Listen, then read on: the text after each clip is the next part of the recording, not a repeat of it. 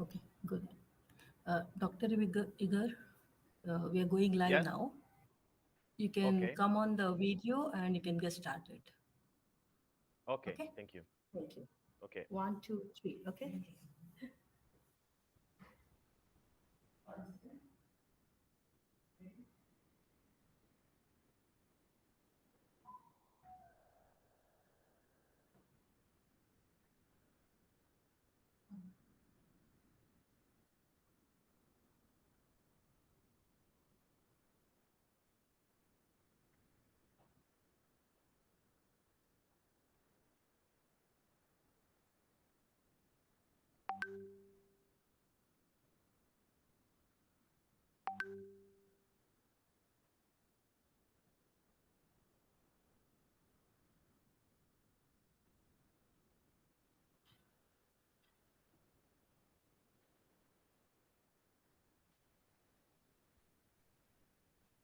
You may start now, sir.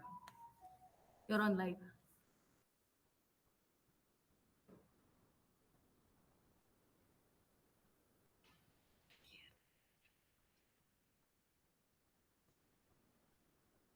Start and tell. Sir, you may start now, sir. Igor, sir.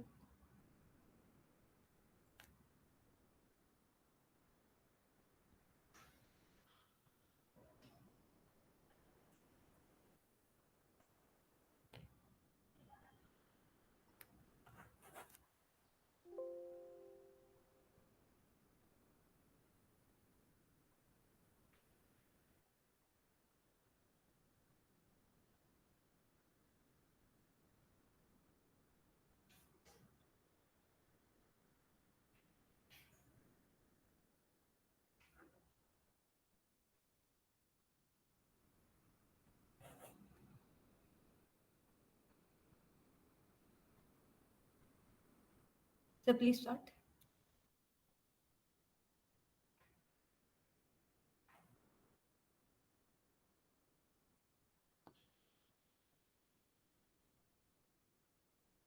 So please start.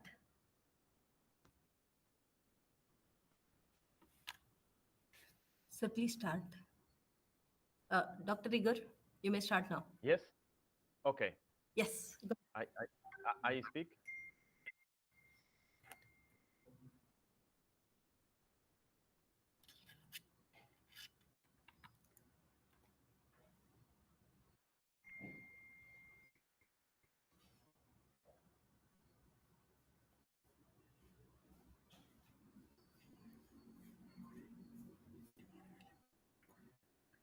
Sir, you can start, sir. I can speak now. Yeah, yes, sir. You can speak. Okay. So, dear guests of the International Throwball Federation, dear president, member of the board, and affiliate members, I'm really proud and happy to say to start this conference, online conference, and we will be soon.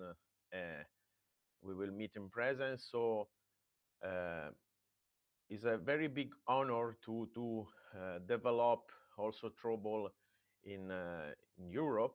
And of course, we start from Genoa, one of the oldest city in Europe, where the Cristoforo Colombo born. So the person discovered the United States of America. So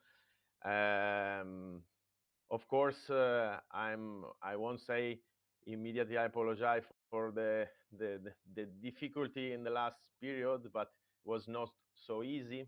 Also because we have, unfortunately, a very difficult moment in Europe concerning the war with Ukraine. So it's not easy to manage everything. In any case, we believe that in the next future, we have a really good chance to develop at international level Throwball, not only in Europe, but in Africa with the Youth Olympic Games, and also to collaborate more close with the HAMES, the branch of Sport Accord. And so this is our big step to put Throwball in the same level of other sport. and start to speak about the health and the situation and the good principle and also the good sport methodology that have Throwball can help us a lot. I want to also thank you, Dr. Ramanna, and all the teams that give a lot and make a lot of effort to realize this event. But not only this, but also in the past to find a good collaboration with international organization. As you know, we start from last years and some years ago, strong collaboration with international organization like Peace and Sport, like Heims, and so we believe that Throwball is not only a sport, but is a way to is a good health lifestyle. So we speak about the possibility to use Throwball as a medicine, no? So there are many sports that have problems with doping, with corruption, and with a lot of problems that can affect a lot, and they destroy the sport. So I believe, like you, that Throwball is out of this system because we have no any problems about um, doping, but we use Throwball for health. And the last event where we was together in England was important also to launch a new vision about Throwball, Throwball for everybody. So for the young people and the old people, Throwball is a very um, special sport. We don't need to have big stadium or very technology facility. The Throwball is a sport for all, the real sport for all. So also find the way to have a support of a sport for all organization can give to us a opportunity to increase the number of members and also increase the number of players. Of course, it's not a easy task. So we know that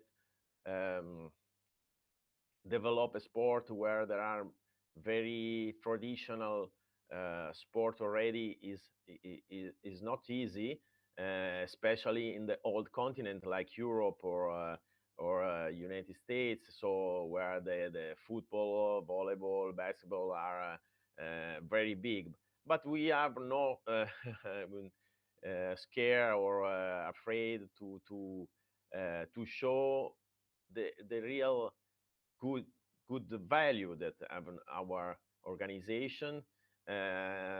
First of all, we are friends. We the way also to collaborate and to help each other is something that can be an example for everybody. So and also will be a way to attract people, attract private company and government to support us. This is our mission. Is also this one is not an easy task, but we will do our best to realize these dreams. We believe in dreams, so we are strong enough to find to make bigger our family, and this is the way to promote sport. First of all, need to be a very need to be a family. So this is the one important column of our organization, and the rest will be easy to increase and develop.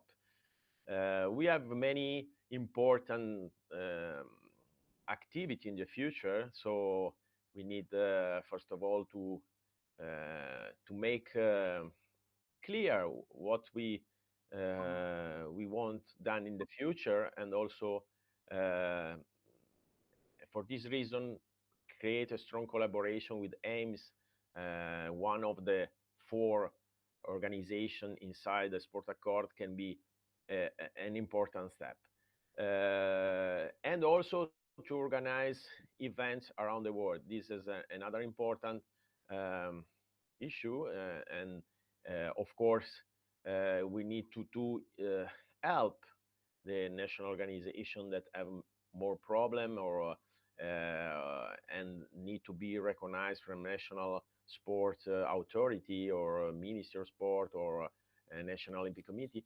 But I believe that um, after 2 difficult years, so we just finished, we turn not completely finished, but we are far from the COVID years. So and now we can start again to work together, to think about where we can develop our sport Throwball around the world, and also the people start to move and to change and to restart after a very big stop. Um, in these days, of course, we have the opportunity to meet in person, and so this is another important moment that we wait from many years now, and also to put in the table a lot of programs and future projects.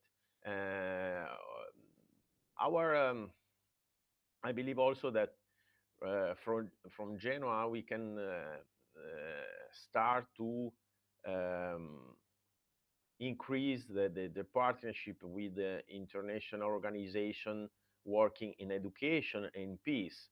So, and this is another important point. So we speak about peace and sport. We was one of the first federation working with peace and sport. The last 6 April was the white card moment, and we was present in the event organized from sport peace and sport, and now is really an important moment to use sport as a tool for peace. I need to speak about this also because we have a war in our continent. So, and also there are many conflict and many discussion about the international situation. And we see that sport can help to understand better different culture, good opportunity to share and to find solution. So I remember the word that Dr. Philaretos, one member of IOC member for many years, member president of International Olympic Academy, he said that maybe the sport is not a really a first priority in some government, but can help a lot of people. It can increase the also the um, can be used for discuss about peace, health, good lifestyles, uh, and eliminate all the problems that are around. So we know that now the young people have a lot of problems linked to the drugs, or alcohol, and especially after the COVID, they start to be closed. There are no use anymore. They are not more comfortable for meet and play together. So sport need to help to and to restart discuss, to find a good way for understand how much is important make physical activity in the life. So this means reduce the number of the people have health problem, cardiac, or also and also protect from with because if we are in good condition, good health condition, we are more stronger and we can resist to different new type of virus. So also this is a we speak also many times about use sport like a medicine, no? And we need also to talk more with the medical department, world health organization for now they start to increase the budget for promote sport, especially in Europe. They start many programs, many projects like Erasmus Plus or like the European Week of Sport or the European um, community of sport. So, and this is a good example for promote also outside Europe, so in other continents. And invest in sport is always a good solution because um, $1 invest in sport means receive five back from health organization from health. So this is also uh, a different approach, economical approach, but and we can be one of the international federation involved in this part. Of course, the competition and the national, international events are important, but we need to take care about education, about discuss like in these days about what we can do. We can offer to the citizens. So the citizen need to play, to do sport in the easy way. Some sports are very complicated. The technology in some sport is very high, and so it's not for all.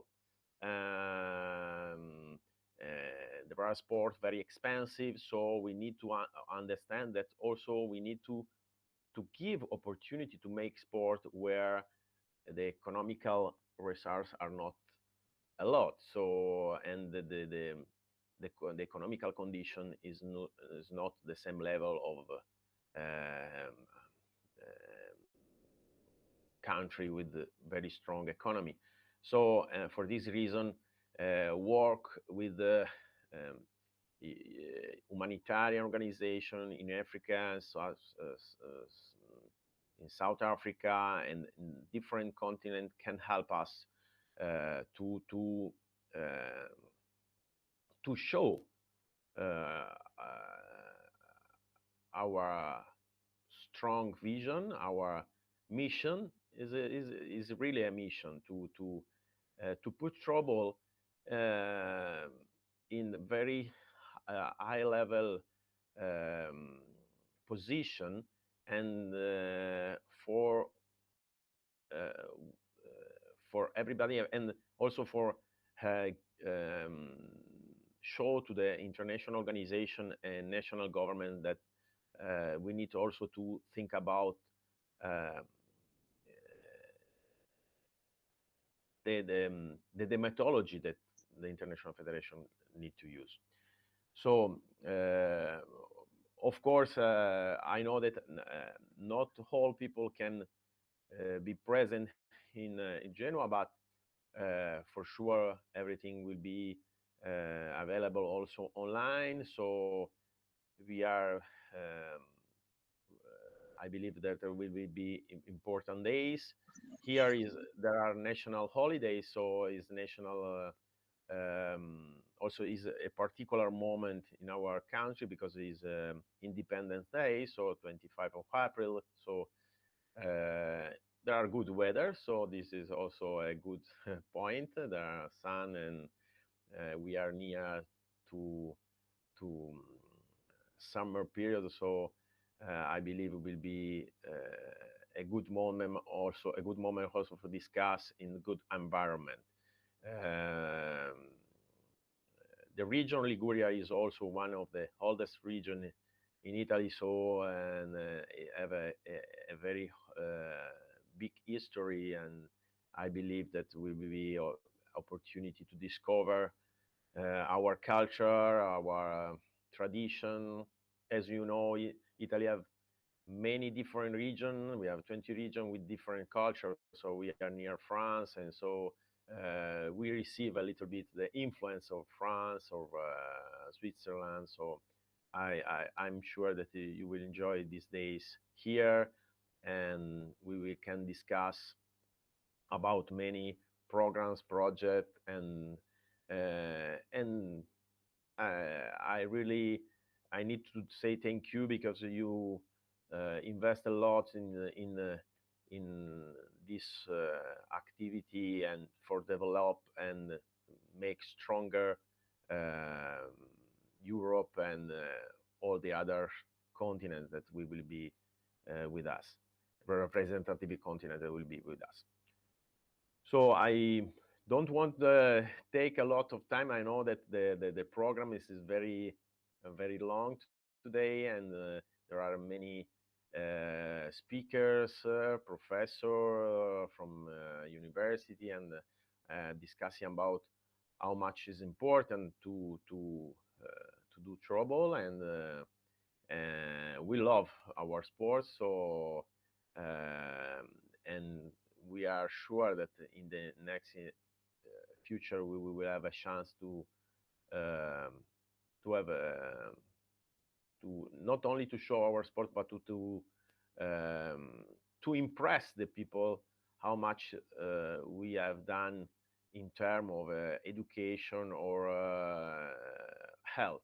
So we know that is sometimes is very difficult also to do sport in the hospital. I saw many video about the program inside the hospital or in home or during the COVID period. So this was really a good moment, and also when everything was close to think about what we can do for our health, and want also I believe that our coach and athletes can be a testimonial around the world and use the competition as a tool for educate people and present in the best way our sport. So for the moment, I say thank you to everybody, to all the guests, the international board, and the national representative, and I'm to your disposal.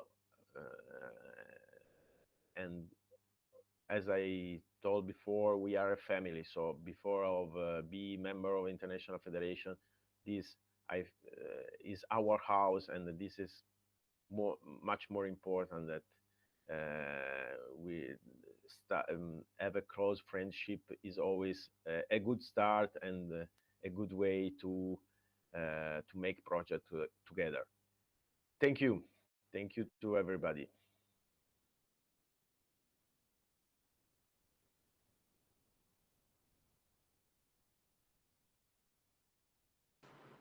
Thank you, Igor.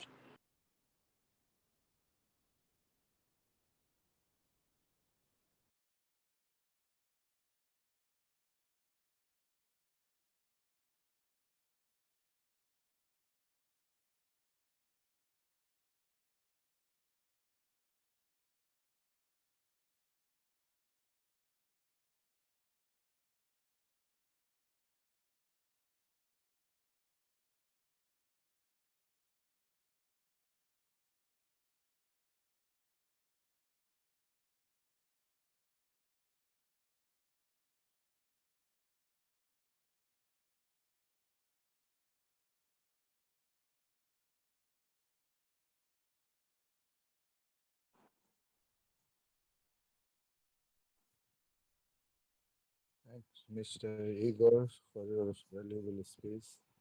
And this is Shamim Al Mamun from Bangladesh.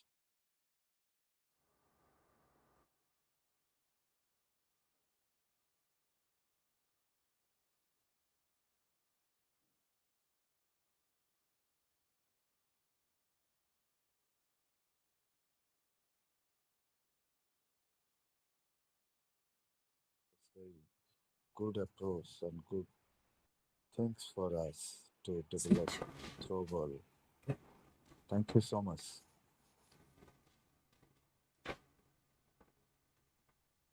Thank you to all of you. Thank you. You're welcome, sir. What is the next program? Sampurna.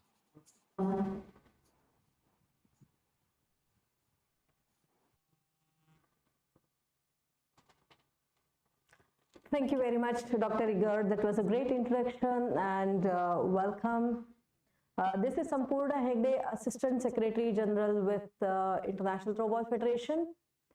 Dr. Igor is a very accomplished person. He's an Olympian and he's a Vice Chancellor with Sport Academy, and he has done several sports-related events and supported across. We are fortunate to have him as President of Europe Throwball Federation. Thank you so much for hosting this event. We would like to hand over now to Dr. T. Ramanna. He is our Honorable Secretary General with International Throwball Federation. He has spent 30 plus years of his life only catering to throwball and spreading the awareness about throwball across the world. And many countries he has visited to really create the awareness. Over to you, sir. Thank you so much. Good morning to all. I welcome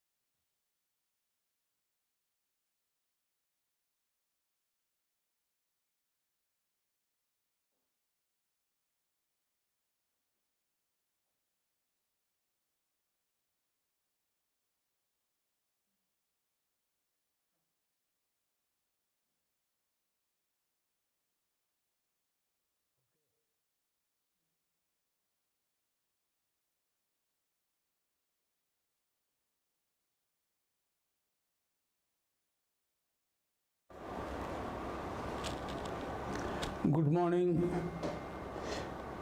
to everyone. I am T. Ramanna, Secretary General of International Throwball Federation. I welcome you all for the convocation of International Throwball.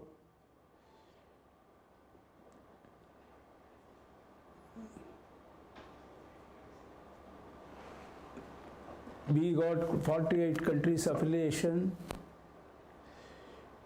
all over the world, and we are conducting first time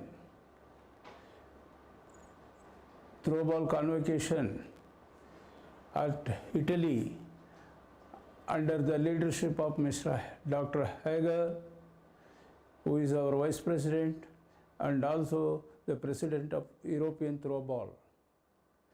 Throwball is a common man game with less expenses. All can play. Play throwball, stay healthy. Our slogan, that is, no age limit, no discrimination of genders. Above 70 can play. Even adults, they can play. Children also, they can play. Non-engineers and very useful to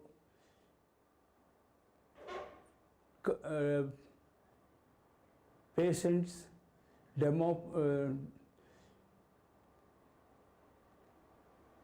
patient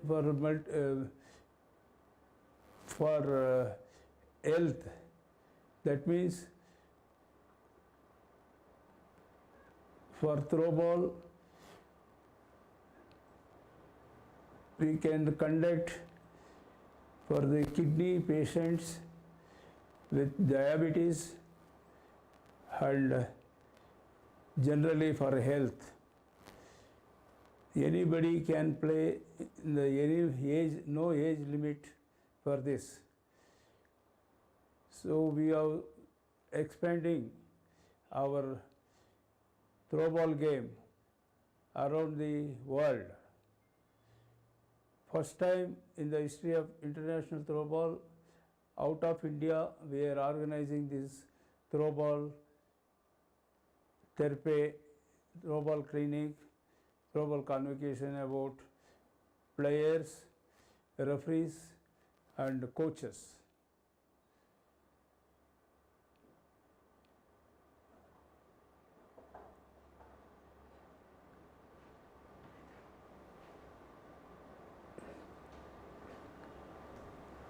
I am thankful to our colleagues who are supporting for this Throwball conference at Italy.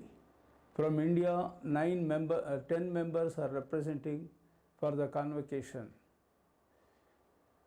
I thank them once again for their cooperation and support to the International Throwball Federation. Thank you.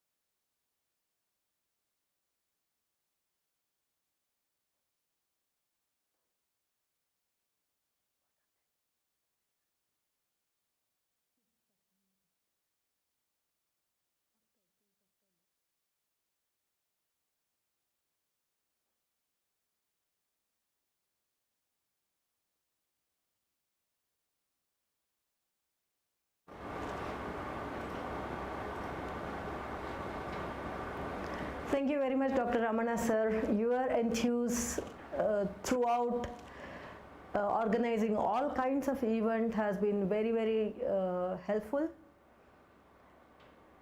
I would like to take all of you through the entire program charter. Today, we are supported by International Throwball Federation is supported by Sport Academy, Spartan, who are the ball providers, and Sports for All organization, FISPT, and UniFunWic Europa, which is part of UNESCO. All of them are in support of us today. Thank you very much. And we just want to give some background about this program. The agenda of the conference is 3 parts. The first part is the conference in which we are having 43 speakers from 17 different countries. This is making it true global, and we want to thank all the speakers who have come forward from various different countries to speak and share their views about this. And the second part of the conference is Throwball Referee Clinic, in which we will be conducting all exactly how to really do the referee and umpiring for throwball, and we'll be giving the certification for those people who are completing. And the third part of the conference is Throwball Friendship Matches, in which we are going to engage players from various different places who have come from and conduct the throwball matches. It won't be a big championship match because a lot of people are still learning throwball and we want to encourage them. That's why we are conducting throwball friendship matches where they get to know throwball and understand the rules and regulations, etc. Purpose of the conference is to really spread the game. Most often people think that sports is only for healthy people, sports is only for children, sports is only for professionals, and here we would like to break those myths. The purpose of any sports is to really help people to improve their health. That's our vision, and the purpose of the sports is to unite the countries, the teams and the people. That's where we would like to focus. We would like to focus towards the health and social inclusion through throwball and world peace and professional approach to reach. Here is a speaker session. We just started with the registration, inauguration and welcome note by Dr. Igor and Dr. T. Ramanna. Followed by, we are going to have Journey of Throwball by Dr. Mani Senyapan. Also, we are going to have the program started at 9:30 Italian time. It will go on till 6 o'clock Italian time today, and tomorrow we are going to start at just a second, can we just switch to the speakers list? We are going to have a lot of eminent speakers who will be with us. Dr. Arvind Conjeevaram, he is one of our biggest supporter. He is a nephrologist. He has agreed to come and give a keynote speak. He is a keynote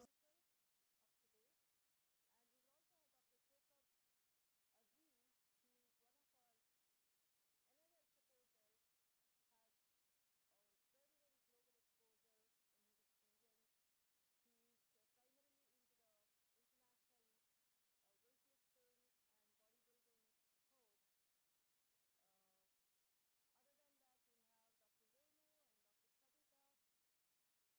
accomplished doctors in the US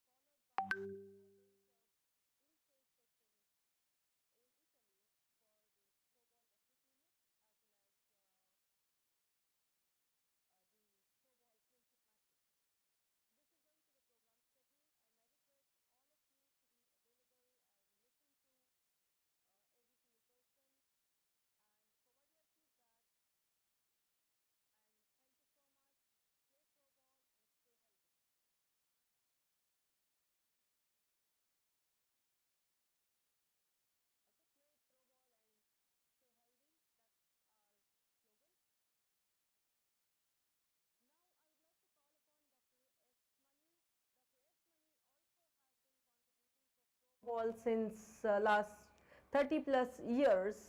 He has done PhD in throwball itself. That shows his enthusiasm towards throwball. He has been a vice principal and he's an academician.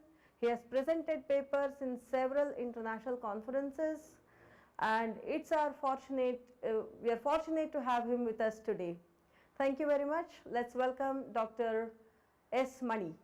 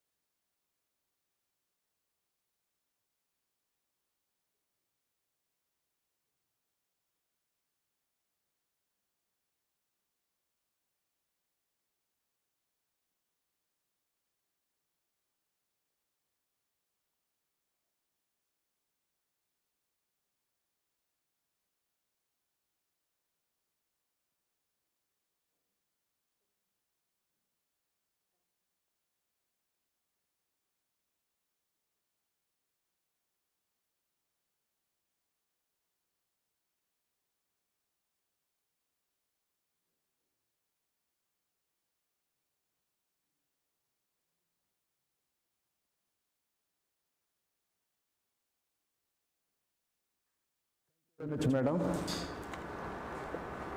Good afternoon, everybody. Let me introduce myself. My name is Dr. S. Mani, Secretary General, Asian Throwball Federation. I am representing from International Throwball Federation. First of all, on behalf of International Throwball Federation, it's my privilege to welcome one and all present here. Before commencing my presentation, I would like to thank Dr. Igor, the President Europe Throwball Federation. With his kind support, the first time history, the International Throwball Federation, we are hosting the international conference at Geneva, Italy. So really, will salute you for conducting such the grand international conference in your premises. And this is a very great honor for us. And also, I welcome all the participants, those who are going to present the paper across the world. Really, we are very proud to have such personalities, PhD holders, MPhil, all the scholars, various part of the various sports. Once again, I welcome on behalf of Asian Throwball Federation and International Federation for this program. The main purpose of the program for conducting this conference to promote this game and promote and develop the game across the world, and also taking this game to Olympics. Thank you. Next, move on to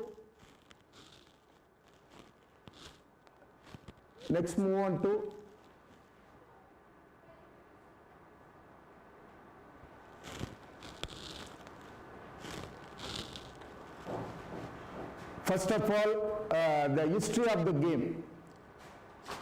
The game is origin from Australia in 1930.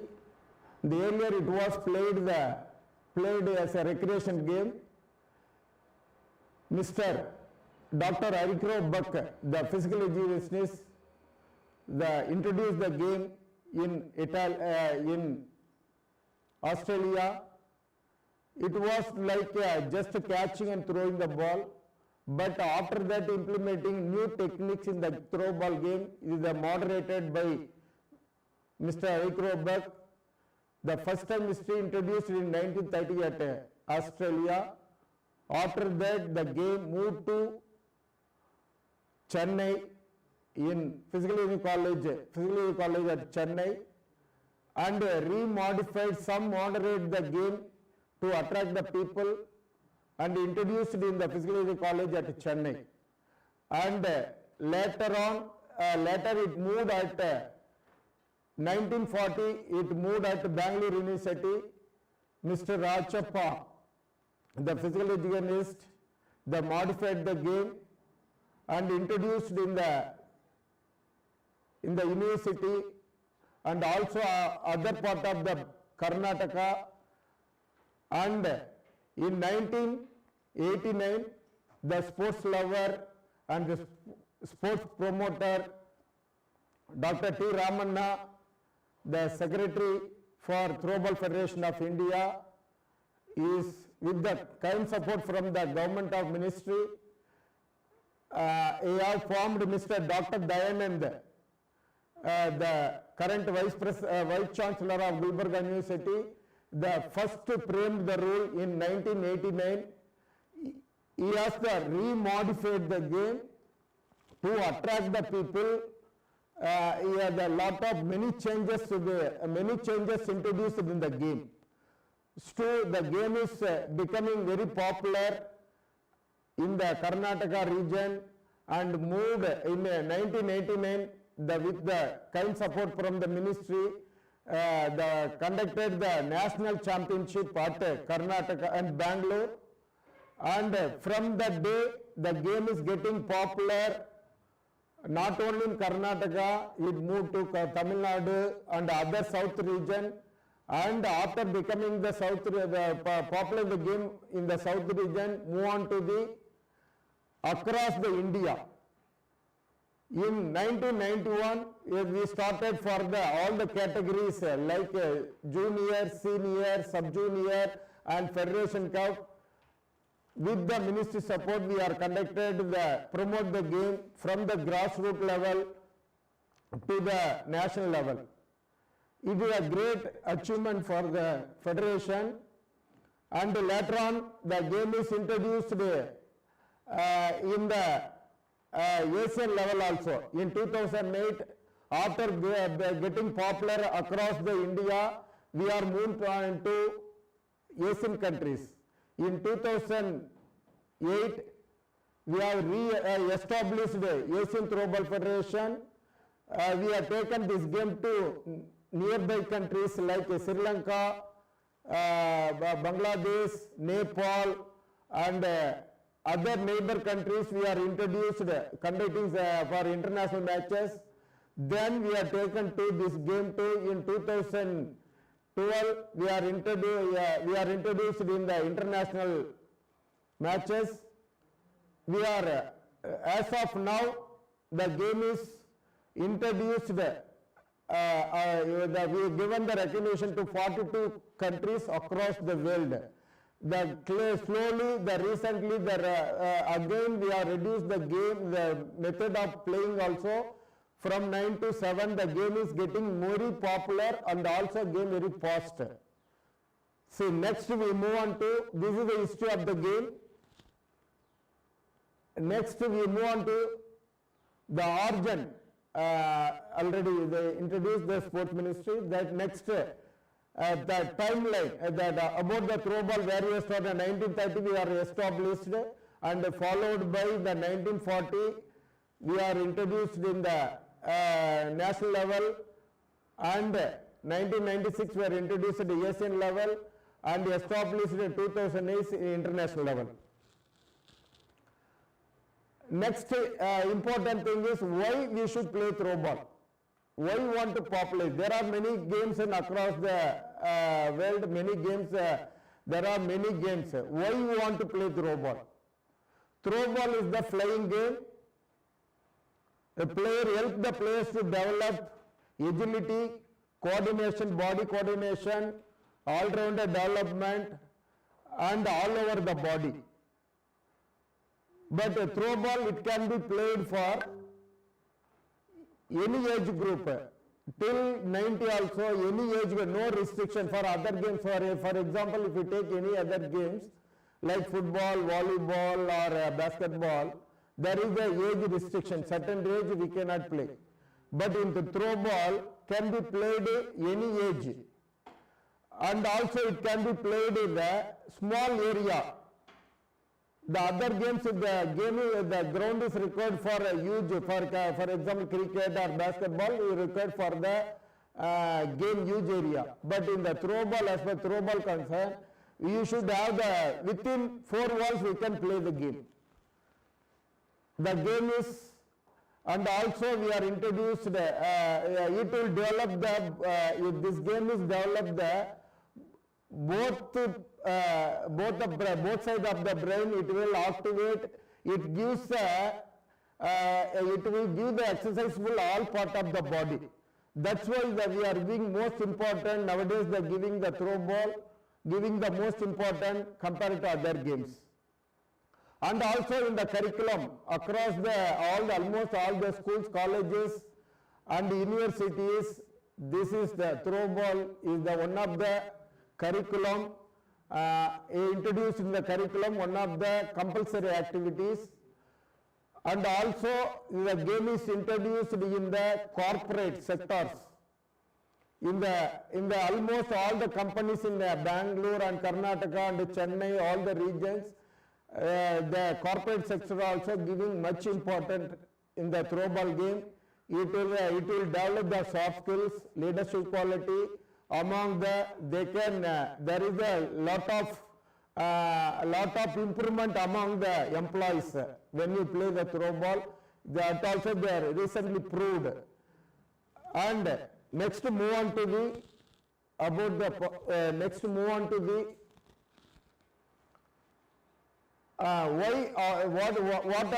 are the skills required to play the throw ball? See, there are simple skills. If you have there are 6 skills required for the throw ball to you can play. The skill, the following skill, the throwing skill, the player should have the throwing skill, receiving skill, catching, speed, agility, coordination. The game is very simple to play. We can the main thing is the game, you have to have the grip for in the hand. You can throw the ball to the catching such a way, catching the two hands and throw in one hand.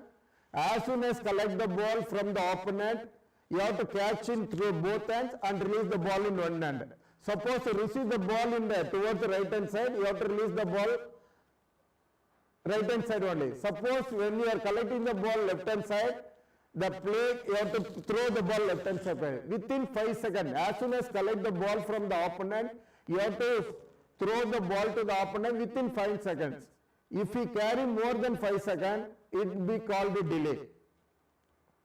And if the ball, when you are playing the game, if the ball touches any part of the area, that also called a foul. Without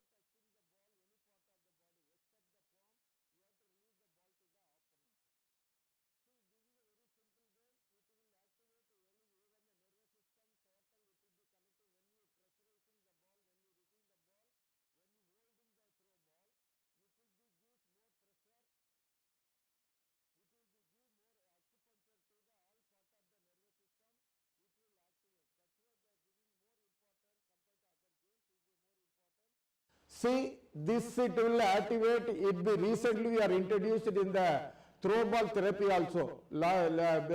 Recently, 2018, we introduced throwball therapy for all age group. See, it will be, you know, the chronic disease like cancer, the heart problem. Through the throwball therapy, we are giving scientifically proved by the doctors, when you play the throwball, it will cure the chronic disease, scientifically proved. That's why we are giving much importance to this game. So your the main purpose of this conference to give the awareness, not only ordinary people when they playing the game, it is to give the awareness among those who are affected this type of disease, to bring the awareness among across the world. In this through you have to bring the peace also, world peace you have to bring. That is the main intention also begin this conducting this conference. See, these are the skills. Simply if you have these are the skills, they can play for this is another important thing so I want to share with you. For generally basketball or volleyball, any games, if you want to become the player, it will take generally it will take 3 to 4 months. As far as throwball concern, within 1 week you can become the players. Just if you can select the ball, select the wall, plain wall, you can throw all the skill, throwing, receiving. That is the ball practice. If you regularly practice, within 1 week you can be players. It's not much difficulties to learn this game. So my humble request to all the viewers, the participants, kindly start this game as early as possible. You kindly start and spread the game. Your respective country where you are participating, the respective country, you have to popularize on behalf of International Throwball Federation. It's my kind request to make this game too popular in your country.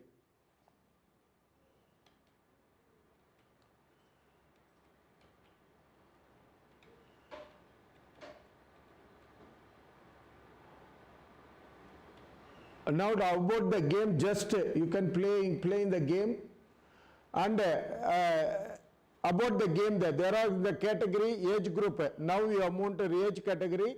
In the national level competition and international competition, we are following this category. The senior champion, we are conducting the senior championship. The senior championship, no age category, no restriction, anybody can play. And move on to the youth championship.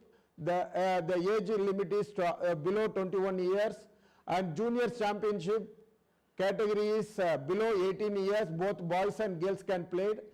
And sub-junior championship, the age limit is below 16 years, both boys and girls. And mini championship, 18 years, both boys and girls. Next, the team shall be consist of 15 players, including substitution. During the play, only 7 players comprised during the play. However, substitution will be maximum 5 players from the list of 15 members is allowed. But not point time, the player team shall be exceed 7 players.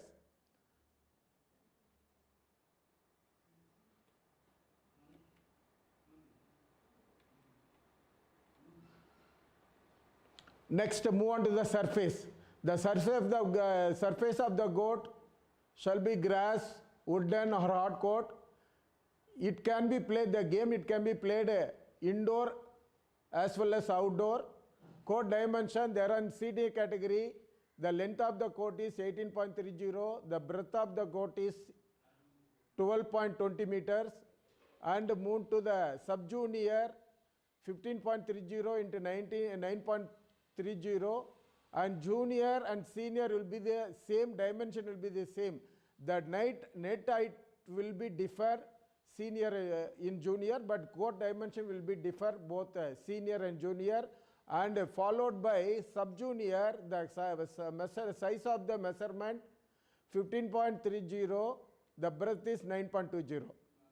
The height of the court for the senior to 2.30, and junior 2.20, sub-junior exactly 2 meters.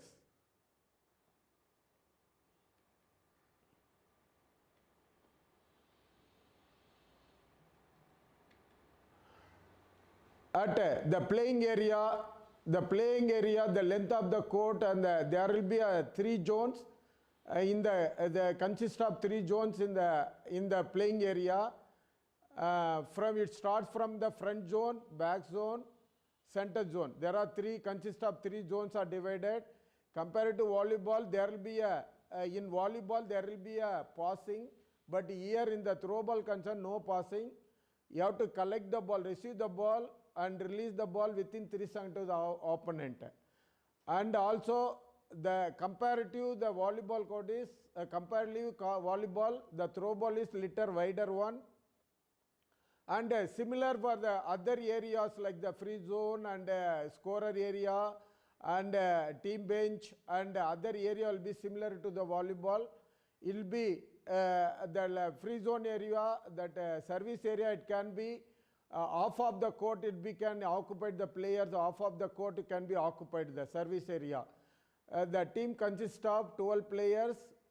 The main player will be 7, the substitution will be 5.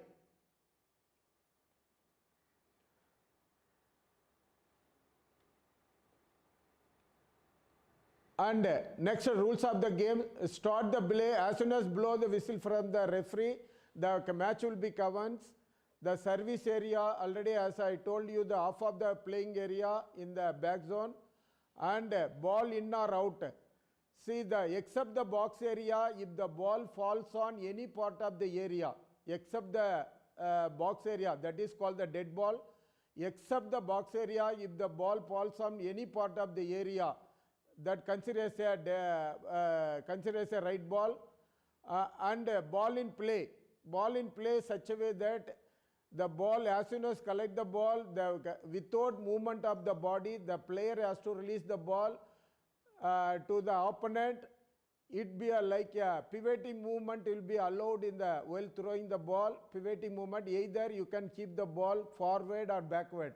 But if it takes more than one step, that considers a foul. That is called movement. And ball handling such a way, already as I earlier told you, as soon as collect the ball in both hands, you have to release the ball within 3 seconds with one course of action. That is the throwing and receiving. That is, and followed by the fouls. There are 7 fouls introduced in throw ball. The shifting, the ball, if the ball, it comes in the center of the point, either you can take it to right side or take it to left side, which is the convenient, most of the player to receive the ball in center of the body and collect the ball and apply the sports in the ball, and with the spin you have to release the ball to the opponent. This is the correct throw. As of now, introduced in the correct throw. Suppose the ball, unfortunately, can receive the ball in the left hand side, the player has to release the ball left hand side only. This is the ball handling.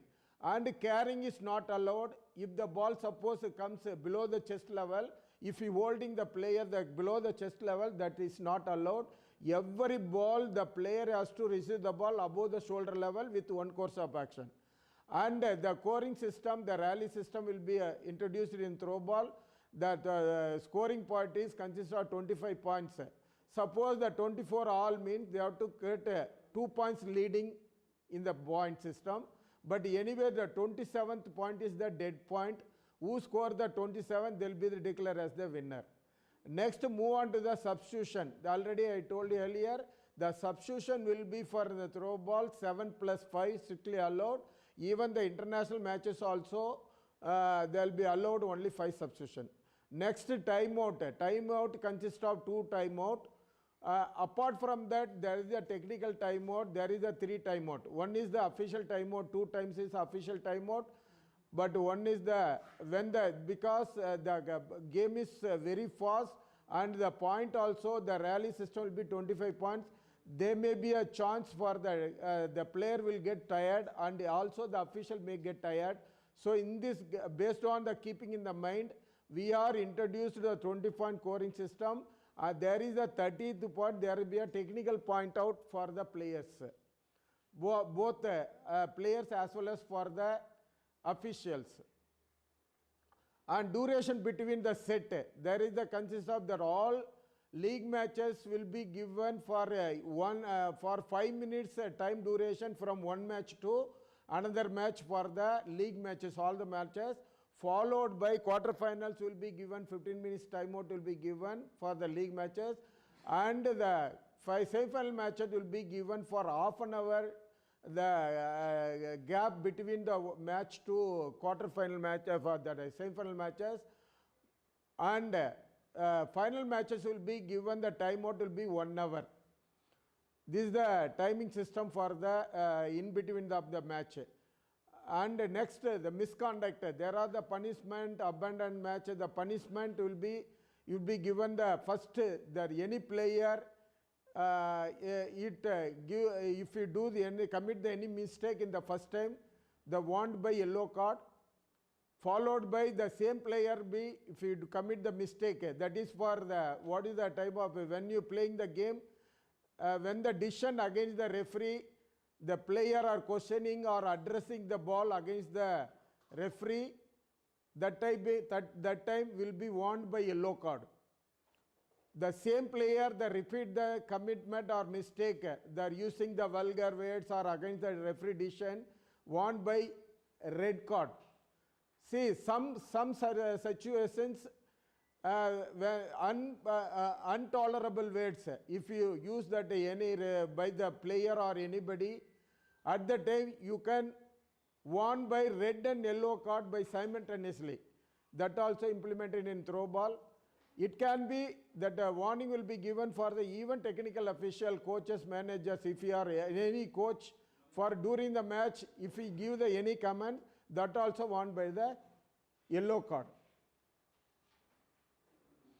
And player position, the player such a way, the player position, there will be a front zone, there will be a 1 and 2. The middle zone, there will be a 3rd, 4, 5. And back zone will be 6 and 7 will be there. This is front zone, center zone, back zone. So such a way you have to standing in the zigzag fashion, will the player position will be standing in the front row, center row, back row. See, when during the play, if the any points goes to opponent, the side place will be checked, that places will be changing place in the Z fashion, such a way for the player, 7 player go to the 1 position, 1 player go to the 2nd position, 2nd player go to the 3rd and 4th player. It will move towards the right hand direction. When the end comes, you have to go to the next zone.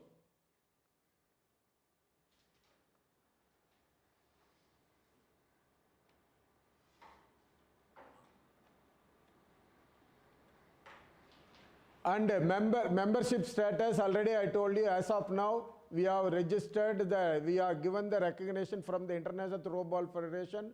42 countries, they are given the recognition, they have got the membership from across the world. See, first of all, I thank for who are enrolling the membership for International Federation in this happiest occasion. I thank for one and all for giving your wonderful support for the International Federation. And I'm in this happiest occasion, I would like to they have to communicate this is the sports accord. Also, we are applied for the sports accord. We are introduced the sports accord. We got the final approval from the sports accord. Finally, I conclude my I conclude my presentation once again. On behalf of International Federation and the Asian Federation, I thank for giving the opportunity for the International Federation. And once again, I thank to make this program grand success. Thank you one and all.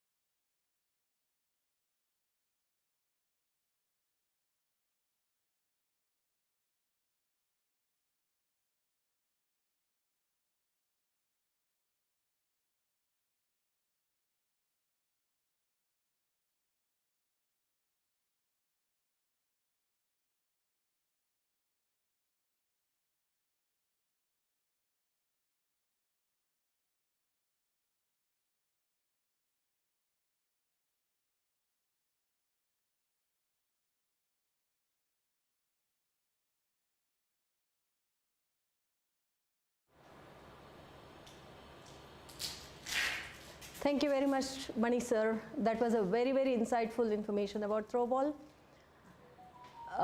Now we are going to have a tea break for 15 minutes and we'll reassemble again in 15 minutes. Thank you. And meantime, you can keep watching throwball videos and enjoy. Bye.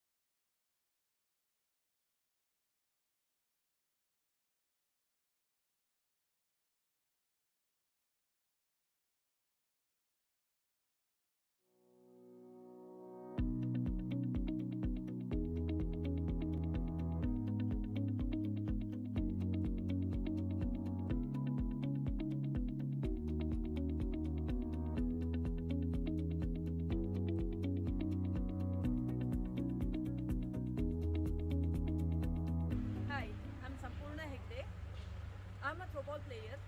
Because of the grip, throwball gives us occupressure. Every time we hold the ball, we get occupressure and entire body gets regenerated. That's the beauty of throwball. Throwball is a very good game for children. They can maintain their physical fitness as well as score more marks in academics. Both sides of our brain getting activated and they become brainy, they score well. It's a wonderful thing and it is very much helpful in being healthy also. Which will help tone up your muscles, even catching it improves coordination of your fingers, your hand, your brain and so on. So this is very important for us to understand that any form of physical activity, in particular I'm using throwball here for my patients with kidney failure as well as those on dialysis to help improve their physical condition, improve their appetite and reduce forms of, let us say, bone loss, improve their bone structure, improve their muscular activity. This will also actually help improve cognition in the long run.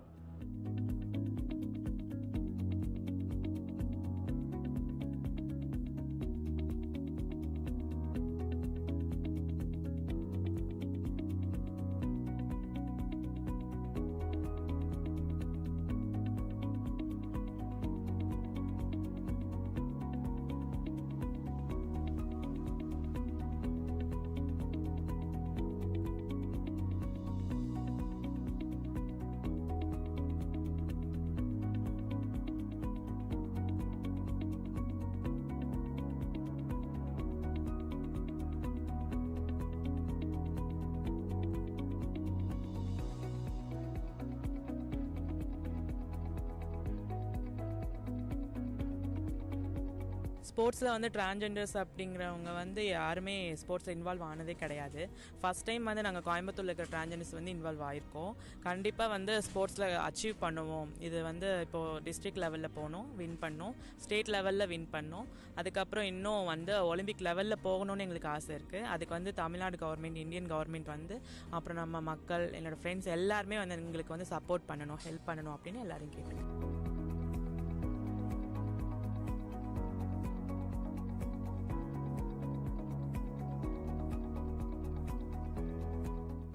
Hello everybody. This is Jayashree from class 9. Prabhat AM. Currently, Uday Kumar Y. Santosh. Lavanya R. Ananya M. Priya Kiran Sanjay. Sparti. Rani John. Sadhana. Chaitanya R. I study in Gopalan International School. Kristu Jayanti College. Acharya Institutes of Technology. Gopalan Nagar School. St. Anne's College. Kristu Jayanti College. Studying second year BCom. Pursuing my second year Mechatronics Engineering. Pursuing my final year BCom. I am Throwball coach from past 16 years. I have represented Karnataka and India. Now I am presently coaching Karnataka team. I have experience of 15 to 16 years of playing Throwball. I'm playing Throwball since 8 years. 3 years. 8 to 10 years. 3 years. 3 years. 5 years. Since 2015. I have played 15 international throwball tournament representing India. I've played 6 nationals and 1 international. We have 1 gold for our country. So throwball can be played by every single person of all ages, all genders and all types of people anytime. The consistency of the ball is very easy to catch. It weighs only about 450 grams when it is blown, so you can easily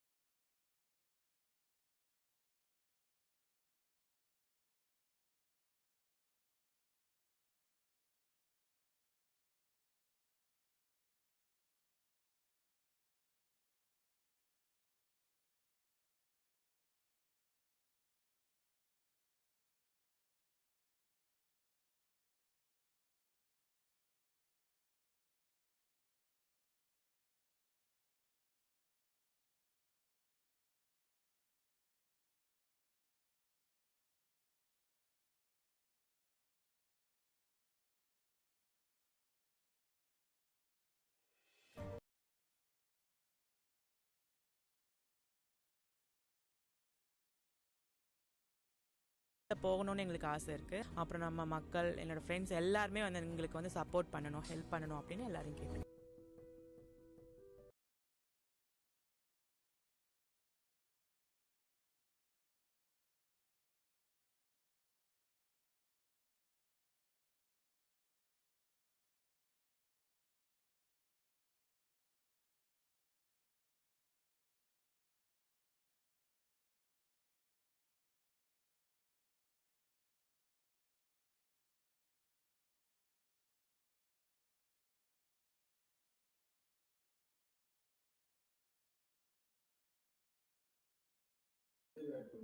Sir, please switch on your video, sir. Shamim, sir.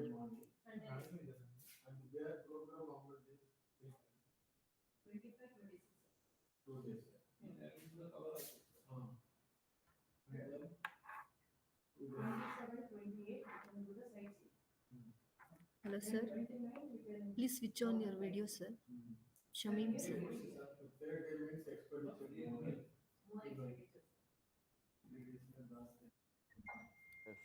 Yes. Can you hear me, please?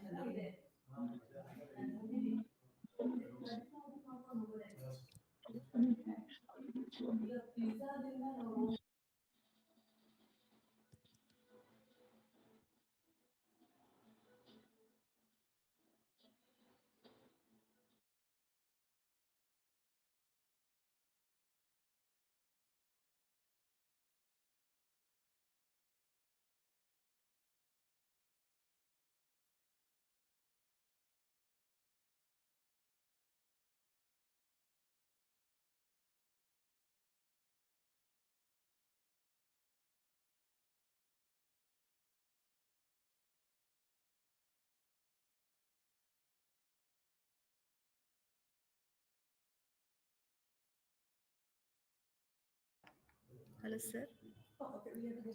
You will be presenting any PPTs or you will be speaking, sir, for 15 minutes?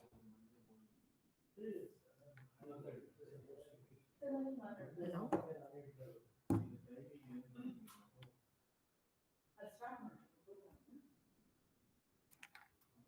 Sir, please unmute, sir. You are on mute. Please unmute, sir.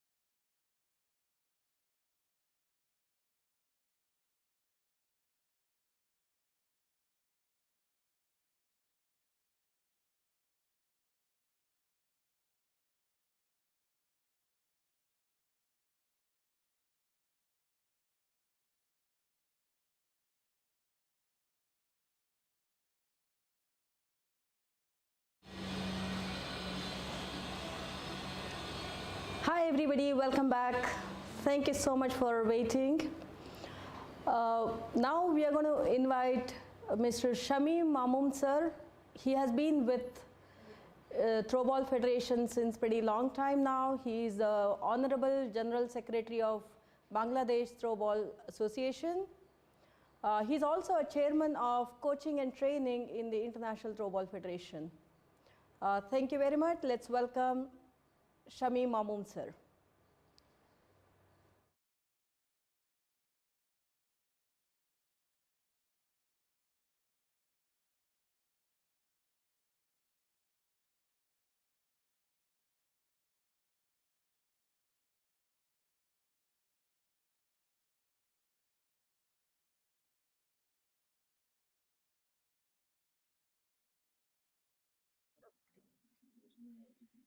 Now, can you hear me, please?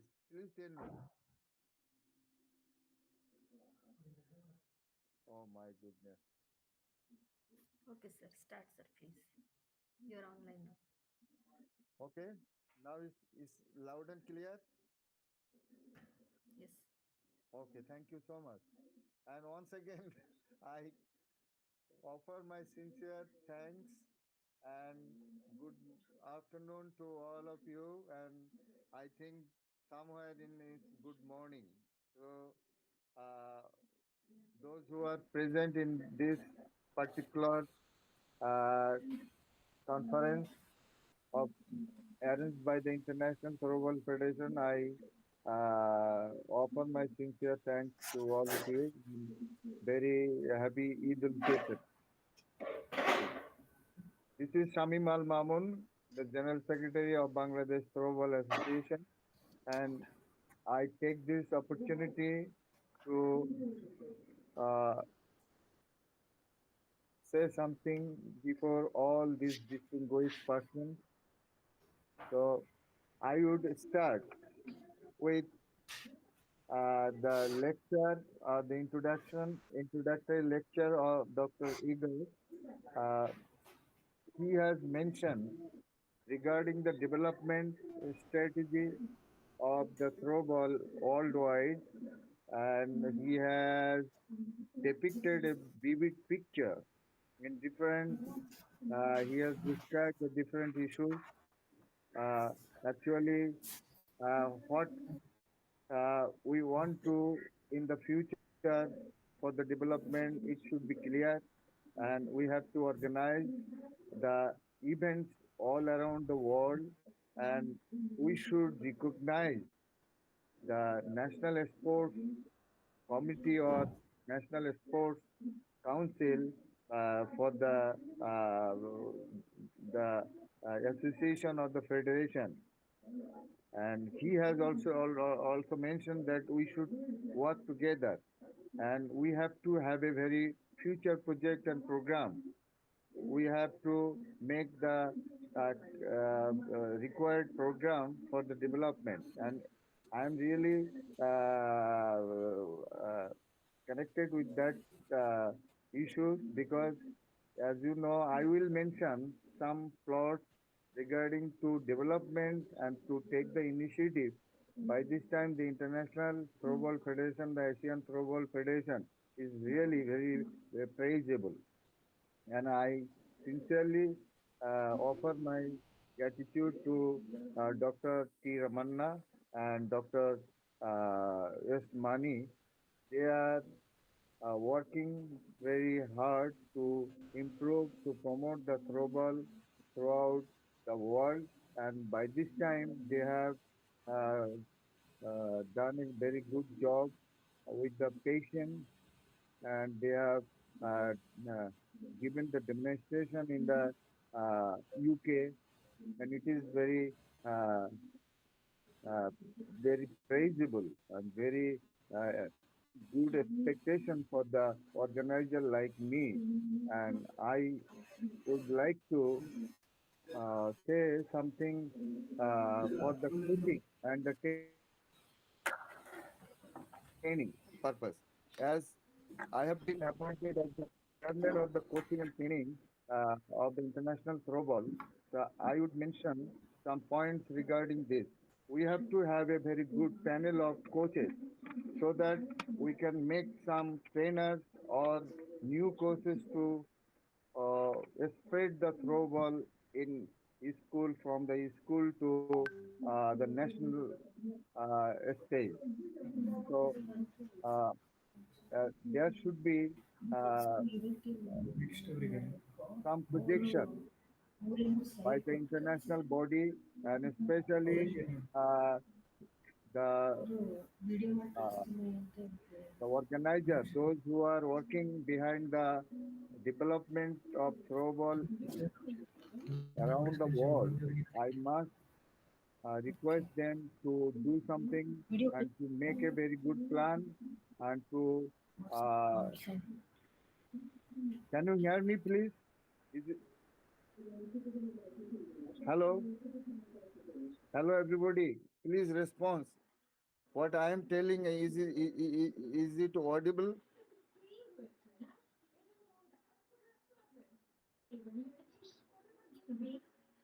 Hello?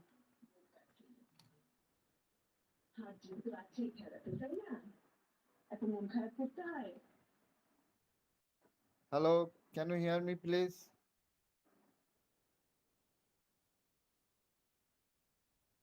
Nobody is responding. Hello?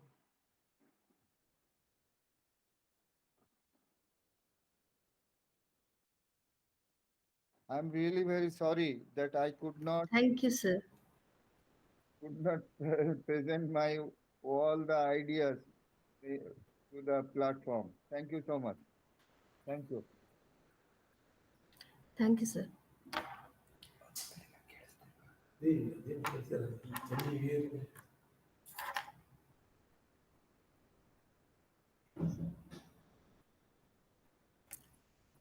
Urli.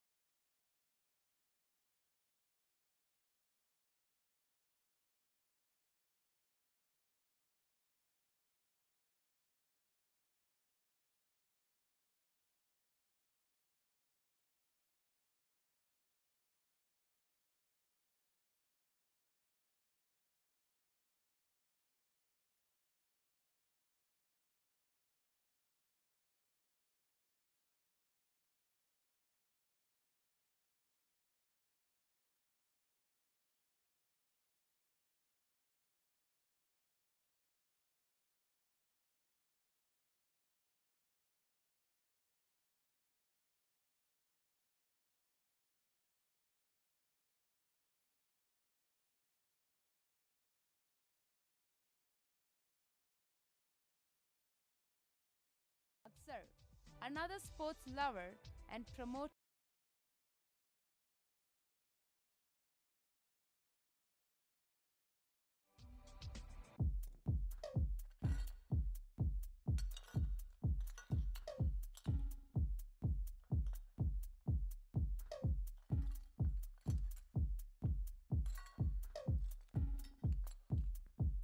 Samurai sword on my back. You don't know how to act. Maybe you should relax. Maybe you should relapse. Just kidding.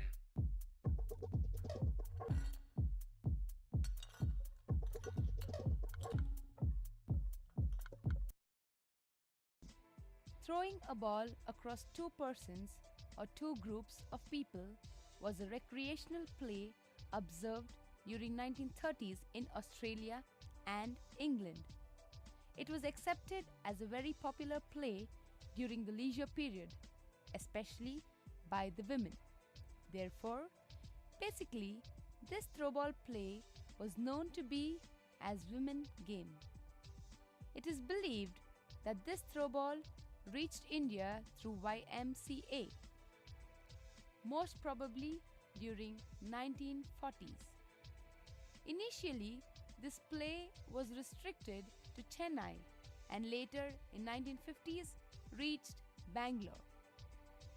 Dr. H.C. Buck, head of the department, YMCA, College of Physical Education, Chennai, formulated preliminary guidelines for the first time during 1955. Almost after 15 years, this play of throwball was auspicious of Throwball Federation of India, TFI, at Bangalore, led by B. M. Rachappa, Director of Physical Education, University of Bangalore. Simultaneously, this play was well accepted at schools and colleges for both boys and girls. T. Ramanna, a humble sports lover and promoter from Bangalore, shouldered the responsibility of organizing a national level throwball championship for the first time at Bangalore during 1980s. Further, a national level organization, TFI, was re-established under the leadership of T. Ramanna, and in the year 1985, draft rules were framed. Ministry of Sports, Government of India has recognized TFI as National Level Sports Organization in 1989. The game of throwball has been developed and became a popular game among men and women in all the states wide over the country by 1990. Professor Dayanand Aksar, another sports lover and promoter from Gulbarga University, Gulbarga, has edited first copy of rules and regulations of throwball game in 1990s under the directions of T. Ramanna, Secretary General, TFI. The great sports vision of T. Ramanna moved the national level organization TFI to Asian level organization ATF from 1996 onwards, including South Korea, Sri Lanka, Japan, Nepal, Singapore, Malaysia, Thailand, Pakistan, and Bangladesh. In view of the faster development of the game, the second edition of the Rules and Regulation book and the modified ball was brought by TFI during the year 2000. To promote the game effectively at the international level, T. Ramanna conducted first Asian Throwball Championship at Kolkata during the year 2002 and the second Asian Throwball Championship at Chennai during the year 2005. The indigenous sport vision of T. Ramanna aimed at the world level and established International Throwball Federation (ITF) during August 2002. Chief Officer of ITF is established at Bangalore, and the regional office for Asian countries is located at South Korea, where Dr. Lee Jong-young being the secretary in charge. Several others who are thriving very hard for the development and promotion of the game at international level are Abdul Halim bin Kadir, Singapore. In view of the popularity and fast promotion of the game, and to strengthen the game technically sound at the international level, the preset 3rd edition book edited by Professor Dayanand Aksar on game and rules of the Throwball of International Throwball Federation is being published by Chief Secretary General ITF Bangalore. The Throwball court. The surface may be made up of grass, wooden, polygrass or hard court. The dimension of the surface of the throwball court. The width shall be 12.20 meters. The line shall be marked with yellow, white or any contrast color with the surface. The length of the court shall be 18.30 meters, marked again with yellow or white color, and the half court measurement shall be 9.15 meters. The service zone shall be 6.10 meters, marked with dotted lines, situated on the right side of the playing area outside the court. Free zone shall be 12.20 meters. The box line being 1.50 meters on either side of the court, which forms a 3 meters box. The total length shall be 3 meters, which shall be called as neutral zone or the box area, and the zones being marked with dotted lines, and the front zone being 2.55 meters from the box line. The front zone shall be 2.55 meters. The center zone shall be 2.55 meters again, and the back zone also shall be 2.55 meters. The height of the net 2.30 meters. The length of the net being 12.50 meters, on which the playing surface will be 12.20 meters. Zone also shall be 2.55 meters. The height of the net 2.30 meters. The length of the net being 12.50 meters, on which the playing surface will be 12.20 meters. The width of the net being 1 meter. The antenna being 1.80 meters, with 1 meter within the net and 80 centimeters above the net, marked with white and red colors. The height of the pole being 2.30 meters. The pole being 2.30 meters. The diameter of the pole being 10 centimeters. The free zone being 3 meters on all the 4 sides of the court. The scorer bench being placed outside the free zone, and the substitution bench also being placed outside the free zone. The scorers being seated outside the free zone behind the umpire, and the substitution bench also being placed on the left and right side of the scorers.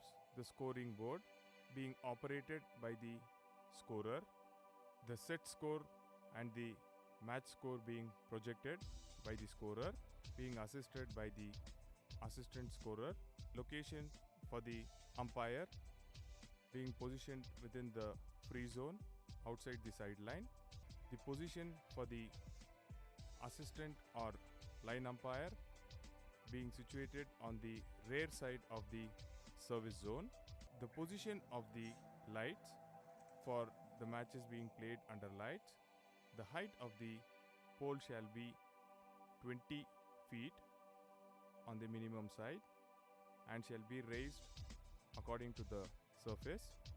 The poles shall be situated on the rear side without affecting the player's eyesight. Ball. The ball shall be spherical in shape with lemon yellow color and dark green stripes. The ball shall be made up of synthetic leather. The size of the ball shall measure, when inflated, 70 centimeters circumference. The weight of the ball shall be 450 grams. The ball recognized by ITF and marked so shall only be used during the matches. The pressure of the ball shall be equal to 0.6 to 1.1 atmosphere, which is 100 grams per centimeter square at sea level. Team. The team shall consist of a maximum of 12 members. The playing team shall comprise only 7 players during play. However, substitution up to a maximum of 5 players from 12 members is allowed.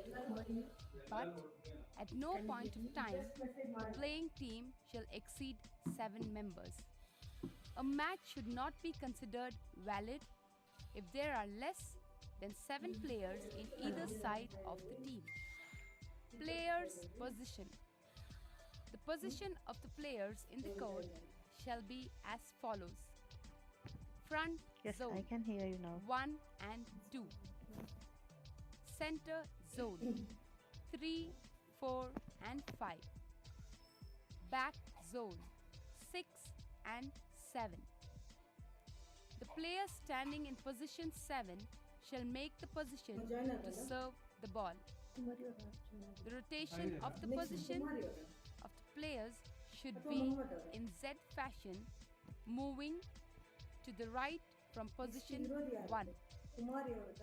Player shall wear the proper uniform numbered 1 to 12 and numbers shall be clearly visible on both front and back. Players' uniform. All players should wear solitary colored uniform including t-shirt and shorts. All players should wear suitable sports shoes. Men and women, including boys and girls, should wear t-shirt and shorts. Each team should bear the chest number from 1 to 12 only. Size of the chest number should be 5 into 10 centimeters in the front and 10 into 20 centimeters at the back. Play.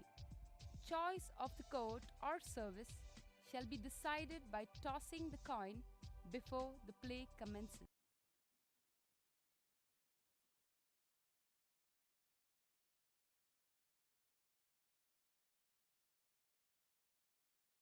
In the respective sides of the court shall take the proper positions. Soon after the referee blows the whistle, the play starts. Rotation position. Order of the players shall be maintained throughout the set. Rotation position. Order of the players can be changed for any subsequent sets informing the umpire. However, in the deciding set, they shall not be changed in the position order of the players when they change the court at 13 points. During the service, players shall be in their respective positions. If any player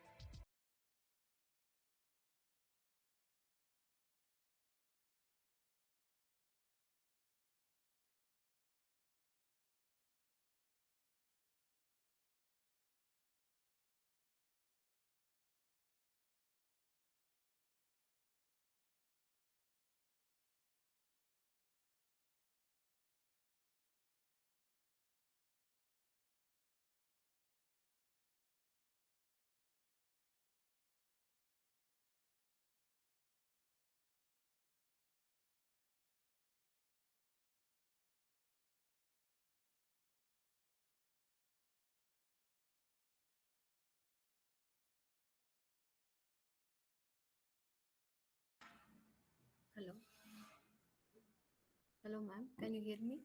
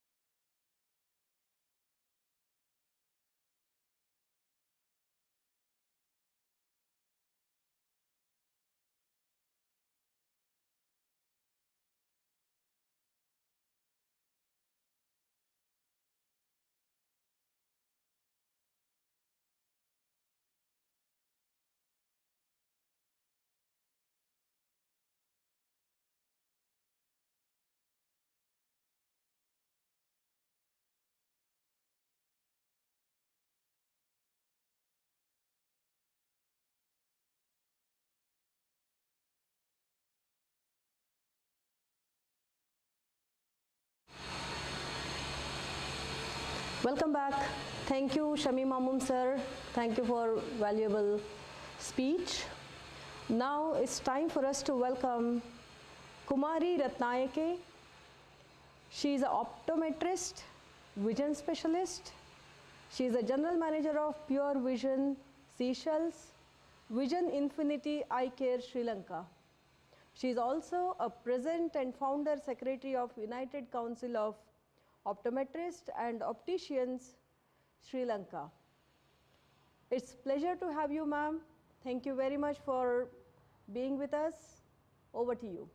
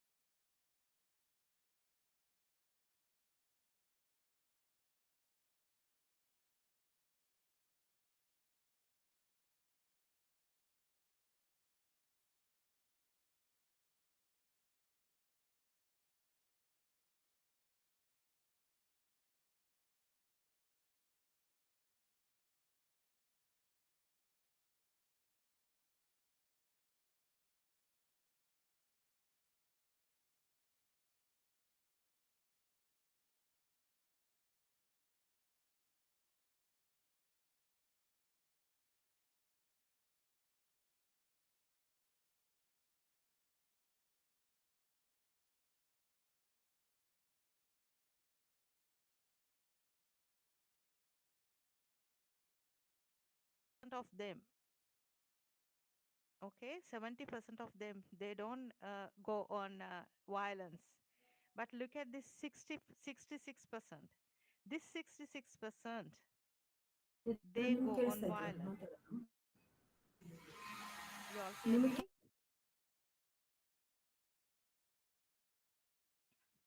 Yes, 66% of them. They are watching violence ones, like action games and things. And then the parents of them, 62% of them, imagine they think, okay, it's okay. It's okay.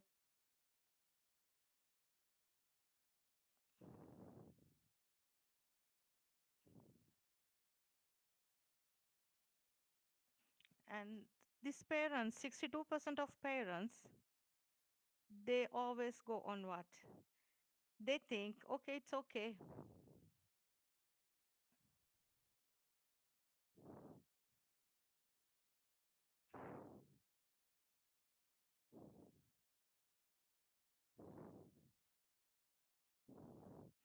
So this is the latest statistics that I have got. And apart from that, this is some of the work that we do with seashells, like as an optometrist.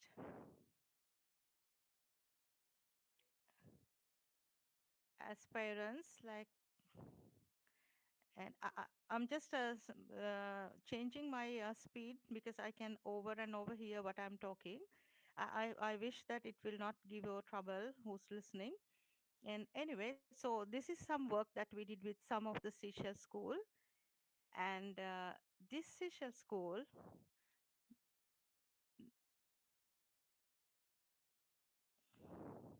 you all can watch this video.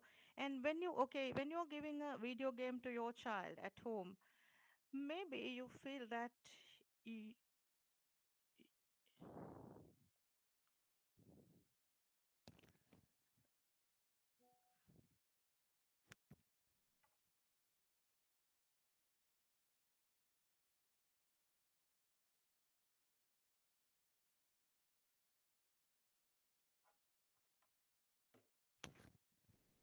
okay, you can see as optometrist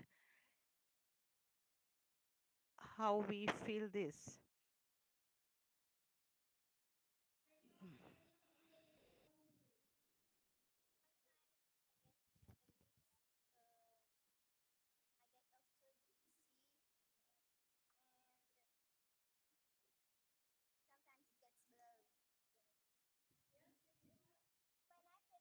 The video game sometimes up the back of my eye hurts. When I play video game, I don't see well. I see the player blurry. When I play video games, my eye hurts and I see the video game blurry.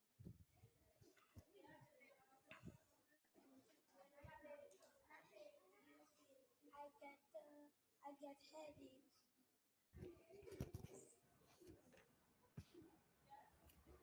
When I play video games for too long, I start getting up bad. Okay, thank you very much, Really good, and my Kumari. eye starts to. Yeah, is it? I think some technical error. No, we could hear you actually. It was fine. Yeah, I It go was on now. fine. Yeah, I'll good. go on. I have a You can few go more ahead. slides, huh? Yeah, go on. Yeah, Yeah, go ahead. yeah, You can continue. yeah. Thank you. Yeah.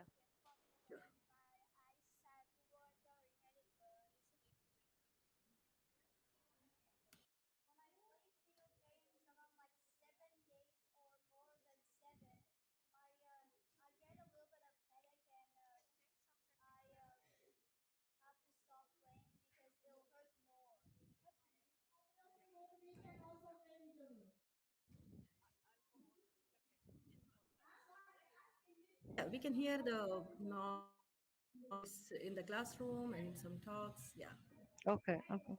in that video.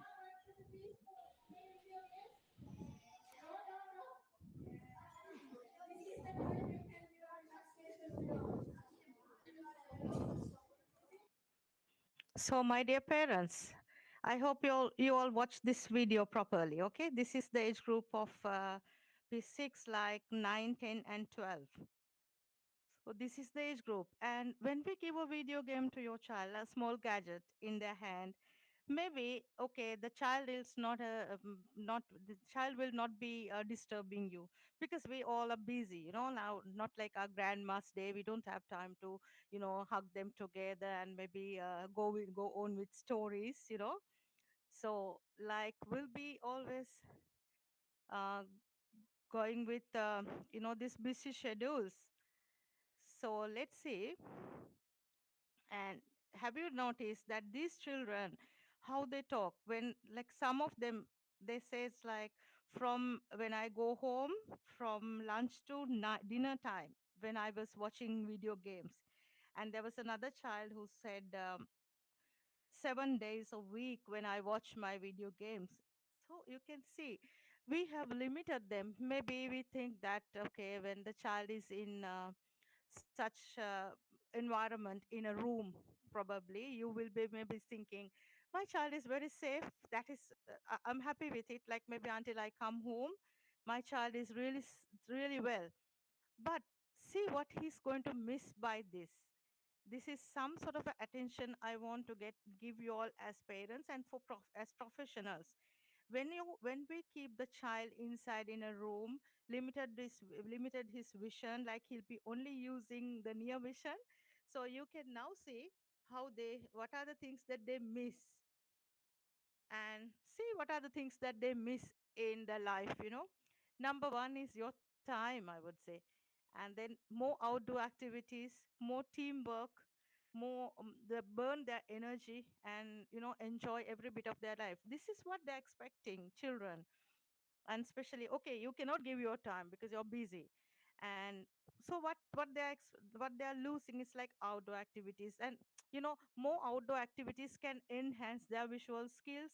And not even that, even physically they'll make themselves fit, and they will be relaxed and things. And they know they will learn teamwork such, and of course they will burn their energy. So this is like, in any case, to play a game well, you need better vision. So this is my concern today. And what are the visual skills that normally your children should develop? Because this age, they're growing children. You can see eye focusing, analyzing. They should develop these skills when they're young, to perform good life in future. Eye focusing, analyzing the shape and the size detecting, and eye tracking. I'm going to explain these topics further, but for now, just take a note of it, like eye tracking, detecting the speed, eye taming, and grabbing the image from both eyes. Then hand eye and brain coordination, depth perception, like understanding the distance and estimate the depth. So let's see how things work. You can see eye focusing. When you're playing a ball, any game, if you don't focus to the ball, for example, like cricket, basketball, maybe throw ball, football, netball, volleyball, anything, tennis, anything, if they do not focus properly with their eyes, they will lose the catch, for example. And this one of these guys can be a reason for whole team to lose the match. So this is eye focusing. And see, this is tracking. When the ball is thrown, you can see when the ball is thrown. Look at this guy. If this guy doesn't Okay, if this guy doesn't detect the distance between the ball and him, he will not be able to catch. And also speed of the ball, if they don't detect the speed of the ball, this child will not be able to catch it. So this is where you need this eye tracking. Practice their eyes. There's nothing wrong with the eyes in these children. Mostly they only need little practicing all these skills. And aiming, targeting. They should know where to throw the ball, exactly where to throw the ball to get a goal in their hand. So this aiming should, they always need the hand, eye, and brain coordination together. And this is, I'm talking about this hand and eye brain coordination.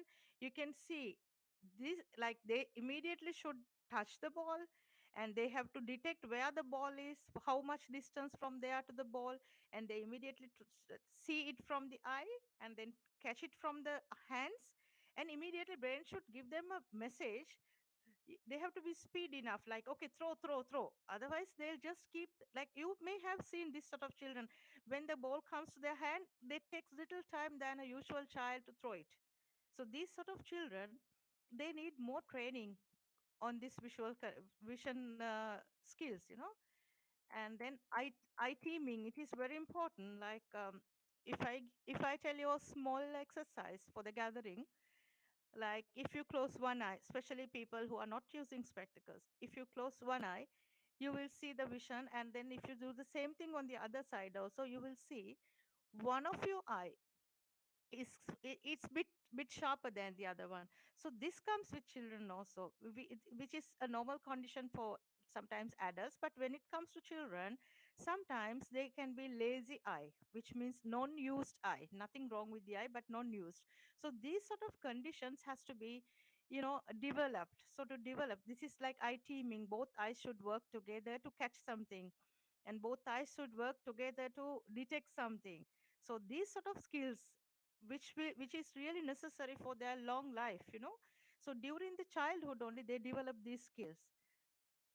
So this is the depth perception, though it's a big wording in optometry, but you can see, like, a child should be able to detect whether to jump for the ball and whether to catch the ball, or stay on the ground, for example, and these are the conditions that you come with, or like combination of these things will always develop your child's skills. And you can go on with this, like, okay, any of these actions children needs, and also children need to look far to develop their eyes and vision. So when you limit the children, now you will understand why we should encourage our children for more and more outdoor activities, including throw ball, because I will keep throw ball as number one, because this throw ball will not give any accidents such, it's very safe game. So I always keep throw ball as number one in this, and will not have sudden accidents and sudden impacts, sudden problems for them. Very rare, but then again, wherever I go and I talk about kids and eyes, this part I always add, what you should do when there's an emergency happen. Maybe it doesn't match with Throwball much, but it's, as parents, as responsible healthcare professionals, we and general public, we all should know, because even though I talk much on these things, sometimes when it happens to me, and if I'm the parent who will face to this, I will be also get panic myself, okay, to see this. So it's all of us, it's very common. If something goes wrong, sometimes we are not really, we are not in mind to do what is the next. Maybe we know too much, but we cannot guess what to be done. So because of that, I'm just reminding these slides. You can have a look. If something happens, like sudden impact can even happen with a ball, like maybe somebody's hand, or maybe you knocked something, or you fallen. So you will have this swollen eyes and red patched eyes. These are very common in playing games. And what do you do? This is very important, doing is like immediately apply cold compress. When you are applying cold compress, also if you're too nervous, sometimes you press it too much. So these things we do, and sometimes by doing this sort of things, some wrong step can make that person blind, for example, for his whole life. So this is why this emergency management is very important. So let's see, what we should do is, if something like this happen, if you knock with something, remember that it's always cold compress, and even a cold pack, or just keep like this. So this is the basic thing until you see an eye surgeon or ophthalmologist, but you go to monitor then and now and then how this eye behave, and then this is also something, eye injuries can happen with any any sports, anything on outdoor. So if there is eye injury that we find very commonly, we find they come and say we washed. This is something that you do. You all try to wash it with maybe eye wash. Somebody will say I have an eye wash, okay, bring, we'll wash. or at least you will put water mistakenly. No, you're not supposed to. This is very important. Do not wash out with any liquid. You only have to do if the eye is bleeding, you only have to put a gloves and also not to press too much and bring it to an ophthalmologist. So this sort of management is very important when we are talking about sports. So okay, so let's see how we get on with all these children. My message is kids need more outdoor activities than adults, I'm telling you all. So don't put him, don't limit their vision in a room. If you have no option, even at least take them to the grounds. Like you know how you have understand how children felt it. Like, okay, we give a video game and then maybe they are more peaceful and they don't trouble us, so we are very happy with it. But you can see how children were talking when I was explaining how was everything and how they should feel. And when I asked, do you get headaches, they start, yes. So do you get tearing, yes. But these things they don't talk with you all, because they are very thrilled of it, so they'll be talking about that thrilling on the game. But imagine these sort of conditions are there. And here in Seychelles, we are in an island. We get a lot of beaches right around. You saw how they were talking. When you go to beach, how many of you take your video games? Almost everyone takes their video game, and they think you're going to the beach to play their video game. When I asked, they said yes. So these are the things we should slowly, put their mind, and make their mind maybe more, motivate them. You're here to play outside, and encourage them for more outside games and things like that. Let's see, I'm going for the last slide of mine. And what else they will get? Okay, they will develop visual skills, and you will also get physical fitness. Every child need a physical fitness, like for them to go on in life. Maybe they should know at least to walk, they should know jump, they should be able to do so many things like what we do now. What we are capable, because we have had a good outdoor childhood. You all will agree with me. And nowadays our new generations of kids, they don't have outdoor, they don't enjoy, and maybe we are scared to put them onto the ground without us. Of course, the social issues are there, we cannot put them maybe, and we are worried about their security, everything. But parents and the teachers, also general public, everyone should take much action on this, like attention on this. How you're going to encourage your children, taking them out from much near work and go on with their life.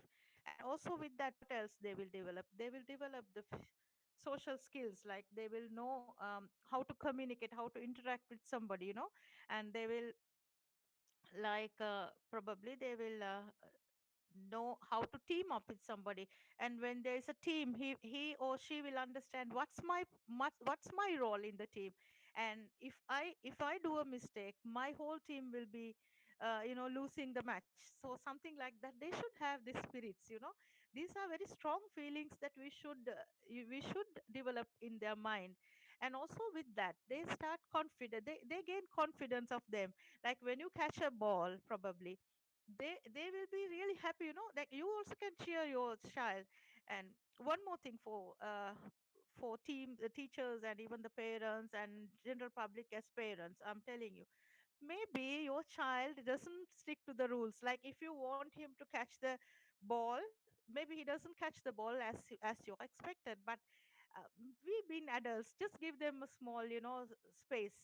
Let them develop slowly and let them enjoy first. And at once, if you're going to discourage them, then they will not sometimes participate for the game.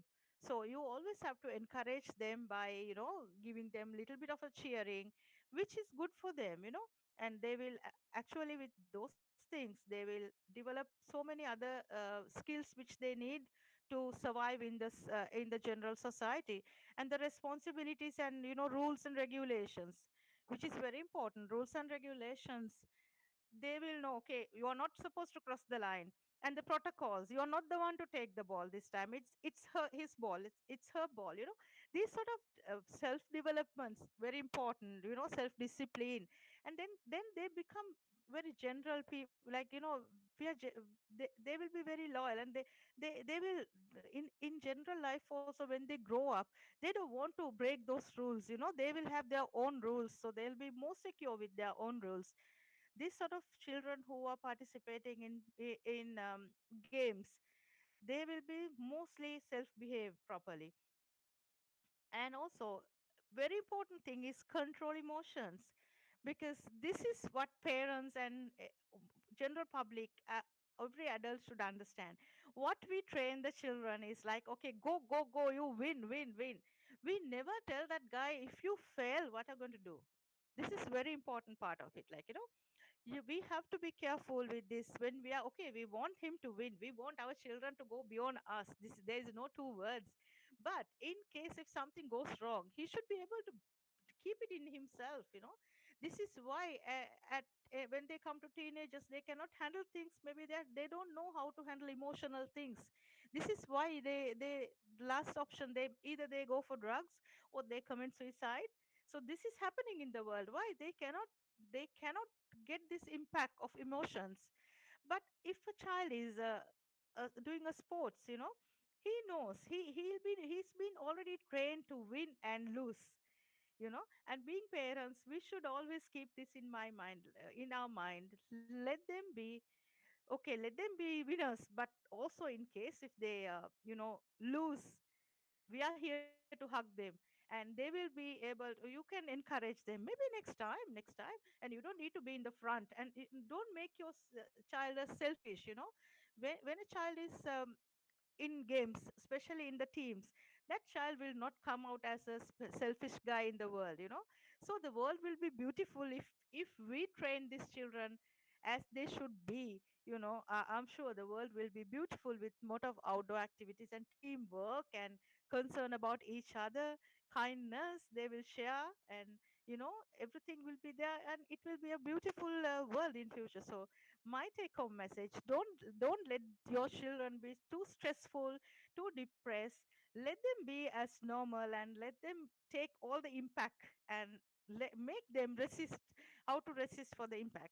Thank you very much for giving me this opportunity. I hope the technical things didn't trouble you too much, and I wish good luck for the Congress, and my my best wishes for the next speakers. Thank you very much. Thank you very much, the Congress.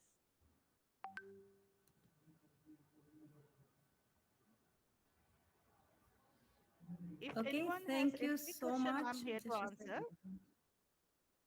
Yeah, if anyone has any question, I'm here to answer, maybe. Anybody has any questions?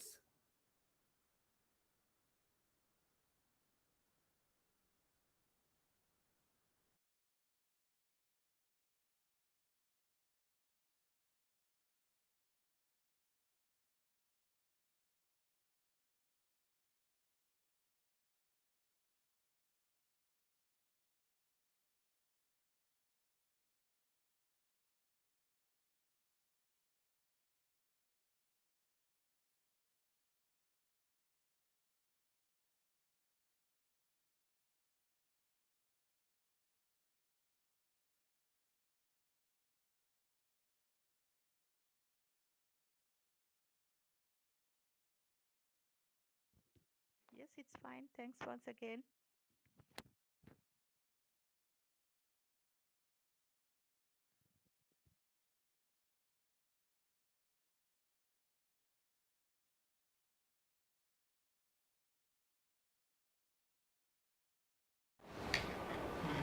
ಒಂದು ನಿಮಿಷ ಇದು connect ಮಾಡಲೇಬೇಕಾ ನಾವು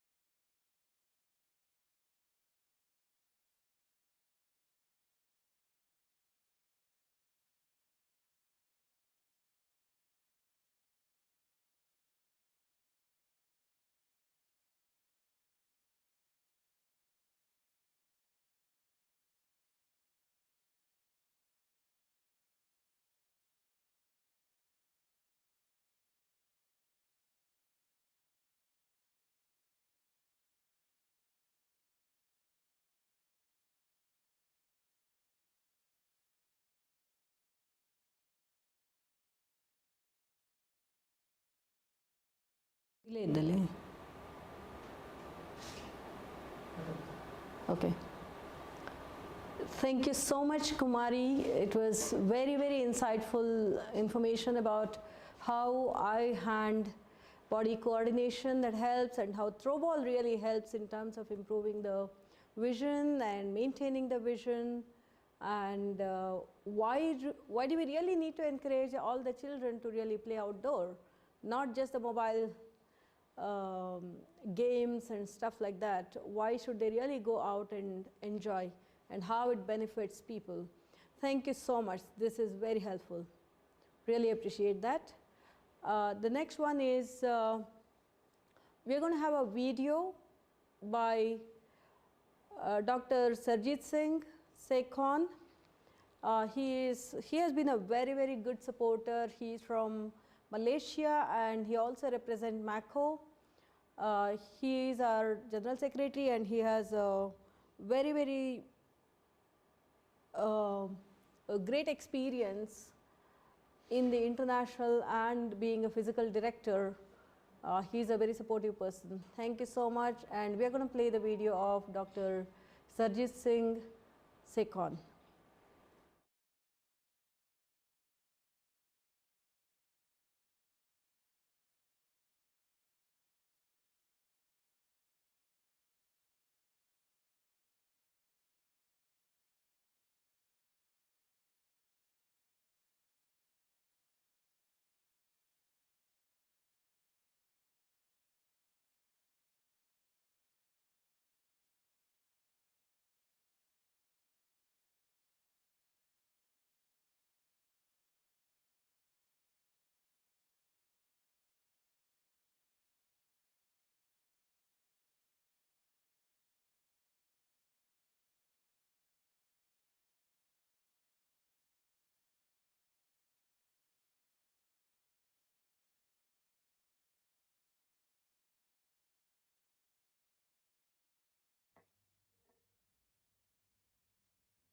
Greetings to all those involved.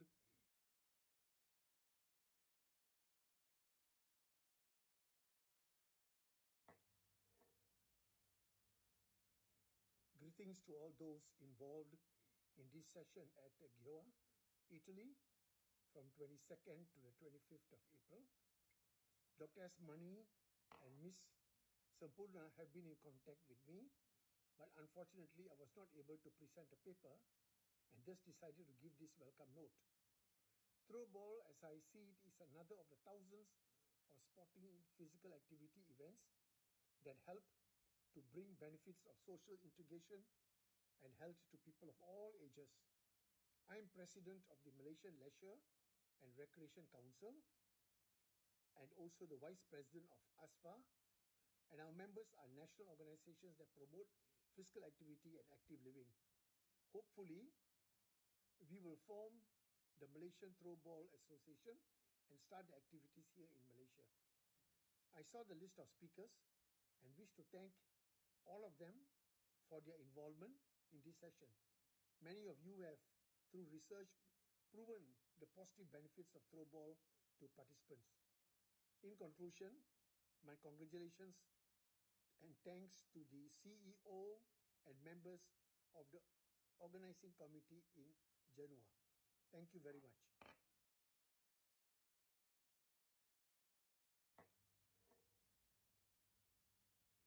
Greetings to all those involved in this session at Gueye, Italy, from 22nd to the 25th of April. Dr. S. Mani and Miss Sampurna have been in contact with me, but unfortunately I was not able to present a paper, and thus decided to give this welcome note. Throwball, as I see it, is another of the thousands of sporting physical activity events that help to bring benefits of social integration and health to people of all ages. I am president of the Malaysian Leisure and Recreation Council, and also the vice president of ASFA, and our members are national organizations that promote physical activity and active living. Hopefully, we will form the Malaysian Throwball Association and start the activities here in Malaysia. I saw the list of speakers and wish to thank all of them for their involvement in this session. Many of you have, through research, proven the positive benefits of throwball to participants. In conclusion, my congratulations and thanks to the CEO and members of the organizing committee in Genoa. Thank you very much.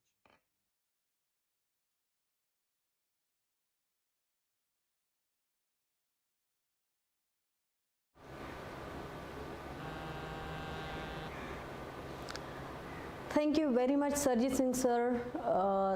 This is very valuable and we consider this as your blessing for us. Now we are going to break for lunch. Thank you all the people who have been viewing the videos and the talks from our honorable speakers. We are going to break for lunch for 45 minutes and we'll be back again. Hello. Stay tuned. Thank you. Bye.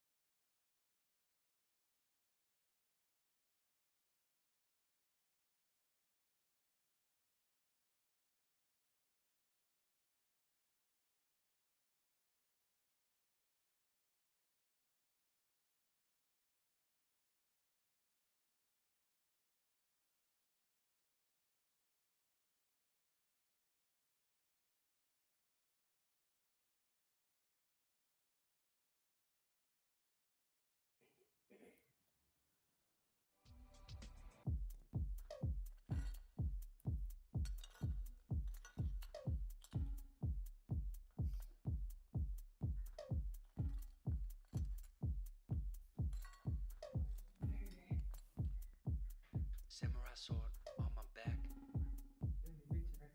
You don't wanna act. Maybe you should relax. Maybe you should relapse. Just kidding.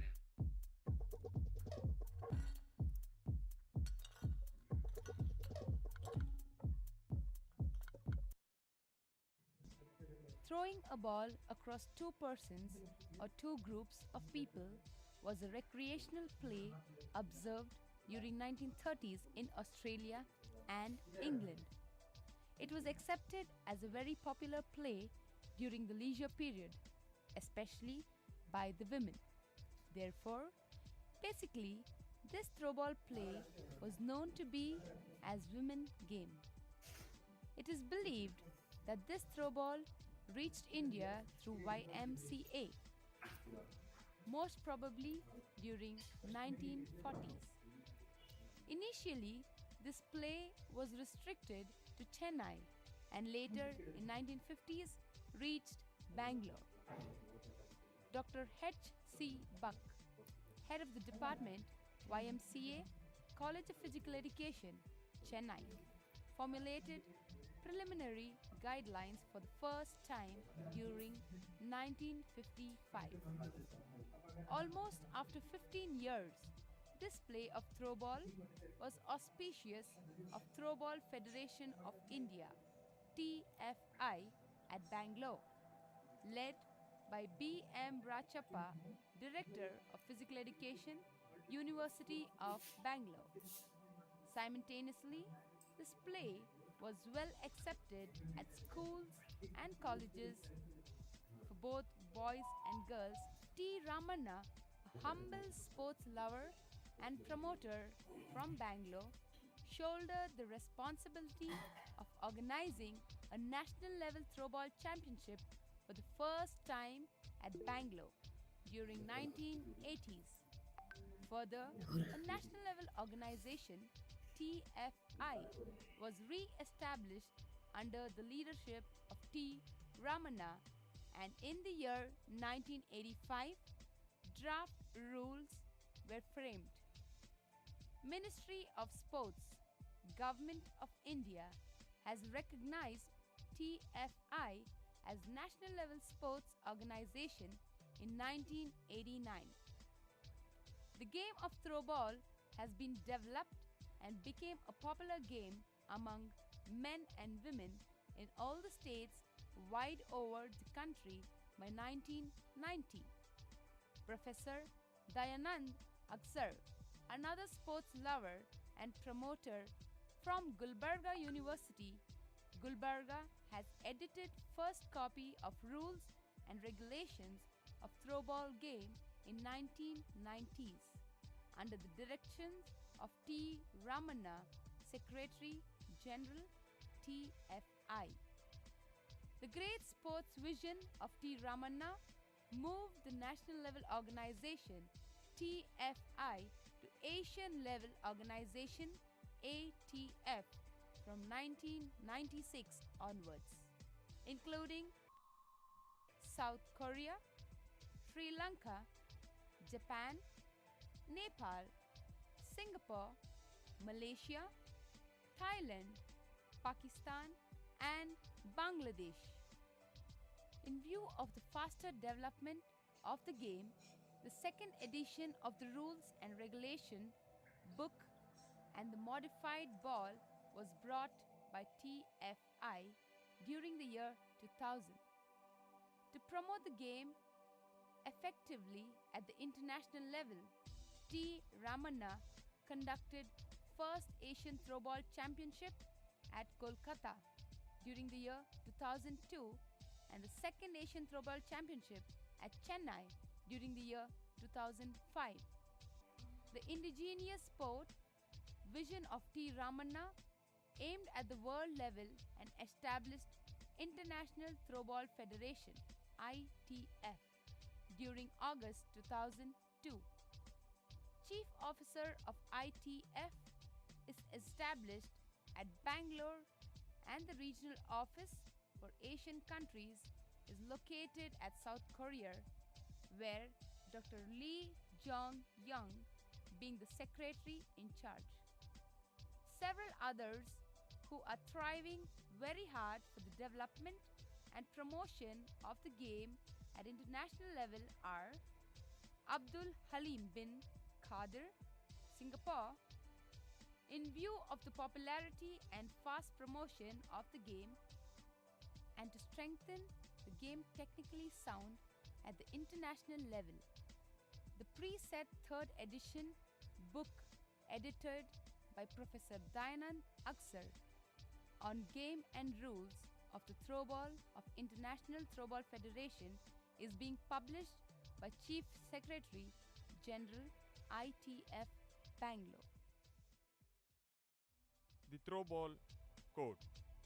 The surface may be made up of grass, wooden, polygrass, or hard court. The dimension of the surface of the throwball court. The width shall be 12.20 meters. The line shall be marked with yellow, white, or any contrast color with the surface. The length of the court shall be 18.30 meters, marked again with yellow or white color, and the half court measurement shall be 9.15 meters. The service zone shall be 6.10 meters, marked with dotted lines situated on the right side of the playing area outside the court. Free zone shall be 12.20 meters. The box line being 1.50 meters on either side of the court, which forms a 3 meters box. The total length shall be 3 meters, which shall be called as neutral zone or the box area, and the zones being marked with dotted lines, and the front zone being 2.55 meters from the box line. The front zone shall be 2.55 meters. The center zone shall be 2.55 meters again, and the back zone also shall be 2.55 meters. The height of the net 2.30 meters. The length of the net being 12.50 meters, on which the playing surface will be 12.20 meters. The width of the net being 1 meter. The antenna being 1.80 meters, with 1 meter within the net and 80 centimeters above the net, marked with white and red colors. The height of the pole being 2.30 meters. The pole being 2.30 meters. The diameter of the pole being 10 centimeters. The free zone being 3 meters on all the 4 sides of the court. The scorer bench being placed outside the free zone, and the substitution bench also being placed outside the free zone.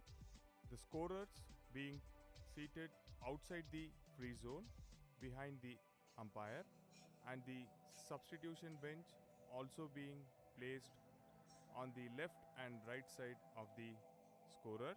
The scoring board being operated by the scorer.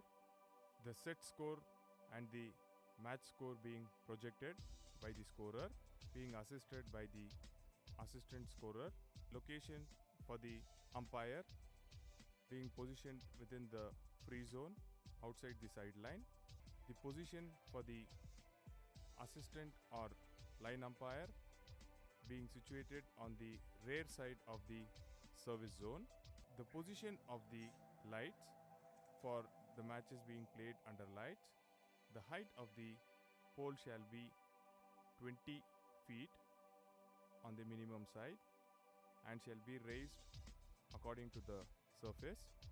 The poles shall be situated on the rear side without affecting the player's eyesight. Ball. The ball shall be spherical in shape with lemon yellow color and dark green stripes. The ball shall be made up of synthetic leather.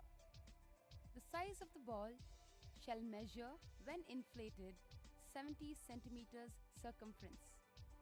The weight of the ball shall be 450 grams. The ball recognized by ITF and marked so shall only be used during the matches. The pressure of the ball shall be equal to 0.6 to 1.1 atmosphere, which is 100 grams per centimeter square at sea level. Team. The team shall consist of a maximum of 12 members. The playing team shall comprise only 7 players during play. However, substitution up to a maximum of 5 players from 12 members is allowed. But at no point of time the playing team shall exceed 7 members. A match should not be considered valid if there are less than 7 players in either side of the team. Players' position. The position of the players in the court shall be as follows. Front zone 1 and 2. Center zone 3, 4 and 5. Back zone 6 and 7. The player standing in position 7 shall make the position to serve the ball. The rotation of the position of the players should be in Z fashion, moving to the right from position 1.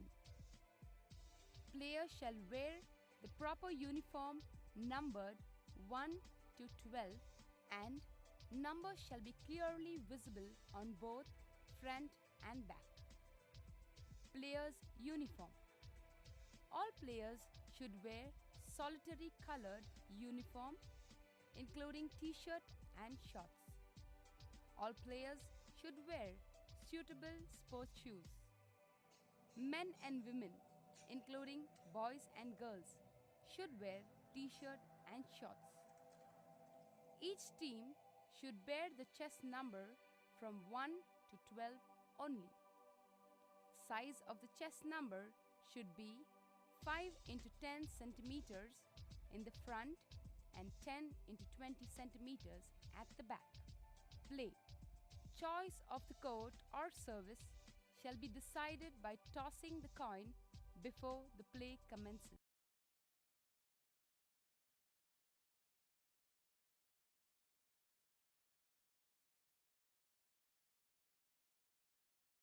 In the respective sides of the court shall take the proper positions. Soon after the referee blows the whistle, the play starts. Rotation position. Order of the players shall be maintained throughout the set. Rotation position. Order of the players can be changed for any subsequent sets informing the umpire.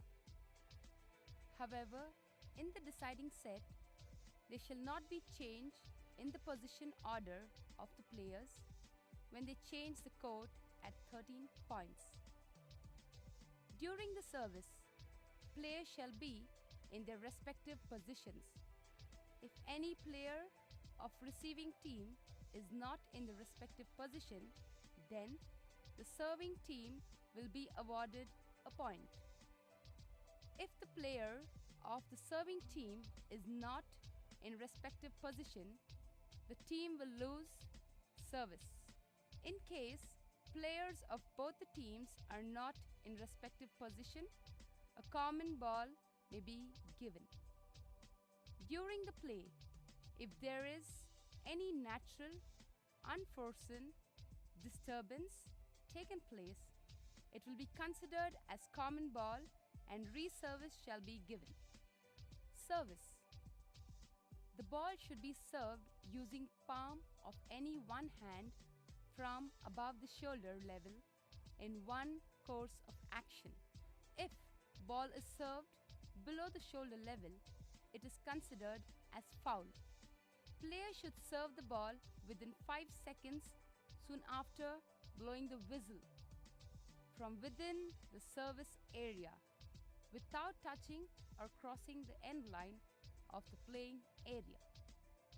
The service ball touching the net and antenna shall not be permitted and side change should be given. The service ball shall be returned by only one player of the opponent team and the second touch is not allowed. The service ball on all lines of the playing area shall be considered as good ball except box line. If the server takes more than 5 seconds to serve, then it results in delay, ball in or out. Any ball falling on any line of the playing area is a good ball except the box line.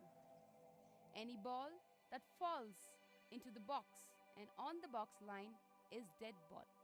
Any ball that falls on the ground outside the playing area with or without touching the players is considered as out ball. Any ball touching the antenna is out ball. Ball in play. A player shall not take more than one step to return the ball.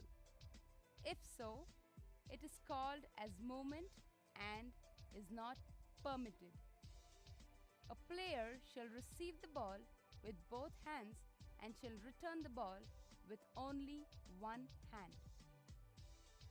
If not so, it is called as both hands throw and is not permitted. A player must have his contact with the ground while receiving the ball. A player jumping and receiving, holding the ball in the air is not permitted and it is given foul. Any player during the play shall not touch the box line. A ball in rally, which is except service ball, if slipped or dropped by a player not deliberately before touching the ground in the court, can be handled by any one of the player mate and can return it to the opposite court. Ball shall be thrown by the player above the shoulder level only. Player receiving the ball at any level above the trunk should bring it to the shoulder level and then should be released within 3 seconds in one course of action. Otherwise, it is considered as thrown below the shoulder level and foul. Ball handling. Handling of the ball. Holding the ball simultaneously by both the hands firmly is permitted. Player shall receive the ball firmly only above the trunk level. The player shall not receive the ball below the trunk level, and if so, it is not permitted and accounted as improper holding. Tapping, pushing. Tapping or pushing of the ball deliberately by the player shall not be permitted. Body touch. While throwing, the ball shall not touch any part of the body except the palm. If so, amounts to body touch. Shifting. The player shall throw the ball from the same side on which he or she receives the ball. The side changes from right to left or left to right shall not be permitted, and if so, is called shifting. Delay. Any player during the play shall not retain the ball for more than 3 seconds. Receiving and returning of the ball by the player shall be one course of action and should be completed within 3 seconds. Otherwise, it causes delay. Clash. Pulling or catching the ball by 2 or more players simultaneously shall not be permitted and is called as clash. Scoring. All matches shall be played for best of 3 sets only. Each set of a match shall constitute 25 points, which means TT or rally score. The team winning 2 out of 3 sets shall be declared as winners. In case of 24 points each, the play is continued until 2 points lead is reached 24-26 or 25-27. When the scores are 26 points each, any team scoring 27th point first shall be declared as winners. In the deciding set, after reaching 13th point by any one of the team, there shall be change of side. However, positions of the players shall remain same. Substitution. Substitution is the act by which the referee authorizes the players to leave the court and another player, which is substitute, to occupy the position. Entering of a substitute player into the court and exit of a playing player in that position of the court should be considered as completion of one substitute. There shall be 5 substitutions permitted in a set. 1 or more players may be substituted at a time permitted in a set. Exceptional substitution under the limit of the rule may be permitted by the referee in case of injury of a player, or if a player unable to play due to condition of the health. A player can be substituted only once in a set. In case of the substitution of a player, the same player should be replaced. However, no substitution is permitted at 7th or service position. 2 minutes shall be given to injured player to regain and commence the match. Otherwise, substitution shall be enforced by the referee. Time out. 2 time outs for each team in a set shall be permitted. Duration of each timeout shall be 30 seconds. During the timeout, players may go to the free zone. Maximum of 5 minutes shall be permitted as duration between 2 sets. Manager or coach or captain can only call for timeout. Substitution of players is not permitted during timeout. Technical timeout. Timeout may be taken by the referee as per the direction of the technical committee to regularize the implementation of routine rules of the game. The maximum time limit is 5 minutes.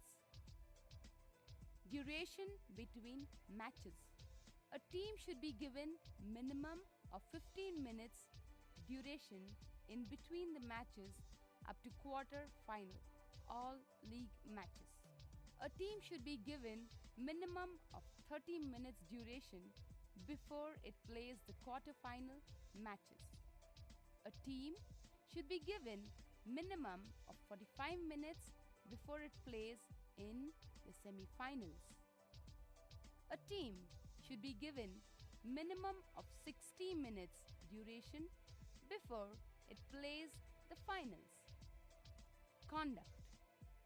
Conduct of players, coaches, or managers may be considered as misconduct in the following circumstances: addressing or questioning repeatedly the officials regarding decisions, making unpleasant actions or movement to influence the decision, leaving the court without informing the umpire or referee except between the sets and during timeout, any kind of force or action to influence the decision. Punishment. If any kind of misconduct as stated under the rule exhibited by the players shall be warned with a yellow card by the referee. If the same player exhibits the misconduct for the second time, shall be expelled from the particular set, indicating the red card by the referee. If the same player repeats any kind of misconduct for the third time, shall be expelled from the remaining part of the match, indicating both yellow and red cards by the referee.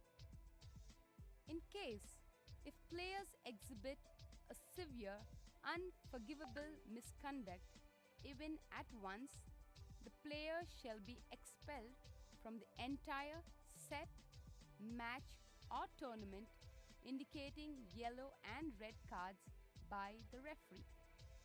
However, the decision can be executed by the referee in consultation with the technical committee. If the manager or coach exhibits any kind of misconduct, shall be warned with yellow card for the first time, and for the second time shall be warned with red card, giving a technical point to the opponent team. In case of more than 30 minutes delay, the entire match shall be replayed. However, referee shall consult the convener, organizing secretary, or the technical committee in any such unforeseen incidents before the execution of the decision. Protest. A protest shall not be entertained in any case against the referee's decisions.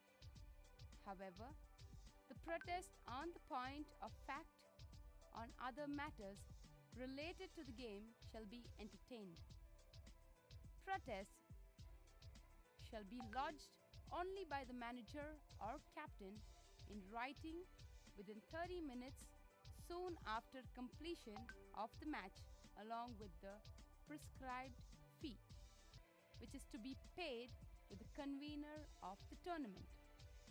If there are any objections before the commencement of the match by either of the teams, the match shall not be stopped and played under the protest.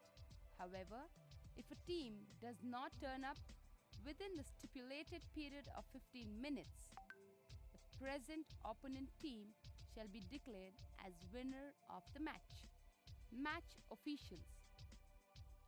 There shall be 6 officials for a match: 1 referee, 1 umpire, 2 line umpires, 1 scorer, and 1 assistant scorer. Referee shall be solely responsible for the smooth conduct of the match, ensuring the assistance from the remaining officials, and referee's decision shall be final.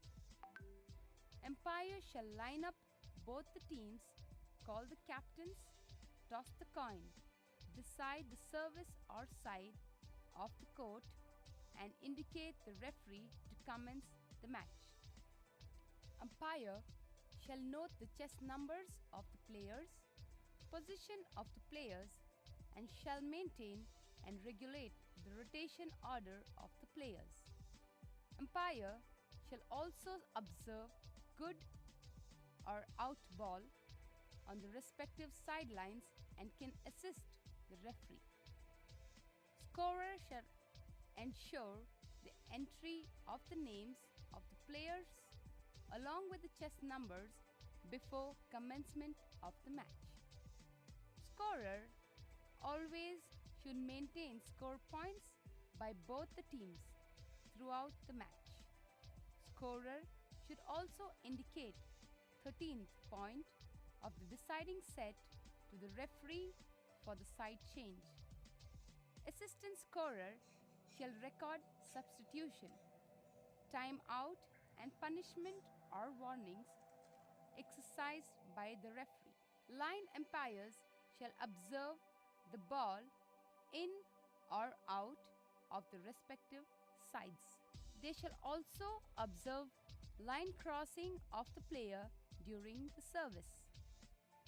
Match convener designated by the federation shall decide and allot the officials for every match from the available officials, and also should coordinate to regulate and supervise all matches. Score display board may be arranged conveniently by the local organizers. Official uniforms and equipments. Officials shall act only in the specified uniform and essential equipment. Specified uniform. International officials: light blue t-shirt and dark blue pant. Specified equipment. Every official must have 1 whistle, 1 set of indicator cards, which is yellow and red, a pen, and a pocket diary. Size of the card shall measure 5 into 8 centimeters. Players have to warm up before starting the game.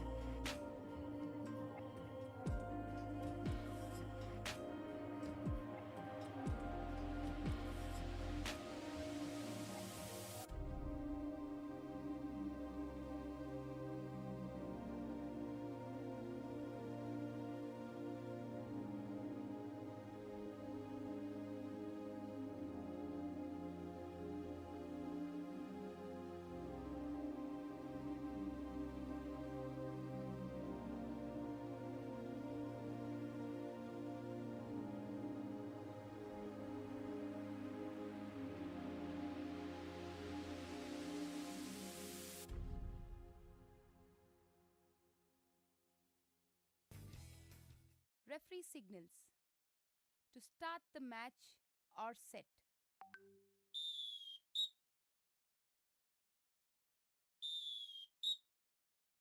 Line cut. Body touch. Shifting.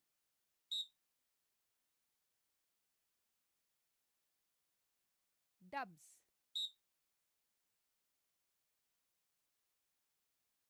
Clash.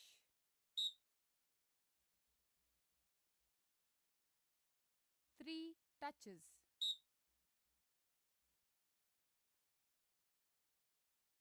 Two touches. Good ball.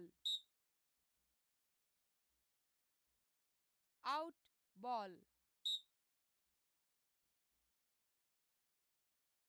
Tapping or pushing.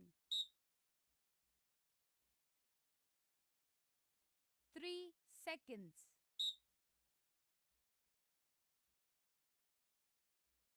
Five seconds. Common ball. Touch out. Change of court. End of the play. Time out.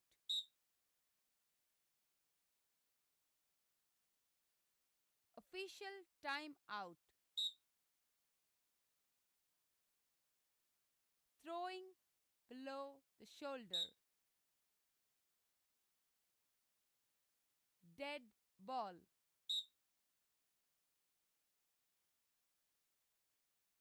Substitution. Movement.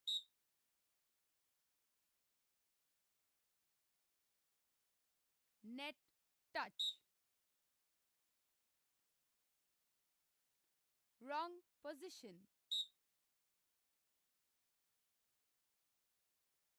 Wrong rotation.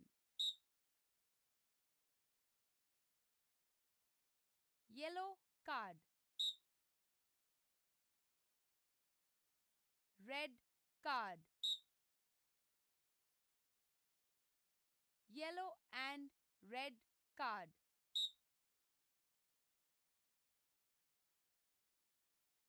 Both hands throw. Ball on the line.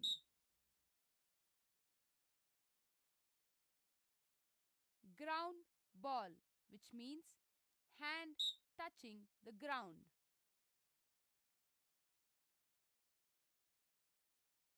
Jumping and holding the ball.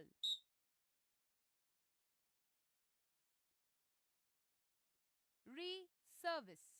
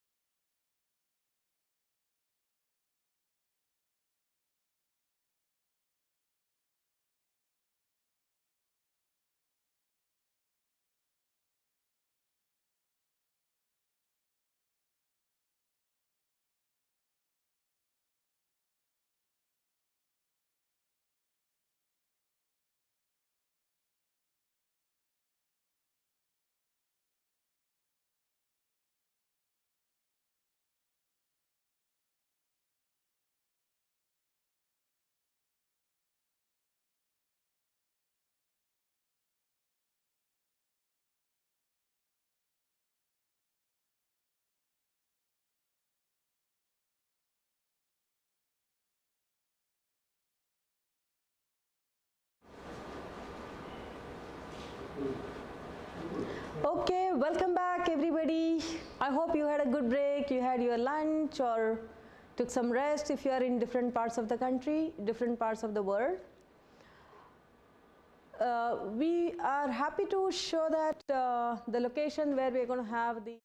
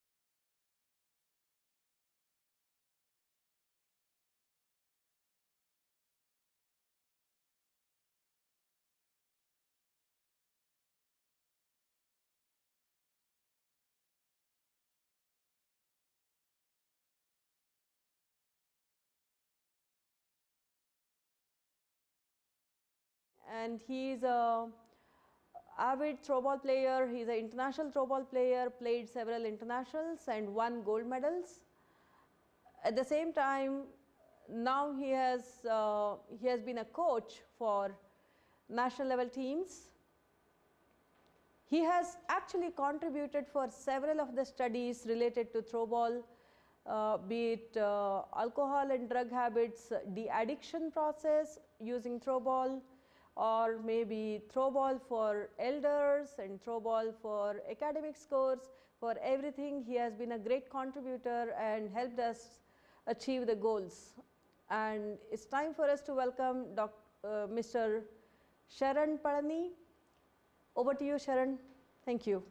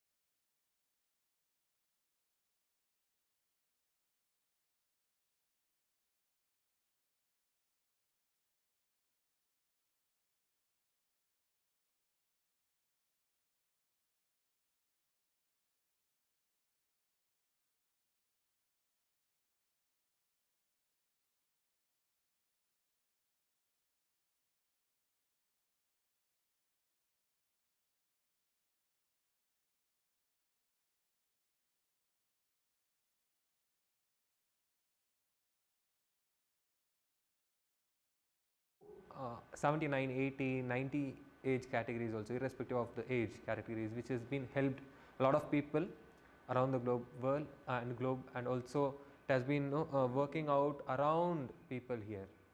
So basically I want to tell you how this happens. Actually there's no some magic coming and falling from the sky, nothing. It's just about only throw ball, which is naturally which was initially built with some buttons, some forward buttons, which is helping create acupressure. So what happens is, whenever we hold this ball, we feel some kind of pressure or some kind of a current which is passing through us, which is helping only through this fingers, right? So how does this happen? How does this help us? Why this current or some kind of a vibration which helps us holding this ball? It's simple, very simple. Acupressure is something which all the nerve system of our body which is connected in this 5 fingers, right? So ideally, and then it is also connected to the palms and also feet and other parts of our body also, and simultaneously applying this pressure of irrespective of our body stimulate the nervous system and also improves the body circulation to the organs of our body, maybe internal and external also. So going forward with this, we will just tell you like how this works out. Acupressure, here as you can see the slide which is put on the screen. See, right hand and the left hand which is connected, these the first 2 fingers except the thumb finger which is connected to the eyes, which shows this eye part, okay, which nervous system is connected, the eye nervous system is connected here, and simultaneously the ear which is between the last 2 fingers. And what happens is this last, this part of our palms which helps us to create our stomach, I mean internal intestines or internal problems, whichever it is appearing, which brings us down through this acupressure. It's not only about throw ball, but specially happens with throw ball, because only thing is the small buttons which you can see around the ball, which will help you to hold the ball, which creates acupressure with the pressure which you bounce or throw the ball or roll the ball, spin the ball, anything, irrespective of the throw. Now going forward, we will, why throw ball therapy? For anyone, why throw ball therapy? One thing is, the ball is moderately big in size, okay, which is moderately big in size and easy to hold, suited for all the age groups, both men and women. The grip on the ball gives acupressure by nature, the activating of the nervous system, and also it directly reaches internal organs with positive impact in our internal body and external body. So what happens is, and later it can be, throw ball can be played at home, against the wall or the ground. This helps exercising shoulders, upper backs, and then legs and the biceps of our hands, okay, and then here, and also it can be played with the family members and also with the house people, okay. So it will be respective of neighbors or some guest at your home or the family members, anyone can play irrespective of the age. And then also the action of both the sides of the brain which ideally develops. Why? Because now we have a simple rule which is in throw ball, which we have already gone through. The ball which we hold to the right hand side, the ball should be thrown again, it has to be reversed to the opponent through right hand side only. Then again, if you are holding the ball, when you are receiving the ball in the left hand side, you are supposed to throw the ball again the left hand side only, which activates both the side of your brain, which means ideally we have a foul known as shift, right? So which means ideally you are not supposed to shift the ball from one side to other side, which makes your brain activate eventually. Now why again coming to throw ball? It is actions, its actions, acupressure, direct internal organ impact, non-injurious to our body, and then enjoyable actions to both the side of the brain, and cognitive, affordable price. So it is not as much as expensive as some other games. It is just very moderately or very low in price, where you can enjoy with just having this one throw ball. Now method of study, how did we study with this alcoholic and drugs, and later going forward I will tell you what is how did it work on alcoholic and drugs. Now measure the body composition of the students using Acto Smart scale, which it converts the BMI and shows us. Took the details before and after the sessions ideally, and then weight, and it calculates the weight body weight in kilograms, and it also, the method of study was also gone through subcutaneous fat percentage. It is the proportional weight of the body, weight of the below, it is the weight of below the skin of the total body weight and higher subcutaneous fat value in an indicator of the physical health, bad physical health. Lean mass, it is a weight of all muscle tissues in the body, including skeletal, cardiac and smooth muscles. Higher muscles mass indicates the good muscle health. It is measured in kilograms. Now, what is next with the method of study? Fat free weight. Usually people who look into things, who want to gain weight nor they want to reduce weight. Now, how will you gain weight through throwball? How would you reduce weight through throwball? It is just like this. It is also known as lean body weight. Refers to the weight of all the body components except fat. It includes body water, bone, organs and then muscle content. It is measured in kilograms in this study. Bone mass, next coming up to the major part of a body, bone mass. It is the total bone tissue, bone minerals plus bone matrix in the body. The higher bone mass indicates better bone health. It is measured in kilograms, and also protein percent, which increases and decreases to make it moderately. It is the proportional weight of the body components to the total body weight. Adequate protein levels as are essential for a body function. Usually we need to have certain amount of protein, which is ideally 10% of your 1% of your body, right? Consumption of 1% of the protein, so you're calculating the whole body weight, which helps you to maintain your proper protein level in your body. Skeletal muscle percentage. Skeletal muscles are attached to bones by tendons and they produce all the movements of the body parts in relation to the other. So what happened, this is how we gone through the study. Going forward, the results for throwball for health sessions for special children intellectually disabled, which was held from 18th March to 8th April 22. These are the results which we have gone through. Weighing the small change in weight, students, like 87.5%. Mean change in the weight was equal to 0.66 and one standard deviation, which is 0 to 1.32 kgs. And then coming to 75 of students subsequently fat percent reduced, which means subcutaneous fat percentage considerable reduction in subcutaneous fat percentage. Meanwhile, it mean changes 0.95% to 1.2%, which is one subcutaneous fat range was 3 to 0.5% to 1.15%, which is a huge difference here. Then coming to 75% of the students in lean mass improved. Lean mass, considerable improvement in lean mass. We can definitely consider this, which means mean change by 5.56 kgs to 8.56 kgs, and one SD range is -3 to 14.13 kgs.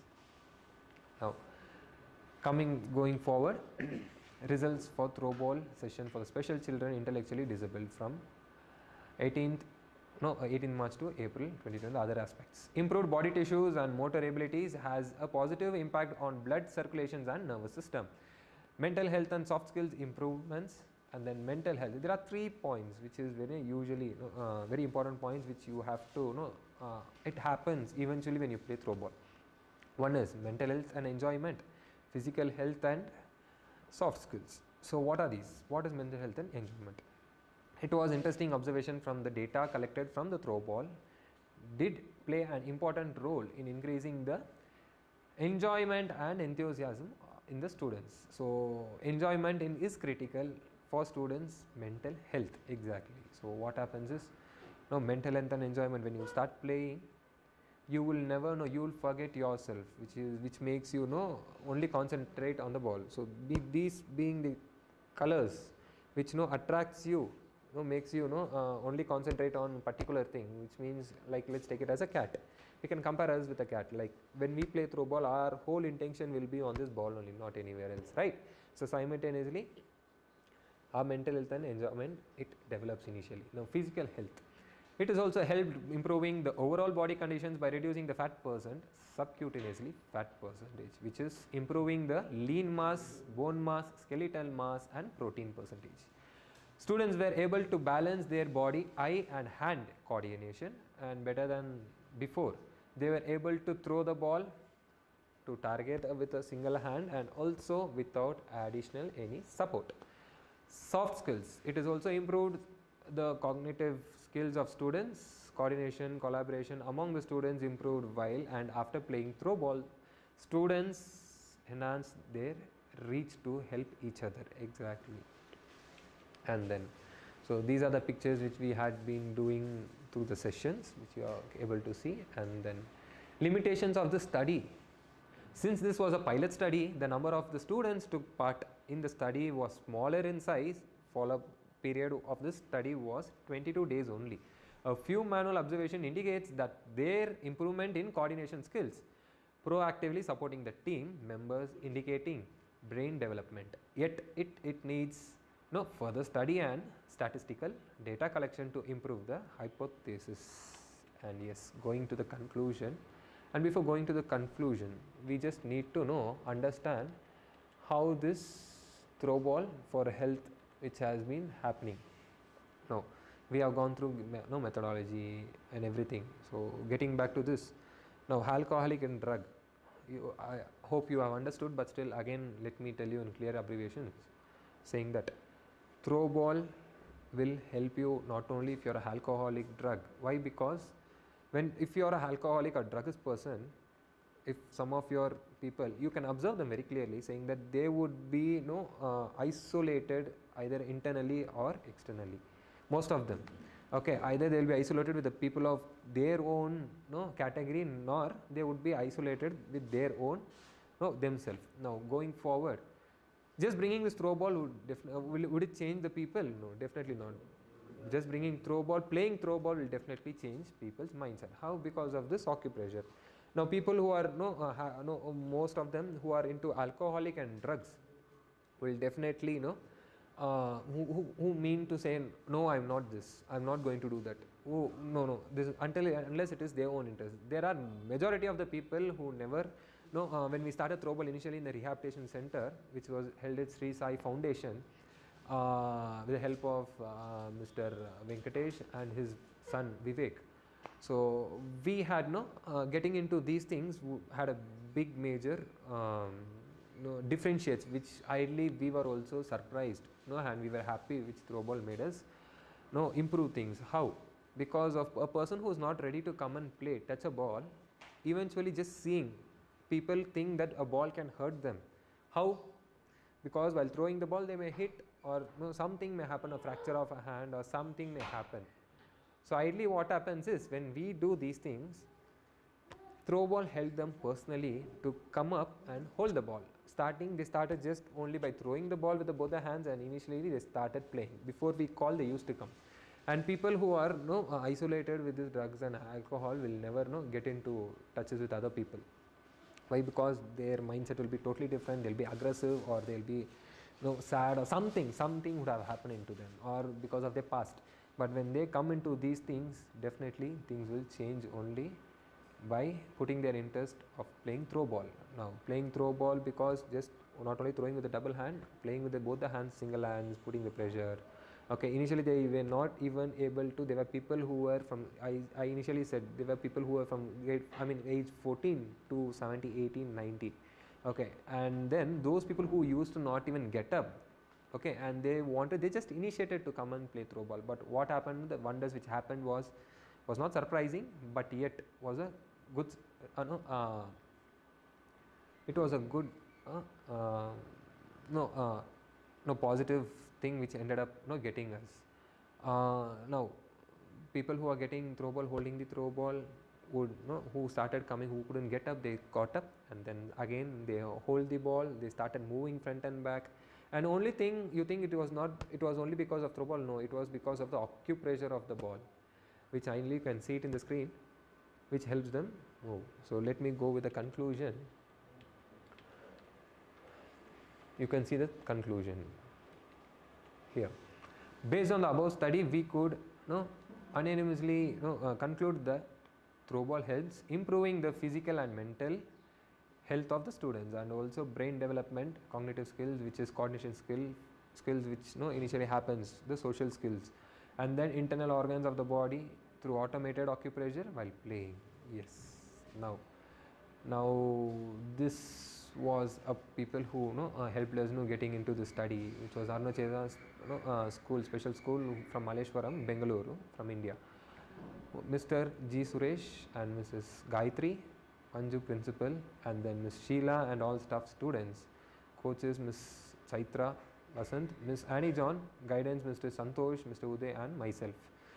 And reference, the person who referred for us, who referred throwball was Jayamala Bhatt. Now, let me thank you for the for giving me this such an opportunity to talk something positive about throwball, and which helped us, which I myself and I am. You can ask me. You can contact Throwball Federation of International Throwball Federation at any point for your any conclusions, any further updates. Thank you. And let me tell you, let me introduce our coaches who had been into rehabilitation centers and the other places for who had been a base for getting this result, a positive result, a good result, turning everything into which works, which had to be a positive. It has been positive. They will be talking to you. Thank you.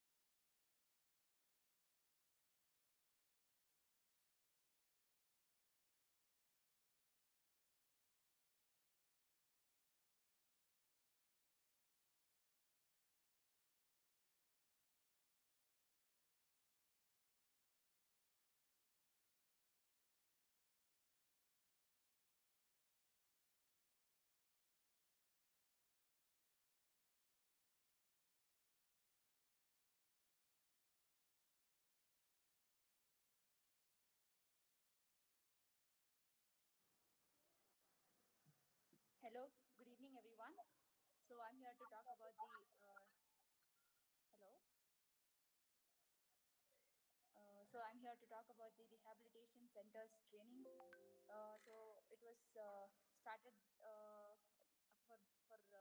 old age people and the people who are addicted to drugs and other few stuffs.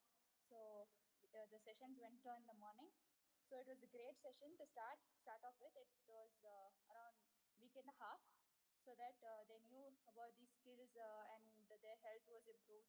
And then as we had started sessions early in the morning, so I think that was the best time to give give them training. So it was a great seen a great change in them. So we were happy that to announce the results. There was a drastic change in them. So as we know that throwball is a game where it can not only be played as a game, but then can improve health as it has acupressure points. And then when it is played, we can improve the health of a human being. Not only health, we can change the mindset. We can actually go on higher results. So it was a great experience over there. Thank you.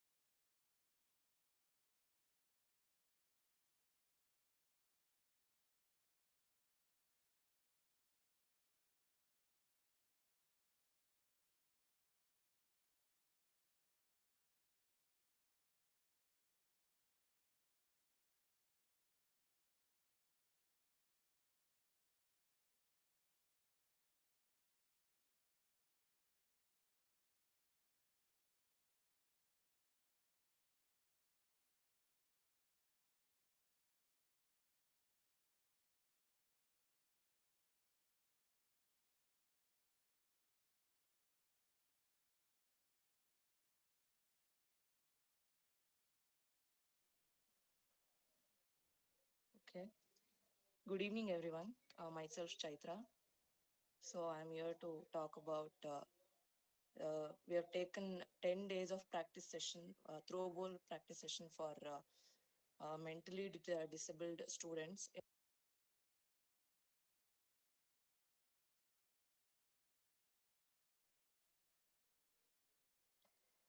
Okay, yes. We have conducted a 10 days of throwball session in Aruna Chetana School. So there we have conducted a 10 days of session.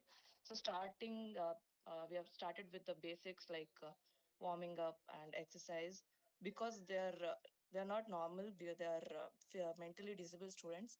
We are getting a bit difficult, like explaining them what is this game and how to start the game and warm up and all. Like day by day, we can see the improvisation in them. Like in last, we conducted one game called Aiming the Ball. In that, we can see a drastic change. Like they were very sharp. Their concentration level was very high. They can aim the ball very like they were very good at. And like starting, it was difficult for them to learn the game. But day by day, they have improvised so well.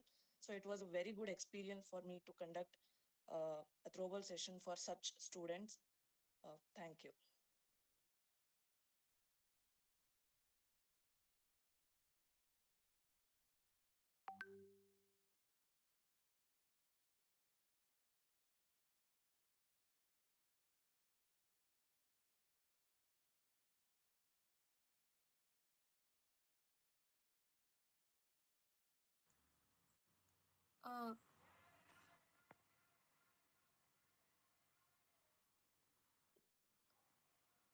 Uh, Good afternoon, all. My name is Anna. I'm playing throwball since my school days. I had represented the state 4 times. It is definitely a privilege for me to be talking about our game in such a huge platform. I am here to talk about the first ever session we as a team video. I just turned my video on. I'm not sure if the network is supporting. I'm so sorry for the inconvenience.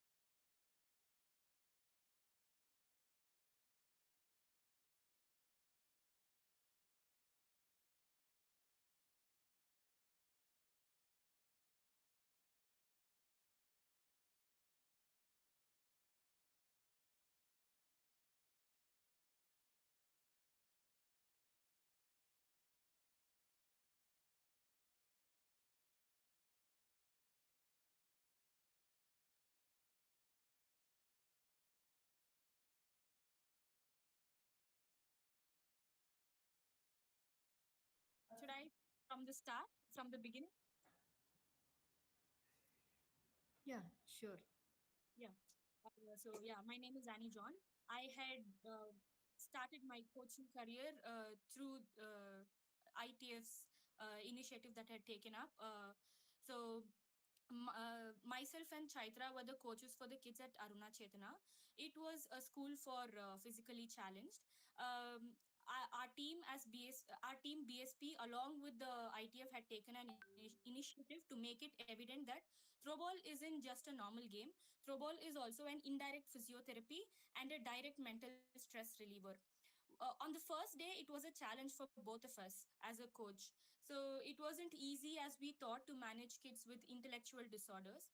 We had to put in some extra efforts, but after a few sessions, it was never the same for us. They themselves knew what to do, and like they started gelling up with each other. As the warm up session was routine, it was easier for them to recognize what was the next thing to do. So they started doing it by themselves. They started remembering the exercises. And I also noticed that they had been teaching their fellow classmates how to play, how to hold the ball, and a few other exercises, which is very it is something that we have to notice in people who have intellectual disorders. So it is not easy. It is that is another small improvement that I had been seeing in them. They were very active and excited every time they see us. Also, their teachers admitted that their level of involvement in the game was higher compared to other physical activities they were doing. Our major aim was to make them play more with the ball than the exercises. So we used to make them do the basic exercises like warm up and other things, stretches, and the rest other things only with the ball, like both hand tosses, single hand toss, alternative hand toss. And we also came up with different fitness challenges along with the ball to make the session even more interesting and to grab the attention of the of the students there. They were all improving and healing even without knowing it was a treatment. I strongly believe that throwball is something that can help people have fun, learn, and also improve their physical and mental health. And in the end, I was amazed with the results that we came up with. It was so evident that there are some minute changes that happened in their body and mind. As a coach, what more can get us motivated and satisfied better than their good response and reviews and their improvement? I'm glad that this small efforts as a player that we put in has made the game reach such heights. Grateful to all the coaches and Sampurna ma'am who had been pushing us forward, and also grateful to ITF for bringing up such good things into into the process, so that it is easier for us to get recognized, and also our game is reaching heights. Thank you.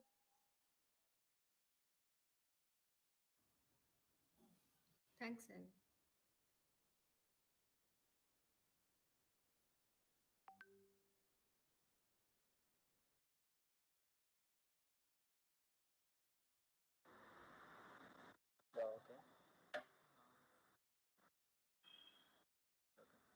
Good evening, all.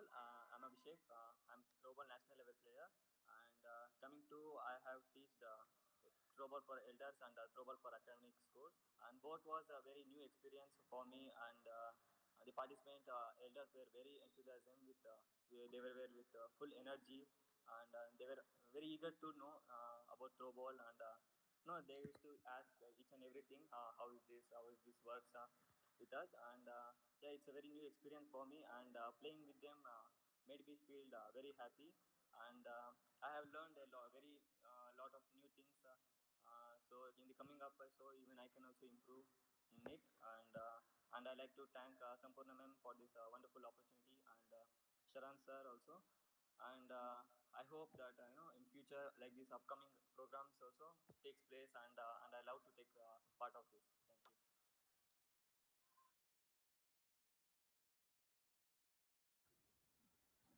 Thank you. Thanks, Abhishek.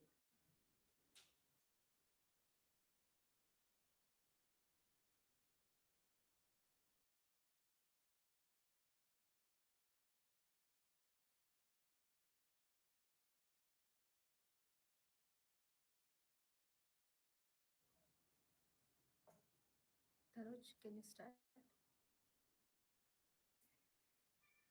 Good afternoon, one and all. Ma'am, I'm audible? Hello. Yes, Tanuj. Yeah, Tanuj.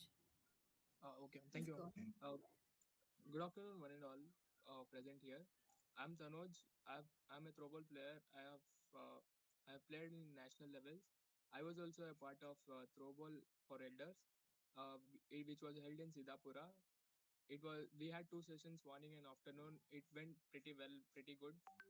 We had some good results, teaching them throwball, and learning from them new things. Many people got benefited from this. They were elderly people, were like more than 35 age till 65. They got benefited from playing throwball, and we teaching them made me some good experience. Thank you.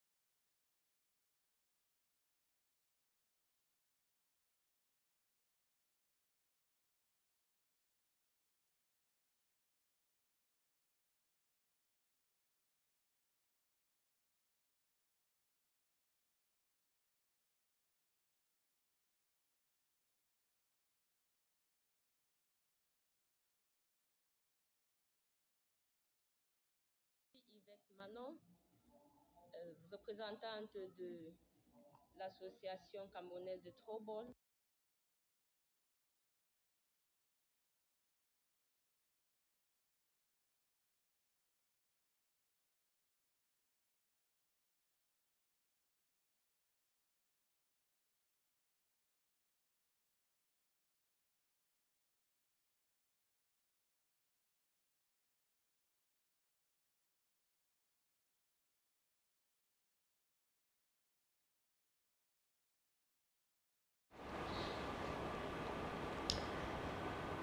Thank you very much, Sharon. This was very, very insightful.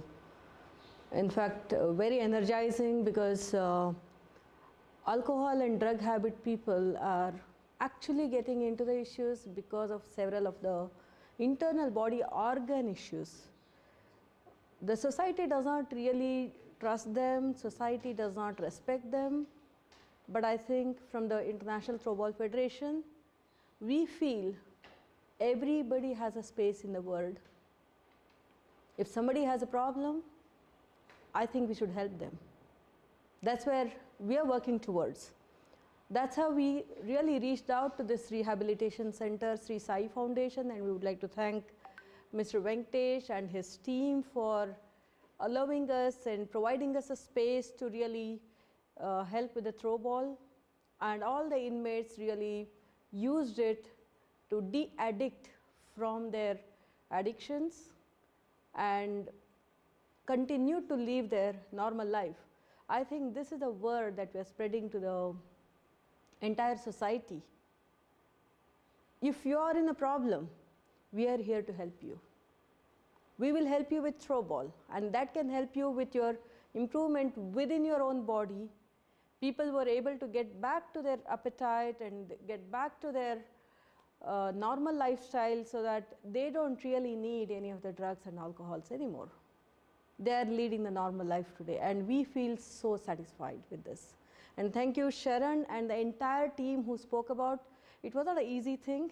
It was not at all an easy thing for so many college students to go into the rehabilitation center and train them up with courage. At the same time, the inmates well behaved with all the throwball players and received it very positively and transformed their life. That's our message to the from the International Throwball Federation. It's an inclusive environment. Be it anything, we are here to help you. Now I think it's time for us to invite Veti. She's Veti Manong, Miss Veti Manong. She's from Cameroon. She's a president of International Throwball, Cameroon Throwball Federation. And she's also part of the International Throwball Federation, and she's a very, very active person. She has been with us since long, and she has been very supportive. We would like to call upon her to speak. She's going to speak in French. Again, once again, we are talking about inclusion, social inclusion. We encourage people to speak their own language. And Miss Manong chose to speak in French, and we honor that, and we respect all the French-speaking communities in the world to listen to her carefully. It will be a very, very valuable message. Thank you so much. Over to you, Miss Manong.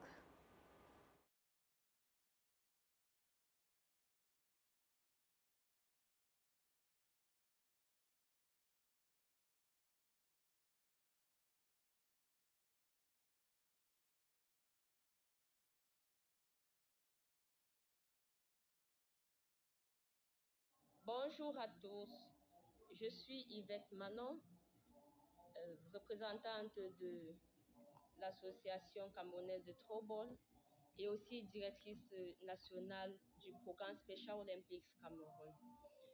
Je vais vous entretenir aujourd'hui sur un sujet qui est assez courant dans la gestion des organisations internationales, peu importe la nature, que ce soit les organisations sportives ou alors humanitaires. Il s'agit de l'état d'esprit de croissance ou encore la mentalité de croissance. Nous allons d'abord commencer par définir ce concept qu'est l'état d'esprit de croissance en comparaison avec l'état d'esprit fixe. Les personnes ayant un état d'esprit de croissance pensent que leurs compétences peuvent être développées grâce à un travail acharné, à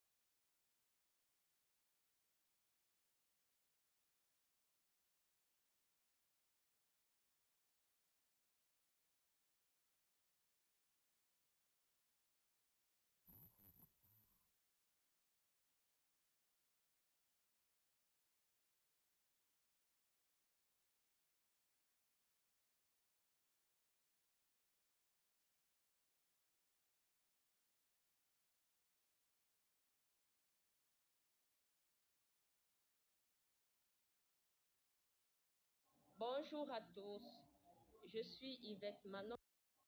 Bonjour à tous.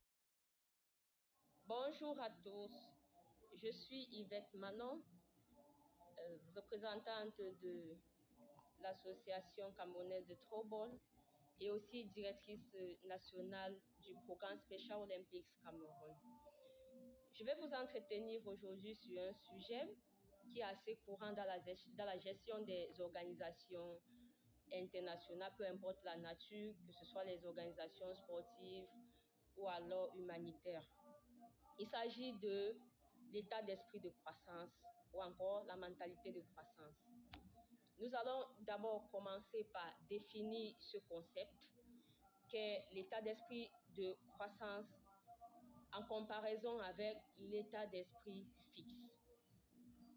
Les personnes ayant un état d'esprit de croissance pensent que leurs compétences peuvent être développées grâce à un travail acharné, à d'excellentes tactiques et à l'apport des autres.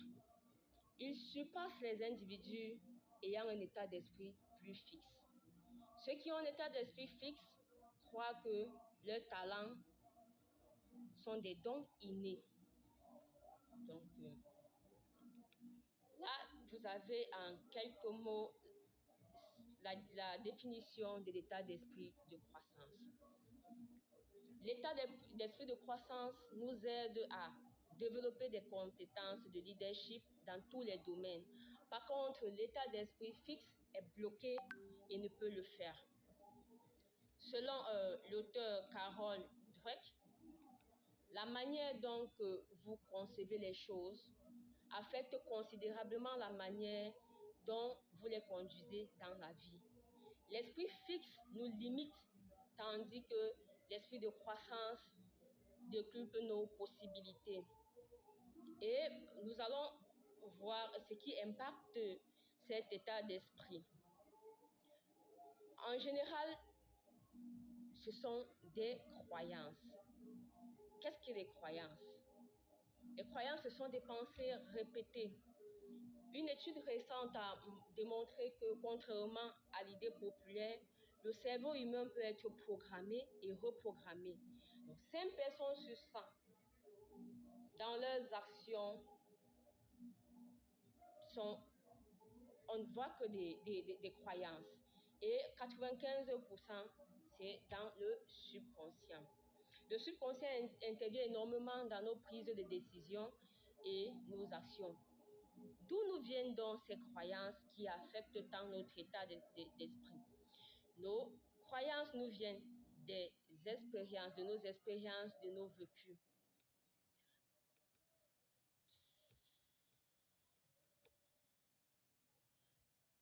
L'importance de la croyance. L'état d'esprit dépend énormément de nos croyances ou de nos convictions. Si nous voyons que nous ne pouvons pas, ou si nous croyons que nous ne pouvons pas, il nous est difficile de le faire. Par contre, si nous croyons que nous pouvons aller au-delà d'une limite, alors nous serons disposés à faire des efforts pour y arriver. Donc, nos croyances impactent énormément sur notre façon d'agir. Et Gandhi a dit, surveille tes pensées, car elles deviennent tes mots. Surveille tes mots, car ils dictent ta conduite. Surveille ta conduite, car elle forge tes habitudes. Surveille tes habitudes, car elles deviennent tes valeurs. Surveille tes valeurs, elles forgent ton caractère. Surveille ton caractère, car il trace ta destinée. Il nous faut donc travailler sur nos pensées. Elles ont de l'impact puissant sur la manière dont nous percevons la réalité et agissent sur notre confiance en soi. En parlant de la neuroplasticité, l'état d'esprit fixe se focalise sur les capacités, les talents, l'intelligence naturelle. Nous sommes nés avec, oui, mais l'esprit de croissance se focalise sur l'effort. À force de vouloir le faire, de se répéter ou de vouloir pouvoir y arriver, on y arrive forcément. La question est donc de savoir si nous sommes nés leaders ou alors est-ce que nous devenons des leaders. Nés leaders, il s'agit de l'esprit fixe. Devenir leader, il s'agit de l'esprit de croissance. Et dans toutes les organisations que nous gérons, nous avons besoin de cet état d'esprit de croissance pour pouvoir manifester, pour pouvoir créer, pour pouvoir gérer ou alors innover dans tout ce que nous entreprenons. Il y a un schéma illustratif, malheureusement, je ne peux pas accéder à ma machine pour des raisons de réseau. Là, on pourra voir 2 illustrations de l'état d'esprit fixe et l'état d'esprit de croissance. On matérialise juste un cerveau avec un cadenas bloqué, c'est-à-dire on se croit né leader et on se dit on n'a pas besoin d'efforts, on a tout et on a ce qu'il faut pour réussir. Alors que l'état d'esprit de croissance manifesté par une petite germe de plante qui pousse, et là ça prouve que lorsqu'on a cet état d'esprit de croissance, on est en perpétuel changement, on grandit, on est à la quête du savoir, on est dans les expériences, dans le vécu et on accumule du savoir. Maintenant, nous allons parler de ce qui nous empêche de réellement évoluer dans notre travail. Donc, naturellement, l'homme n'aime pas les changements et le plus souvent, on préfère rester dans notre zone de confort. Ça, c'est l'état fixe. Nous pouvons donc améliorer en cherchant à changer des choses. Ça, c'est l'état d'esprit de croissance. Et lorsqu'on fait la comparaison, on verra que l'esprit fixe fuit les défis, alors que l'esprit de croissance prend les défis, les relève. L'esprit fixe ignore les retours, alors que l'esprit de croissance accepte les retours. L'intelligence et le talent ne peuvent pas évoluer selon l'esprit fixe, alors que l'intelligence et le talent évoluent selon la mentalité de croissance. Quand on a un état d'esprit fixe, on fait moins d'efforts, alors que lorsqu'on a un état d'esprit de croissance, on fait beaucoup plus d'efforts. On va beaucoup plus vers le changement.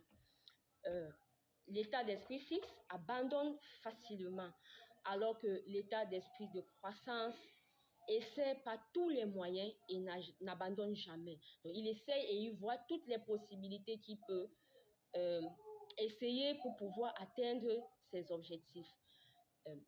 L'état d'esprit fixe dit « je suis perdant », alors que l'état d'esprit de croissance persiste face aux échecs, parce que ce sont les échecs d'aujourd'hui qui font notre réussite de demain. Un état d'esprit fixe dit il a peur du succès des autres, alors que l'état d'esprit de croissance est là pour motiver et est aussi motivé par le succès des autres. L'état d'esprit fixe dit je ne vais jamais m'améliorer, alors que l'état d'esprit de croissance dit j'apprendrai pour être meilleur.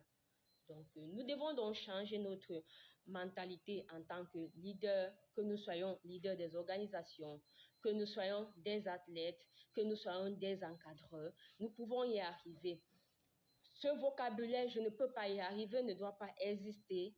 Nous devons plutôt nous surpasser, aller au-delà de nos limites, nous améliorer, apprendre avec ce que la vie nous donne comme compétences, comme expérience. Devenir un meilleur leader commence d'abord par une conviction, par une pensée, une croyance différente.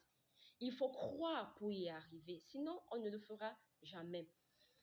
L'impact de l'esprit de croissance sur la vie de celui qui le cultive, plus on pratique l'exercice, plus on devient plus curieux, plus résilient, plus positif, plus inclusif, plus créatif et plus honnête. Alors, quelques astuces pour cultiver l'état d'esprit de croissance, c'est de changer son langage. Changer son langage et éviter l'expression impossible. Car impossible doit désormais devenir possible dans notre vocabulaire. Toujours se relever lorsqu'on tombe et se dire on va y arriver. Donc, dès aujourd'hui, chers auditeurs, dans notre vocabulaire, on doit transformer le mot impossible en possible. Impossible n'existe pas. Pour être leader, pour être gagnant, on doit toujours aller au-delà de nos limites. ne pas se limiter, ne pas se fixer. On doit changer les mots et changer notre mentalité, notre façon de voir les choses. On ne dira plus j'ai fait une faute, mais plutôt les fautes m'aident à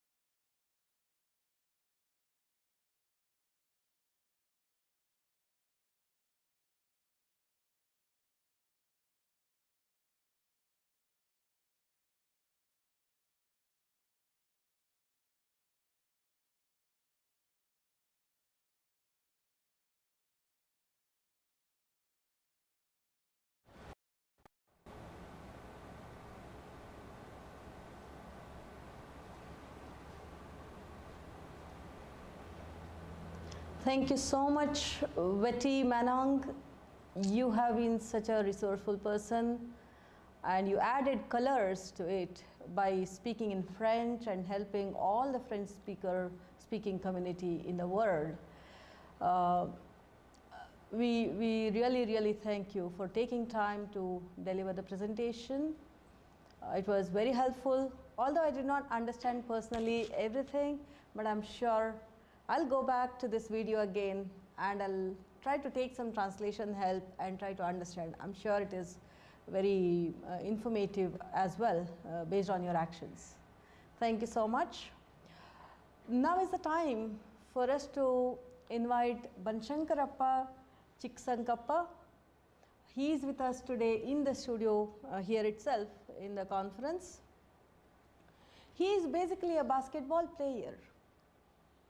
You see, basketball player and throwball player together. That's the inclusion.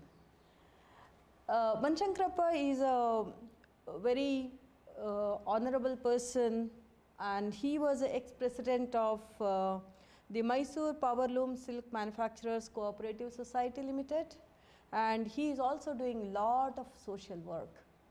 And he has helped many sports lovers and sports team to develop themselves as well, as I understand. Thank you so much for being with us today, sir. Thank you, sir. It's an honor for us to have you here. Thank you. Now, I just want to know, how curious are you about throwball, sir? I have heard you have done something special children's on throwball. Please tell me about this. Okay. So, yes, sir. Special children. That is, yeah. Not like you and me. No, today. yes. Special children means something special. Absolutely, Yeah. sir. Agree. I mean, they're really special, if you ask me, right? Yes. They are more powerful, in my opinion. Although they don't look like the normal people, but they're actually having much more power than us. Yes. That's how I look at all the special children. Coming to this, in fact, we had done a study on impact of throwball on the special children, and we want to really thank Aruna Chetana School in Malleshwaram, Bangalore in India. They're actually running separate job skilling session for the special children. Okay, the jobs, in this case what happens is these people are like above 16 years. They would have, ideally they should have completed 10th standard, and some of them would have completed, some of them may not be, but they need to be ready for the society to work. They should do some work on their own so that they can earn some money out of it. They may not become a big people, they may not become engineers, but at least they can lead their life. We have a space for everybody in the world, right? We need to recognize that, and we are recognizing that in a way. It's very important. Absolutely, sir. Right? For these special children, why are they special children? Because when they are born, in their brain or the connection to the brain is not normal.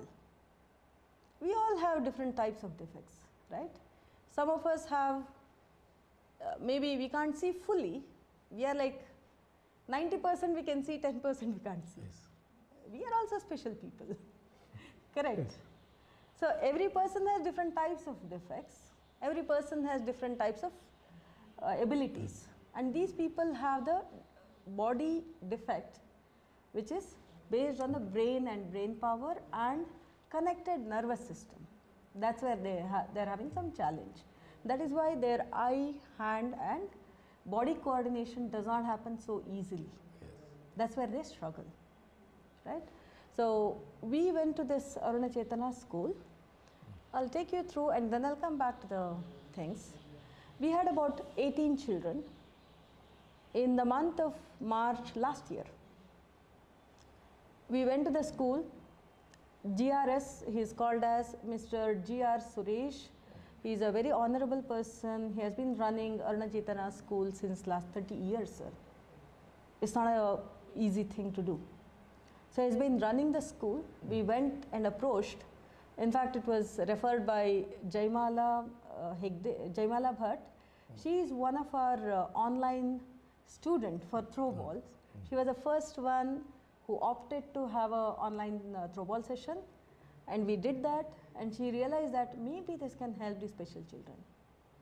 When she said that, we said, okay, fine, let's try.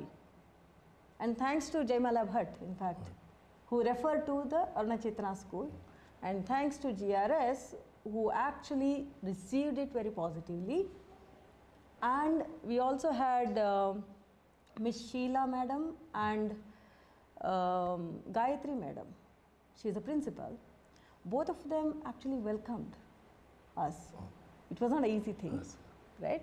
So there were about 18 people, and for these 18 people, majority of them were intellectually disabled. There are different categories in the special children, okay? Some people are intellectually disabled, some people have Down syndrome, some people have autism, some people have cerebral palsy. And these are the kind of people who are having different kind of issues, physical issues, right? So we started on 18 March and ended by 8 April, 22 days. Okay. So you have a question, sir? Yes, sir. How many people participated in this? Right. Okay. Coming to that. So 18 people, and the way how we did it is, we did not change any of their routine except for 1 hour session alternate days. Okay. Okay. So that we know this is the one which might have impacted their food habits and their other exercises, their course curriculum, regular 10th standard or 9th standard, whatever they are studying today, everything remained same of the school, except that 1 hour session alternate days, we added Throwball. That's how we started, sir. Okay. Was it difficult to teach them? I would say initially we didn't know, we were skeptical, honestly, right? We never dealt with the special children in the past. We didn't know whether they can really catch the ball or they can understand our instructions. We had no clue, but when we went there, we just did some small trials. And you can see this picture, sir, right? We started with warm-up exercises, and then we showed how to really throw the ball, different actions. Holding it on the left side, holding it on the right side, and then throwing. And you can see it in the picture also. Some people had a struggle. Oh, I need to hold the ball, but how do I hold the ball? It was not easy for them to understand, and it was not easy for us to really teach them. I would like to thank Chaitra and Annie, who are our national level players, Throwball players, who volunteered to come here and teach the children. Okay. That was amazing, and they said, yes, we are going to make it happen, Sampurna, right? So that's how we started. What was the result on that? Result? Yeah. Okay. How did you approach? Nice. Okay. Before I go into that, I just want to show how actual Throwball is played. Yes. Okay. It's a small video. If you look at it, this is a real professional game in which we are going to have like 7 members in one court. First, second, third, fourth, fifth, sixth, and 7th position. Okay. And you can see the court in between, and look at the way how people play. This is like a very interesting, and it's a fast game. Throwball is a very fast game, actually, right? We can see how people are playing professionally, but with these people, we can't do so much immediately. It takes time for somebody to even learn. Even for a normal people to learn Throwball to the professional level is not a simple thing, right? The way how we approach this, you know, one of the specialities of Throwball. Tell me. Okay, fine. Thanks for asking, right? So this is Throwball. In Throwball, we have small dots. Okay. Feel Dots it, sir? is there, yes. Dots, right? Yes. We call it as grip. Because in throw ball, you have to hold the ball, we need to have a grip. If it slips off, we can't catch it. Whereas volleyball is like very smooth. We don't need to catch the volleyball, but you have to, push it. Push it, yes. Right. So that's the difference between volleyball and a throw ball. Throw ball has a grip. But over and above that, we found one more advantage of having this grip. I'm a naturopath, sir. Right. Since I'm a naturopath, I understand what is acupressure. I treat the people with acupressure. I realize that, oh my God, this grip can help scientifically. Yes. So every time you hold this ball, it gives acupressure. Yes. What is acupressure, sir? If you see the picture, right, we can see all our body internal organs, everything is connected to our hands. Same way it is connected to our feet, sir. It's connected to the, face, entire face has the acupressure points. The ear has acupressure point. So different part of the body is connected with entire nervous system. Every time we hold the ball, it's easy to hold the ball, isn't it? Right now, sir? Okay, so every time you hold the ball, it gives us the acupressure. And in the hand, we can see that there is a lung connected to this area, and there is eye connected to this area, and the ears, and the brain. In throw ball, we do the spinning. And every time we do the spinning, it's actually connecting to our brain. Okay? And we can see the stomach and heart and liver, kidney, intestines, everything. Everything is in our hands. Whole body. Whole body. Correct.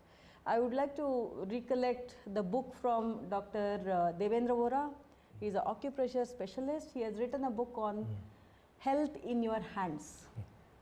And now we are calling it as health in your hands with throw ball. Right now, sir? Oh, right. Yeah.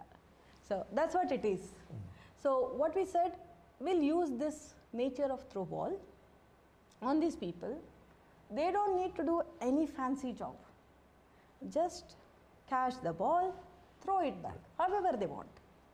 We didn't put any restriction, just throw. It is very easy. It's very easy. Easy to play. Very easy to play. We said they're going to enjoy. No, sir, any game is happiness. Happiness is equal to game. Yes, yes. You know basketball. Happiness is equal to basketball. Right now, How sir? it helps to them. How it helps them. So, Yes, that's a great point, sir. So number one is the action. They were eagerly waiting to play the game. Every alternate days, right? No, it's not every day. So they were waiting for it. It was an action, acupressure, direct internal organ impact, and then it's non-injurious. That was a major advantage with throw ball because it's not too small, it's not too big, it's not too heavy. It's good weight. It's a normal weight. It's 450 grams actually. When we blow it up, it's 450 grams. So it's easy to hold. It's not too heavy for somebody. And enjoyable, all these things. And in throw ball, there is one more thing, sir. If you hold the ball, as per the game, if you hold it on our right side, we have to throw only from right side without taking left hand's help. Okay? And if you hold it on the left side, we just have to throw only from left without taking right hand support. Yes.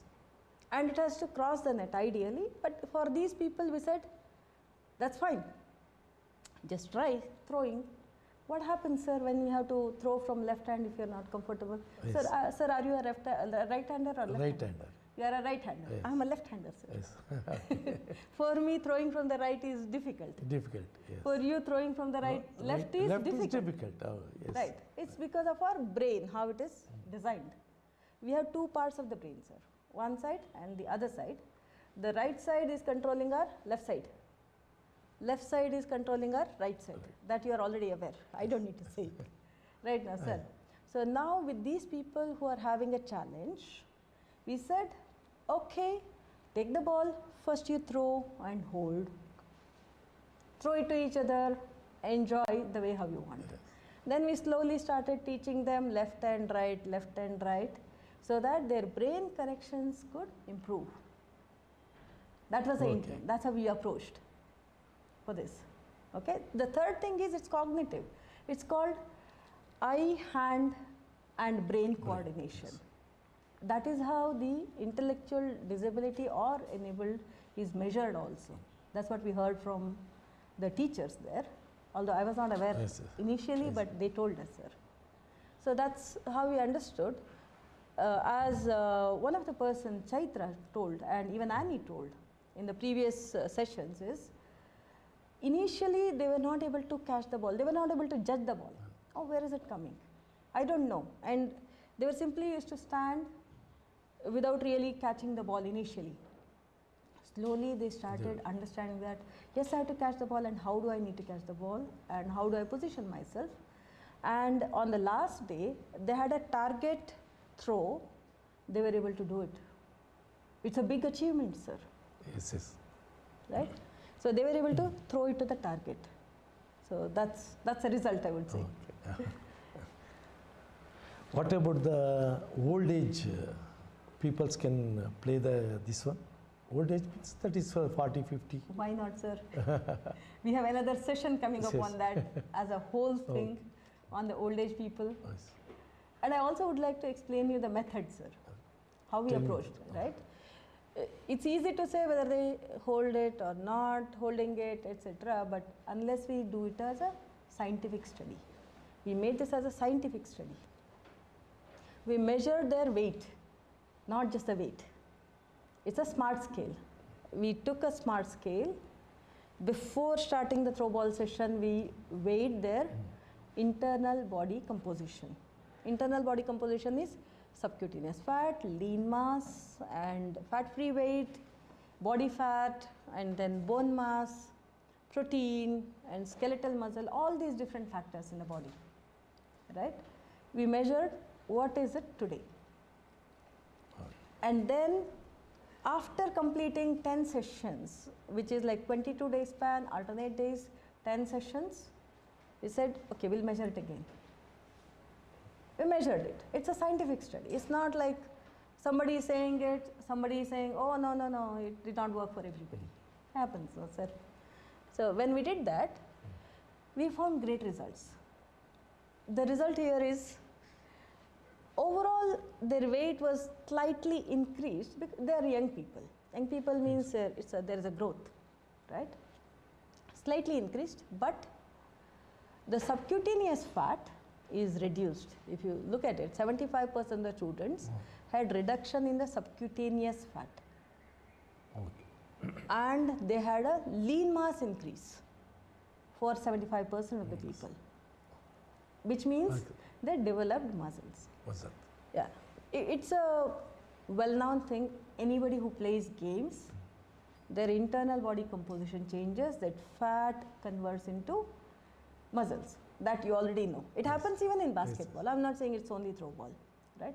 Basketball, cricket, whatever the game people play, the minute they go for outdoor games, their muscle gets improved.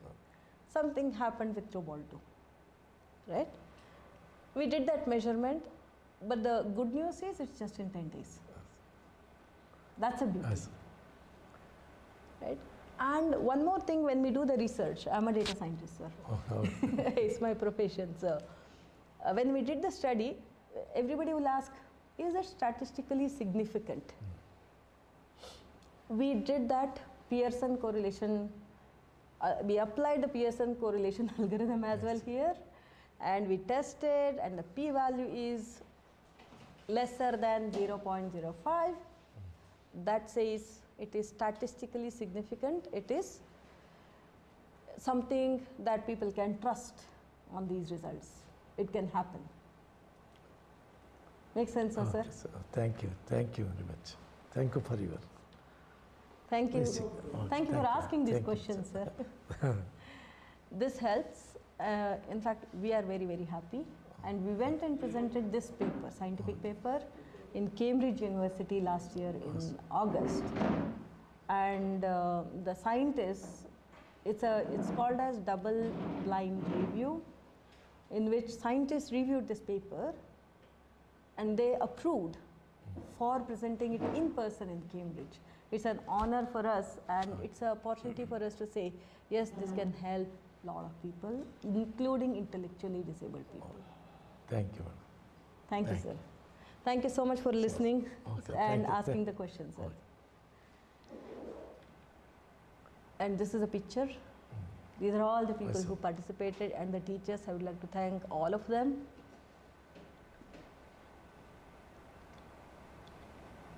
And I especially would like to thank Mr. G.R. Suresh.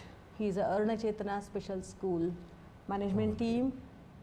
And Mrs. Gayatri Panju, she is a principal. And Mrs. Sheila and all the staff members and students and coaches, Chaitra Vasant and Annie.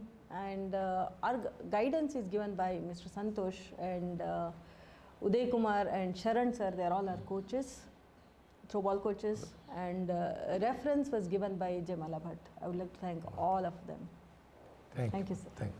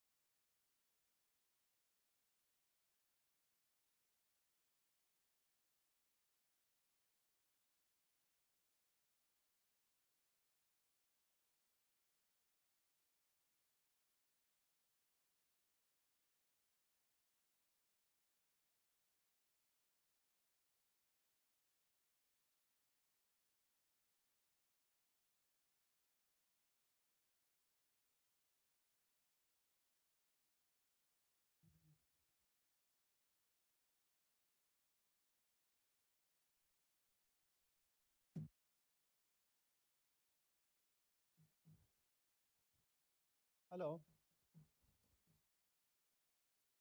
Hello. We can hear Hello. you, sir. Yeah. Sir, carry on, sir. Hope I am audible now. Okay. Sir, carry on, sir.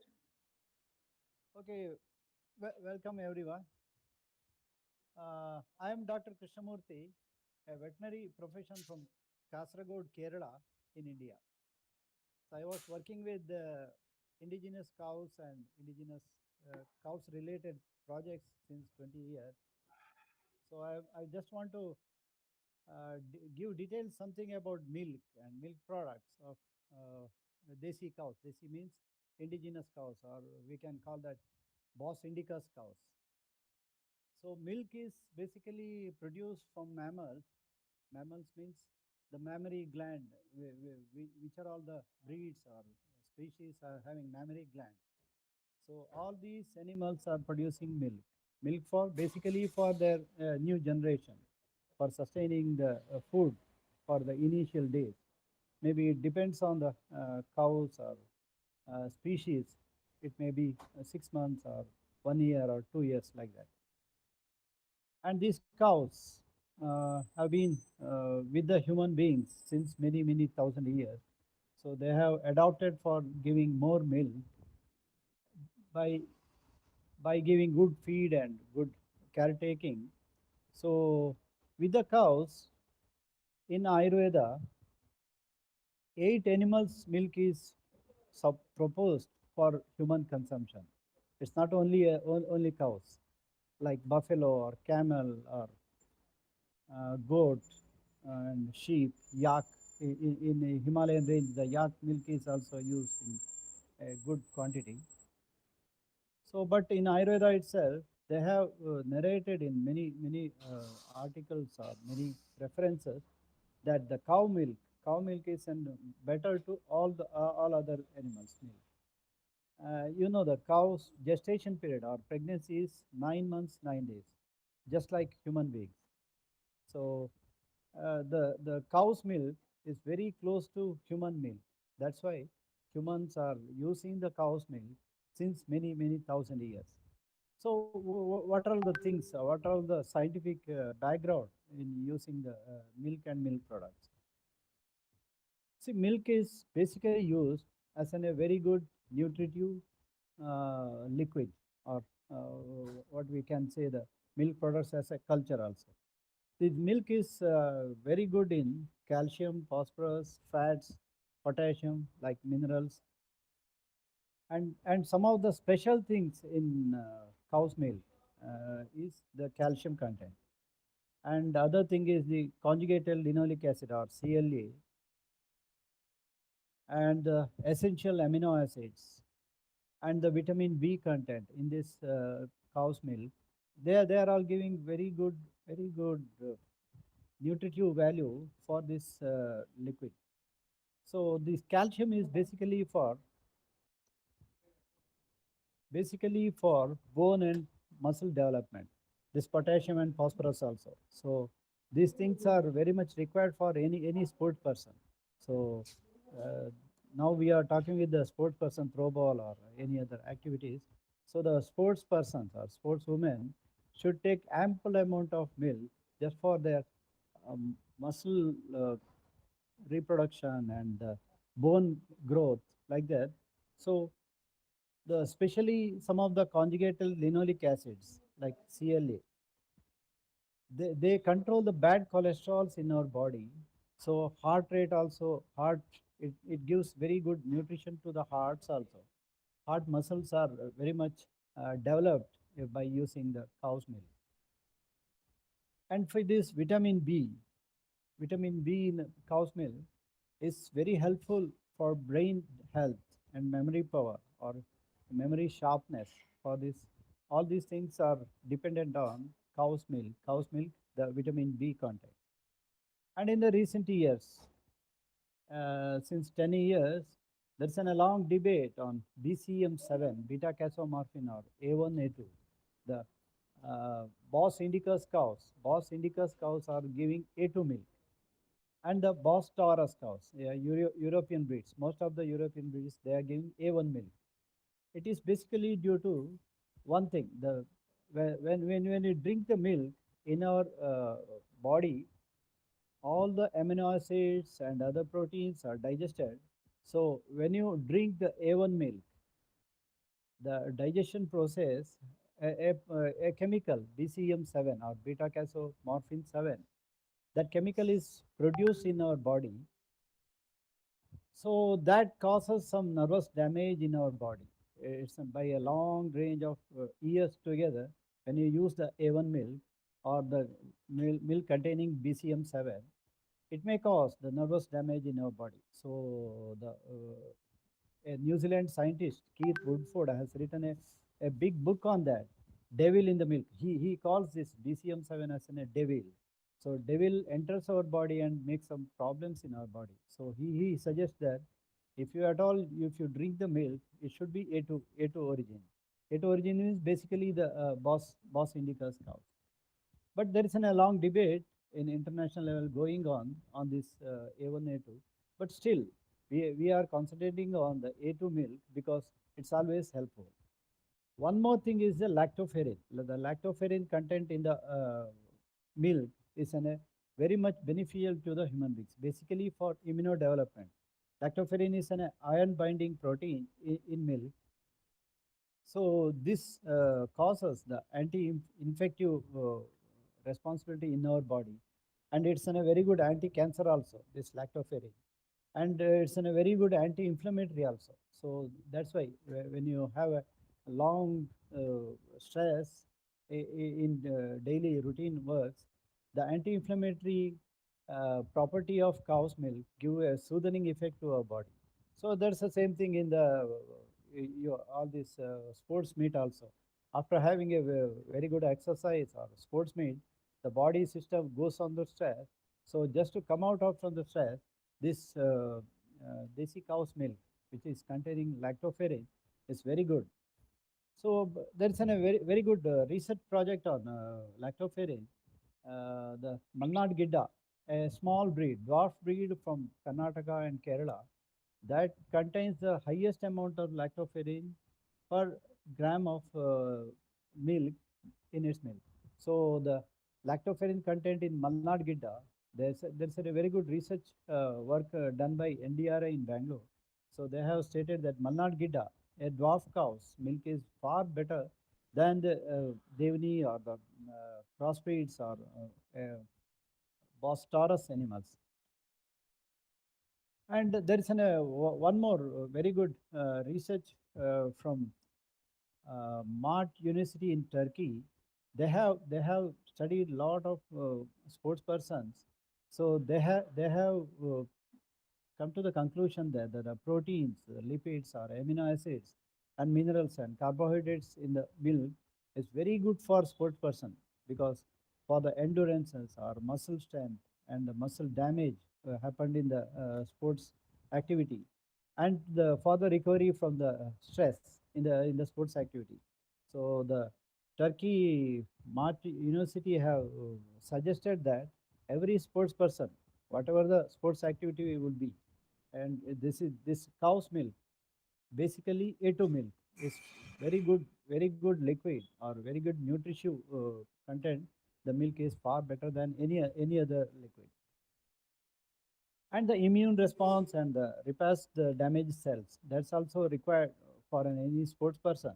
So this immune system, the increasing the immune system and the damaged cells,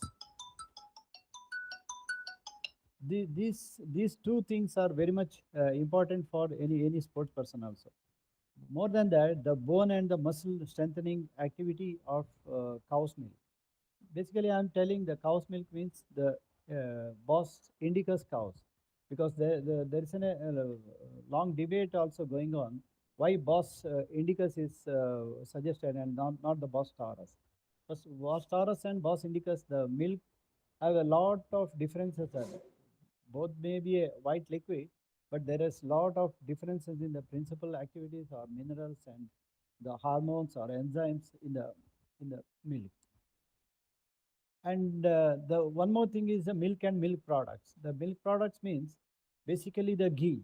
the milk is made to curds, and curds you get the butter, and the butter you boil it and get the ghee.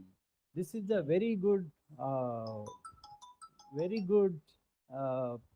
a nutritious liquid or hard food which humans can relish on that. So the ghee, where there's in the modern science, lot of persons are avoiding ghee just because they think that the ghee is increasing the fat globules in the body, but basically it's a very false imagination. Basically the CLA content in the ghee, it reduces the weight. Basically the indigenous cow's ghee, it reduces the weight. It doesn't increase the body weight. And the omega-3 fatty acids in the ghee, that helps in heart damaged heart cells, or it increases the heart power. The omega-3 fatty acid is not very good for health.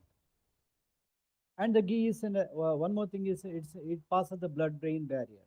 So the blood-brain barrier activity of this ghee is very much important for our brain development and memory development and other IQ developments. All these are dependent on the ghee. But there is one more thing. The preparation of ghee is to be taken noted, because in the modern science, how the ghee is prepared is when we boil the milk in 1,000 liters or 10,000 liters or 20,000 liters of milk is boiled, and the cream, the top layer of cream is separated and it is made to ghee just by boiling. That may be animal fat, because it is basically not a ghee. The ghee should come from the process of that culturing. Like you add some butter or curds to the milk, then after half day or 8 to 10 hours, the milk turns into the curds, and you boil you churn the curds and you get the butter, and from butter you you get the ghee. This is the basic ghee. This is the true ghee should be used, because when you during this process of 2-3 days or 4 days, by milk converting to ghee, lot of microbes are acted on this milk, curds, butter, and in the end the ghee also. So that microbes, when they develop in the ghee, they make the positive omega-3 fatty acids available in the milk. They made all these omega-3 fatty acids or CLA available in the ghee. So this process of 2-3 days by microbes, this is very much required for our ghee. So if you consider the ghee, it should be the ghee should be made in this process only, not directly boiling the milk, taking the cream, and again boiling, you get the ghee. It may be the animal fat, but the ghee should be come from this process only. So basically the milk and milk products, and moreover the curds and buttermilk also a very good nutritive liquid for our daily use. But as a sports person, he should take the milk and the ghee in his regular food as a dietary requirement to fulfill all his body's requirements of minerals or proteins or amino acids, everything. So milk is called a wholesome liquid because it contains all these basic essential nutritive values. So there's a long debate going on in the international level also. Milk should not be used. Milk makes the ahimsa or himsa in the process of dairying. There's a lot of debate in this also going. The milk coming from the dairies, modern dairies, there is lot of pathetic condition for the cows also they are facing. It is true. It is true to some extent, but in an indigenous style, in India, the milk is produced very in a healthy condition in a local area. They go for roaming and they get all the feeds and they produce a milk. So this type of milk should be used for any sports person, and I suggest that every sports person should take regularly milk and ghee in his diet. Thank you.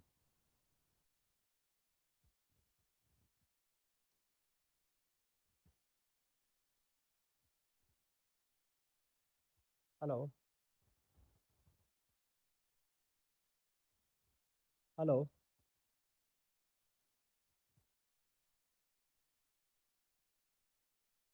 Hello. So with these words, I end this program, and we can have a debate or any information changing we can do in the coming days. So I request all the sports person to use Boss Indicus cows milk and ghee in their daily diet. Thank you. Vande Go Mataram.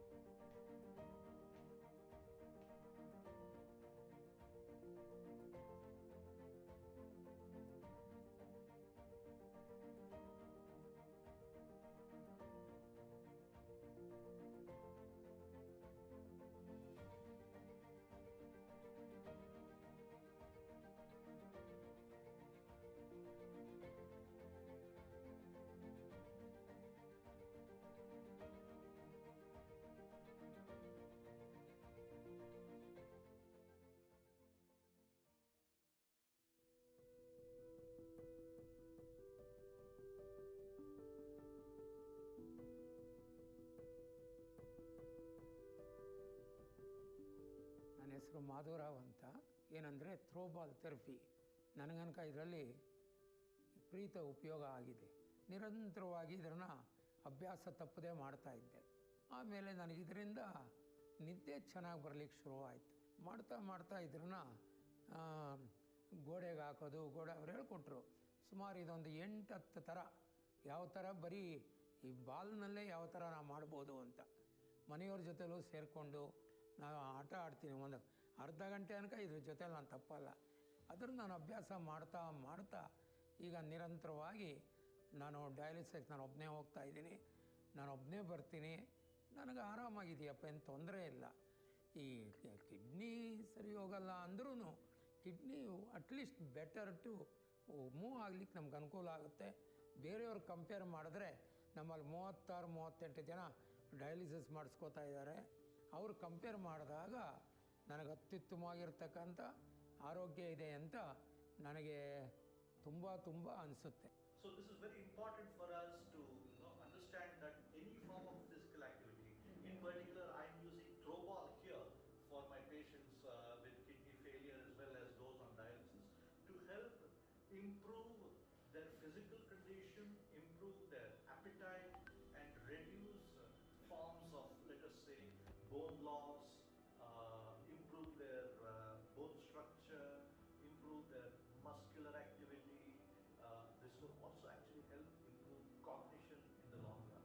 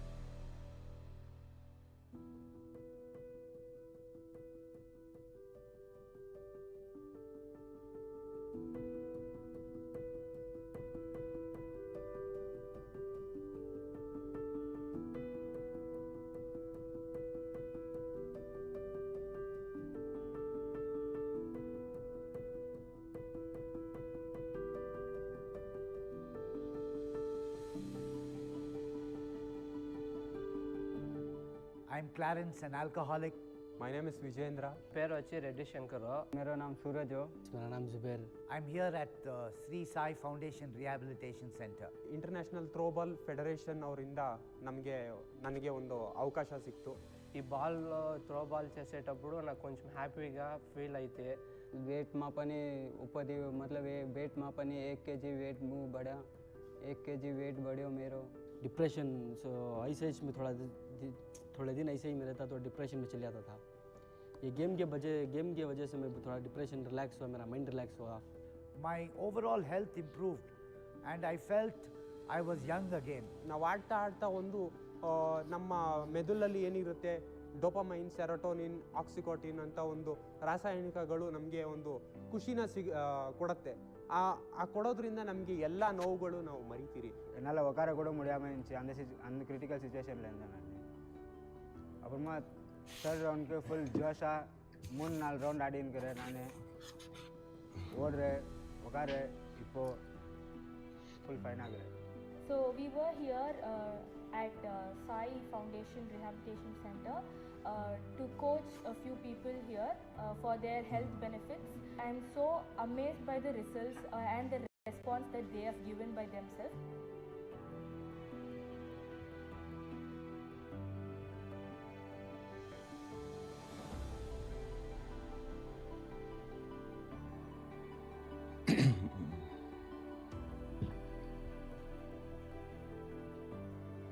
ஸ்போர்ட்ஸில் வந்து transgenders அப்படிங்கிறவங்க வந்து யாருமே ஸ்போர்ட்ஸில் involve ஆனதே கிடையாது. First time வந்து நாங்கள் கோயம்புத்தூரில் இருக்கிற டிரான்ஜெண்டர்ஸ் வந்து இன்வால்வ் ஆகிருக்கோம்.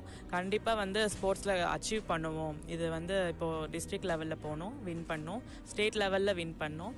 அதுக்கப்புறம் இன்னும் வந்து ஒலிம்பிக் லெவலில் போகணும்னு எங்களுக்கு ஆசை இருக்குது. அப்புறம் நம்ம மக்கள், என்னோடய ஃப்ரெண்ட்ஸ் எல்லாருமே வந்து எங்களுக்கு வந்து சப்போர்ட் பண்ணணும், ஹெல்ப் பண்ணணும் அப்படின்னு எல்லாரையும் கேட்குறேன். ಥ್ರೋಬಾಲ್ ಆಟ ಸಾಮಾನ್ಯವಾಗಿ ಇದು ಹಳ್ಳಿಗಾಡಿನ ಆಟವೆಂದೇ ಪ್ರಖ್ಯಾತವಾಗಿತ್ತು.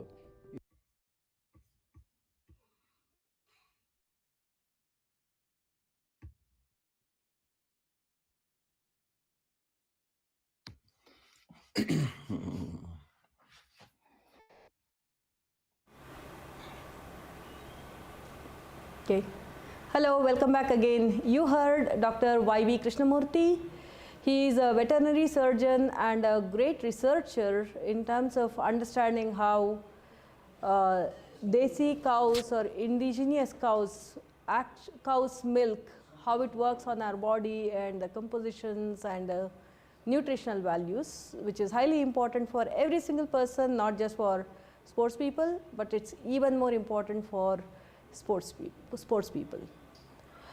Now let's welcome another eminent speaker, Alimami Kabba from Sierra Leone. He is the president of Sierra Leone Throwball Association, as well as he is also director of WorthLife Canada INC.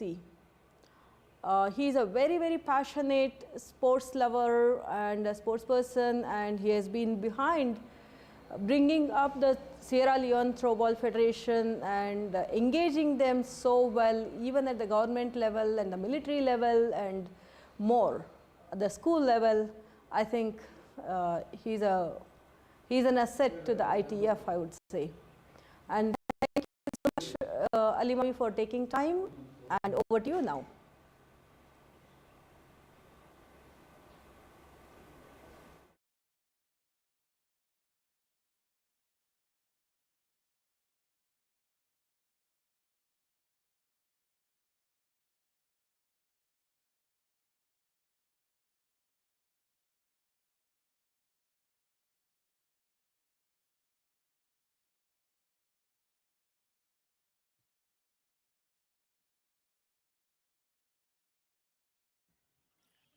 Please carry on, Alimami sir.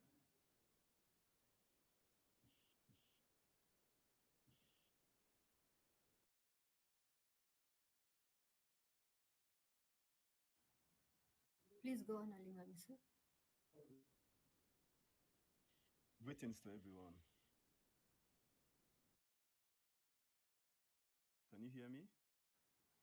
Yes, sir. Carry on. Okay. I'll be discussing on the topic coaching and training in throwball. The topic of discussion, because throwball is a new sport in Sierra Leone, which was founded in 2022 last year. And we've not been equipped with different skills and technique. We've been doing each and every training based on our own experience. This is the reason, as a president of the Sierra Leone Throwball Association, we've decided to put together certain coaching and training techniques for the benefit of sports-loving fans. However, the physical fitness and conditioning play a crucial role in throwball. Fast-paced team sport that requires a combination of strength, agility, speed, and endurance.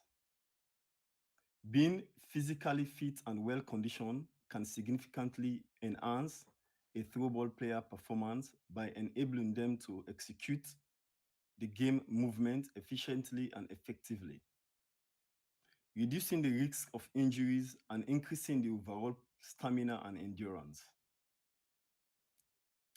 Now we're going to talk about strength. Strength training is an essential component of throwball. Conditioning, as it helps players develop the necessary muscle power to execute powerful throws.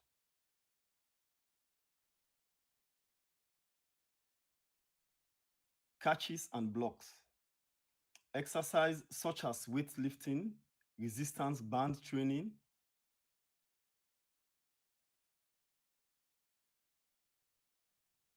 and body works exercise like push-up, pull-ups, squats, and lunges can help improve upper and lower body strength. Core strength exercise such as planks and Russian twists are also important for throwball players as they provide stability and control during rapid changes in the direction and quick movements. Secondly, we talk about agility. Agility is another key aspect of throwball as players need to move quickly and change direction while maintaining balance and control. Agility drills such as ladder drills, cone drills, and shuttle runs can help improve footwork, coordination, and reaction time, which are crucial to effective gameplay.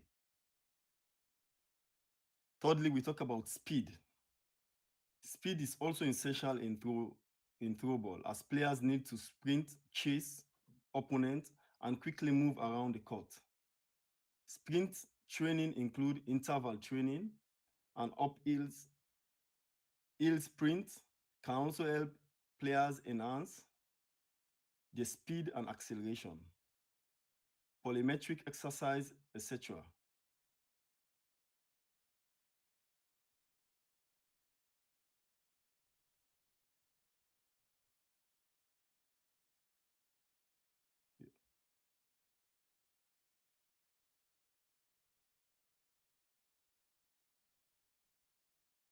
Polymetric exercise like box jumps and burpees can also improve the explosive power, which is essential for quick movement and bomb throwball. We talk about another important training, which include endurance training.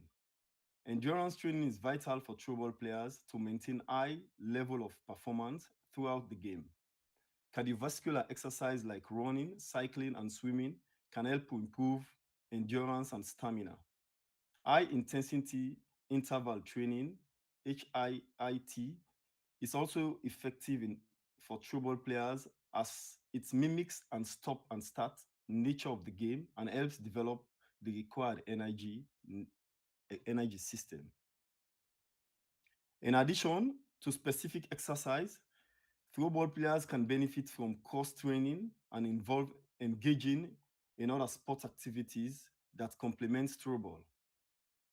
For example, basketball players, volleyball players, and tennis can also improve hand-eye conditioning, jump ability, and overall athleticism, which can directly translate to better performance in throwball.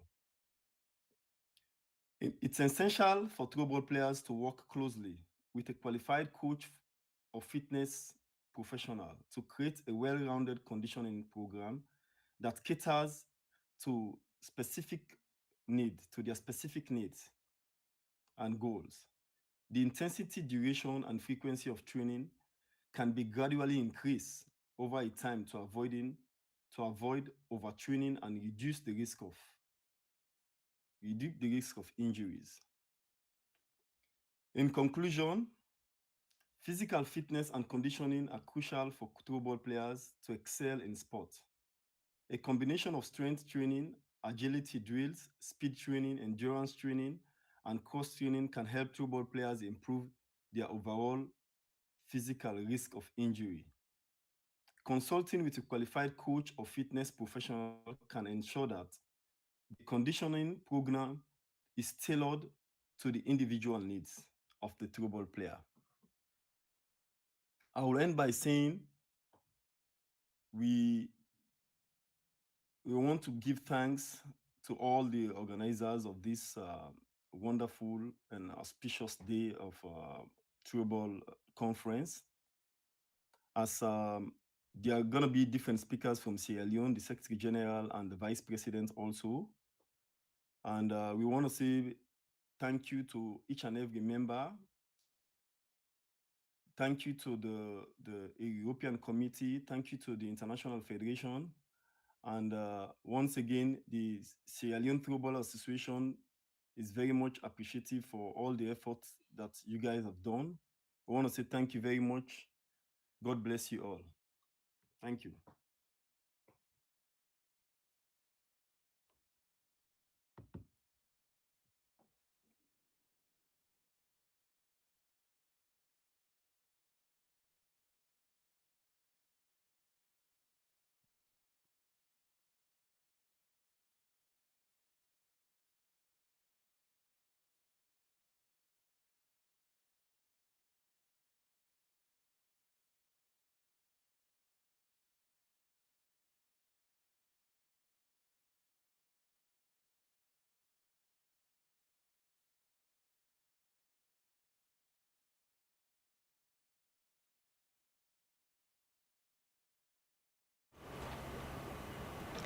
Thank you so much, Ali Mami. I think it's well said how to really train the players and what are the key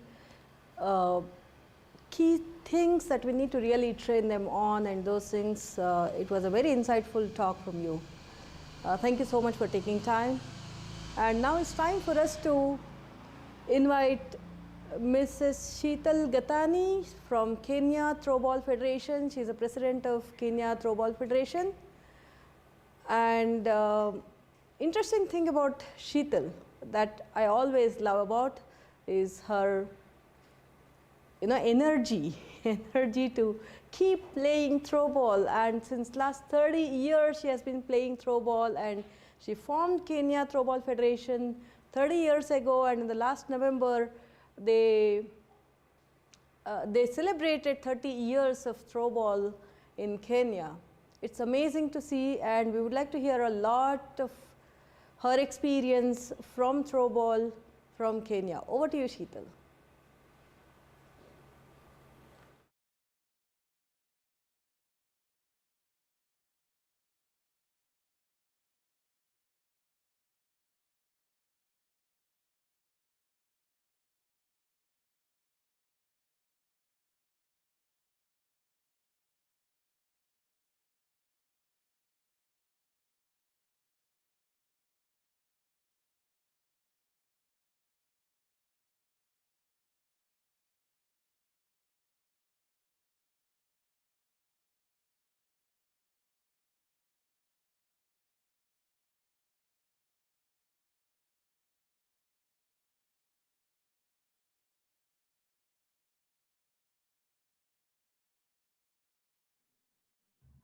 Hello. Please go on, Sheetal ma'am. Yeah, sure. Greetings to all the guests and members of ITF committee. My name is Sheetal Kathani. I am Jain, and I believe in following my Jain principles of all human beings are equal and non-violence protection. I am born and brought up in Dar es Salaam, Tanzania. I got married to Kenyan, and thereafter I migrated to Nairobi, Kenya. I love sports, and my passionate sports which I play is throwball, badminton, and cricket. But due to other family responsibilities, I am more focused in throwball as of now.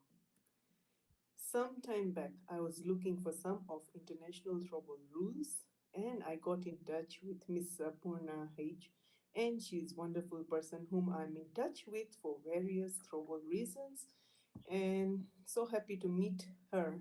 And she's a wonderful lady and very supportive in everything related to throwball, which I ask her for. I started playing throwball as a young girl from my school days in Tanzania, and thereafter brought or continued throwball in Kenya too. I've played and organized throwball for almost 32 years of my life, and I'm going on happily. I've mentioned the game and trained lots of young girls of Asian community in Tanzania and Kenya. I also believe the game has gone level further in Asian communities, specifically in Kenya, and the teams are growing currently, and lots of team building activities are going on.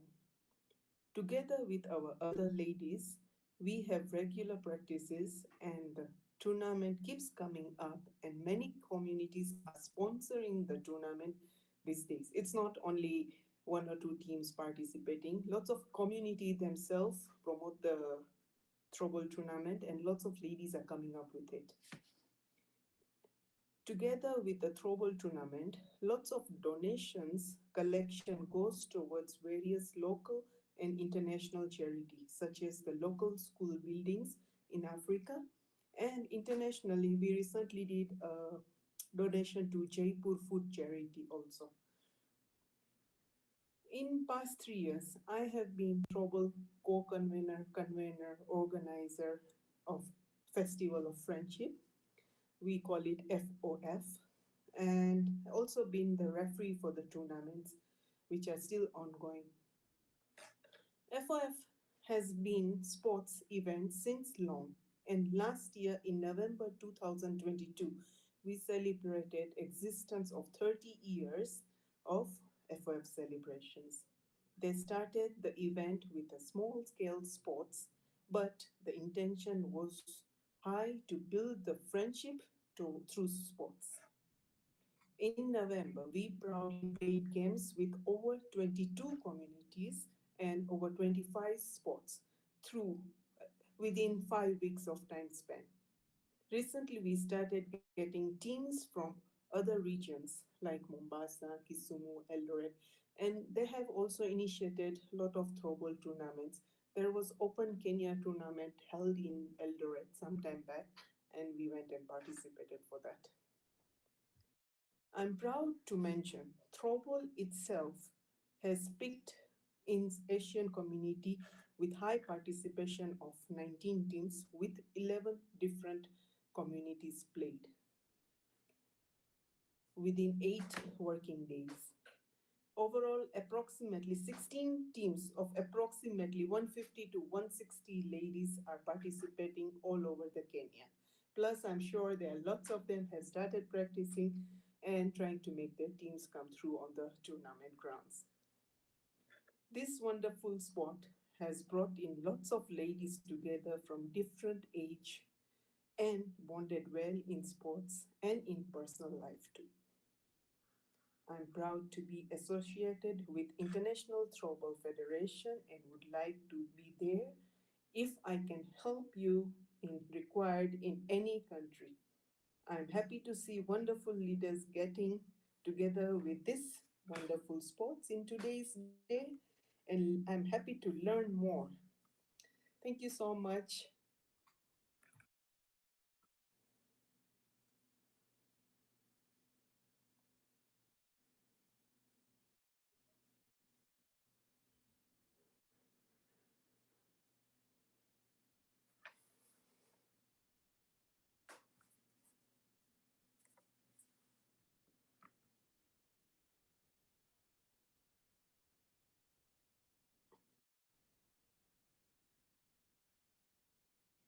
Ms. Sapurna?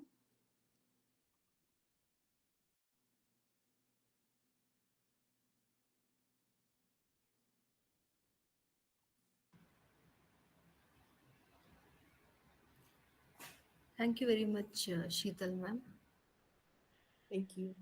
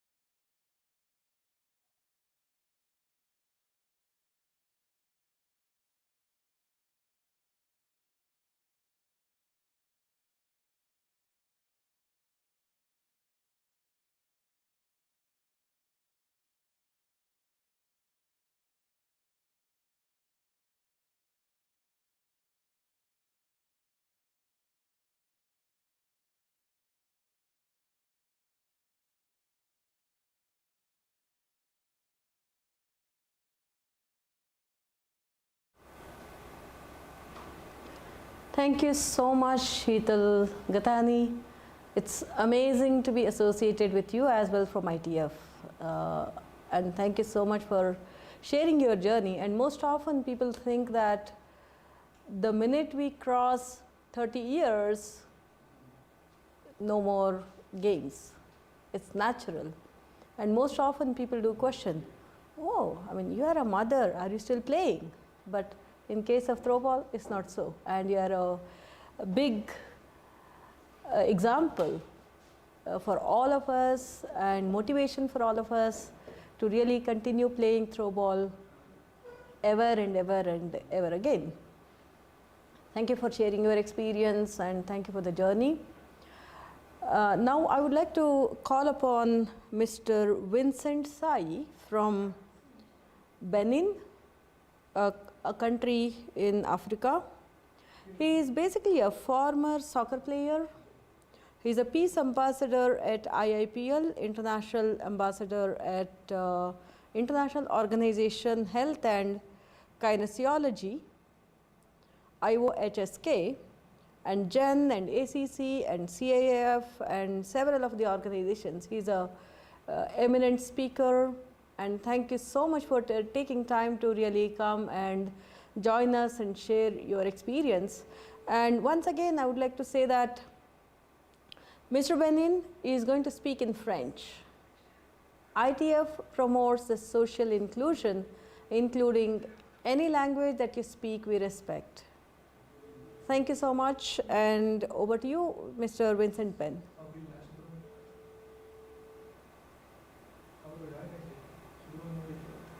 Howda?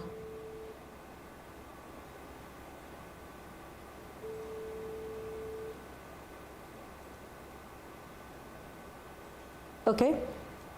I would like to, in fact, call upon Mr. Dr. Subramanian as well out here.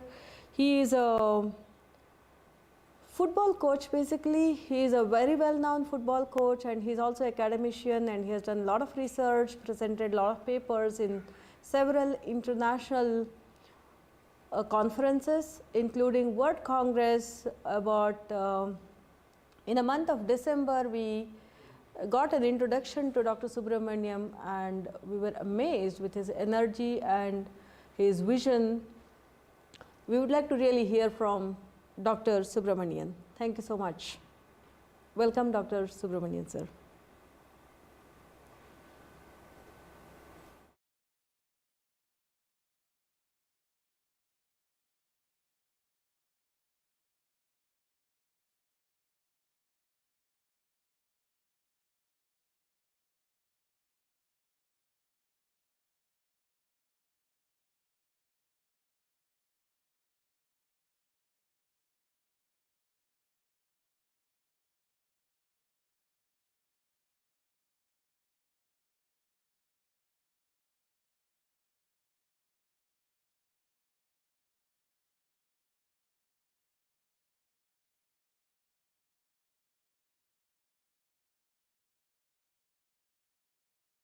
Hello.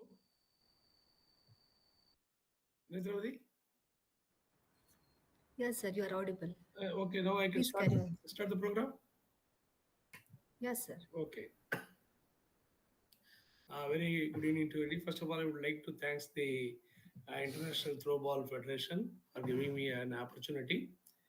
I am Dr. R. Subramanian, former Dean Academics, National Sports City, Manipur in India, as well as the Vice Chancellor in charge for 2 years in Tamil Nadu Sports University.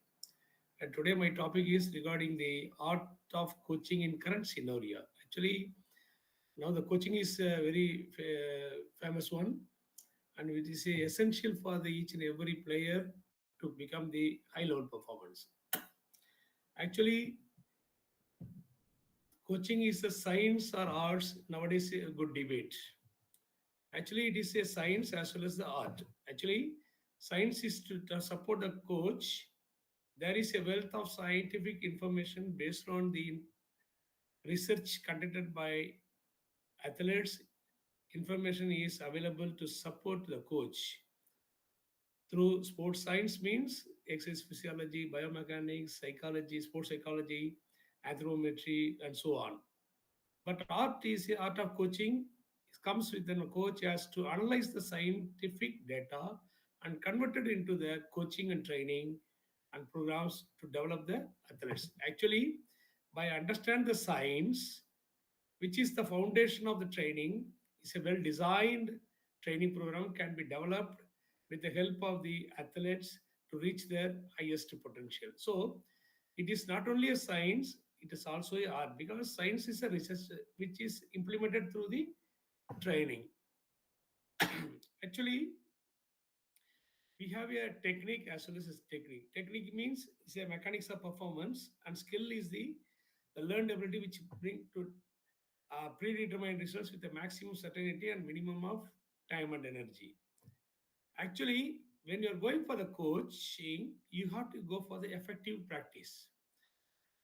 The practice the right skill, whatever may be game. maybe a football, maybe a throw ball, maybe a volleyball, maybe a basketball. But you have to choose the right skills, practice the right skills, and practice the skills in contest like the competitions. Then keep practice short, frequent, and teaching the skills. Use practice time efficiently and optimal use of the equipments, because we have a more number of balls, very number of students is very less, means we got to use in certain place, then it will be a very effective one. And always that players experience is a good amount of success of practice. Now I come to the main point, secret of successful coaching. The coaches should rely more on sports science than sports trends. Actually, they have to depend more on sports science. Coaches already know what works, and the scientist's job is to tell them why it works. Actually, the scientist, what they are giving the report, according that we have to give the coaching and we have to achieve the highest performance. The secret of successful coaching, what is that? The effective use of science, the difference between turning medicore into good. Actually, with the sciences of a normal player, the medicore, if you're having putting into the sports science, he'll become the good player. A good player, if you're giving support to the sports science, he'll become the great player.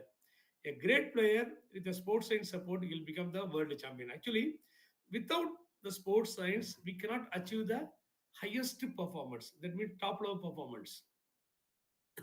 Then the coaches should know the knowledge and skill. What are the things? Sports specific skill. What I am telling already is a football, volleyball, maybe. So suppose, for example, football means they have to know what are the skills they are having. All the techniques and skills, so kicking ability, throwing ability, controlling ability, fainting. These all the things they have to goalkeeping training. Everything they have to know exact. Then basic anatomy and physiology. These are very important things. They have to anatomy means the structure of the body. They have to know, and physiological the functions of the body. They have to know what is what. Then this is very easy for giving coaching. Then sports psychology, it plays a major role. Sports psychology means how the interpersonal relationship between the player and coach, player, coach and the audience, coach and the administrator. So they have to very well, they have to know about the players' situation, psychological aspects. Then safety and first aid. They have to know what is safety, what is the first aid. Immediately they have to take the first aid and they have to take it to the hospital, whatever may be. And communication skill, the proper communication, how they are giving communication and everything. Principles of motor learning, that coach should know what is a motor learning, how it is coming up. Then principles of methods of training. They have a lot of methods of training, how to develop the that means physical fitness, technical, tactical, and all the things they have to know. Then statistical analysis and monitoring is very essential. How they is improving all the things, they have to know all the things. That means how the statistical analysis, how they improving or not. After 3 months, whether they're improving or not, then you have to be analyzed and you have to monitoring. And what makes a coach? Actually, coach is a communicator. That means he has a proper communication should be there. That means players understanding and coaches to players and everything. And coach as a technician, actually he has to know how to develop the technical aspects.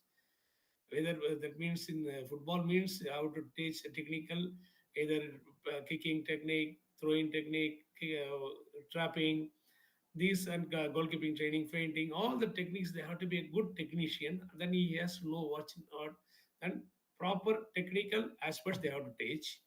Then coach as a good teacher, he has to teach properly and they have to learn nicely. And coach as a politician, he has to look after the politician, he have to be located. Coach as a trainer, he has to look after all the physical fitness. That means strength, endurance, speed, strength, endurance, flexibility, coordinative abilities, and these all the things has to be developed that as a trainer. Coach as a scientist, but what are the new technical, tactical, and what are the new strategies? What the new science has to come up? How to develop all the things? These all the things you how to make it very the rehabilitation. These all the things he has to know what is what. Then coaches as artist. He has to artist. He has to art the player and he has to bring the he's a sculpture type. He has to bring the athlete to the highest performance. Then functional activities of the coach. First, he has to know about the physical conditioning. He has to know what is strength, speed, endurance, flexibility. These are all the things he has to develop through the systematic and scientific method of developing. And psychological preparation, how to develop, how to motivate, how to the interpersonal relationship, how to the goal setting. These are all the things, how to make it. These are all the things as a psychological. This coach should be a psychologist, and technical development. What are the technique has to be there? He has to develop tactical development. Yes, that is the main aspects how the tactics has to be prepared. Practice management, contest management, planning has to be planned such a way. When is a match? When is it has to be developed? How the preparatory planning, then how to the preparatory sessions, competitive sessions, and these are transition sessions. These are all the things he has to prepare plan pakka. Then we have to be given all the things. Then he has to be social relationship, and finally medical care. He has to take up the medical care very carefully, because now the injured player, no, then that's all. They cannot be come up like this. So you have to see the players' medical situation also. You have to be look after. Who is the coach? Coach is a teacher, as a imparting new knowledge and skills. A trainer, improving the fitness. A motivator has to be motivate that means internal urge to push towards a specific goal. A disciplinarian, determining a system of rewards and punishments. He has to be look after that disciplinarian. Has to be an administrator with a good organization. A public agent, controlling public accolade, because there's a lot of that means firm and prices will come. He has to be control all the things. He has to be a social worker. That means counseling and advising. A friend. Coach should be a friend because he has to be supporting and sustaining. He should be a scientist, analyzing, evaluating, and synthesize. But coach should be a student, willing to listen and learn. Actually, some things because you have to act as a student. Then the coach should be knows about the talent identification. The player should be one-dimensional talent, multi-dimensional talent, or one sport talent, or multi-sport talent, and we have to predicting the player's success. These are the coaches' quality. The coaches should be knows these all the things how to that means profiling the talents and testing the player's fitness. Actually, they used to test only small physical fitness and they have to go for the testing. But we have to go for the physical attributes, psychological skills, physiological quality, biomechanical ability, and anthropology. Actually, these are all the things we have to select. So, for example, physical ability means identifying the physical attributes, size, speed, quickness, strength, power, endurance, coordination, and agility. These are all the things they have to be know about what is the quality of the physical fitness, physical attributes. Then again is the mental and emotional, because now psychologically plays a major role. If you have a good controlling emotional, then he cannot get coming as a good achievement of the high performance. So these are all the things in this identify the talents itself. We have to find out the psychological and mental abilities. That means drive, passion, stability, mental toughness, positive attitude, realism, focus, effort, persistence, and competitiveness. These are all the things we have to find out from the beginning itself. Then additional to the physiological quality, how the functional ability, that means all the cardiovascular function, muscular function, cardiovascular, that means respiratory, how this VO2 function, these all the maximum volume of oxygen consumption, these are all the things we have to find out through the physiological aspects. Then we have to go for the biomechanical aspects, how the force effect he has there, and we have to analyze the movement analysis.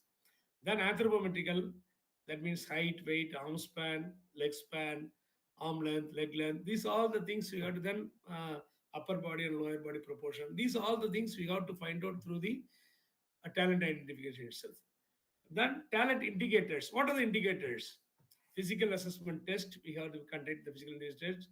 Technical, tactical, psychological, and lifestyle. Lifestyle is a very, very essential.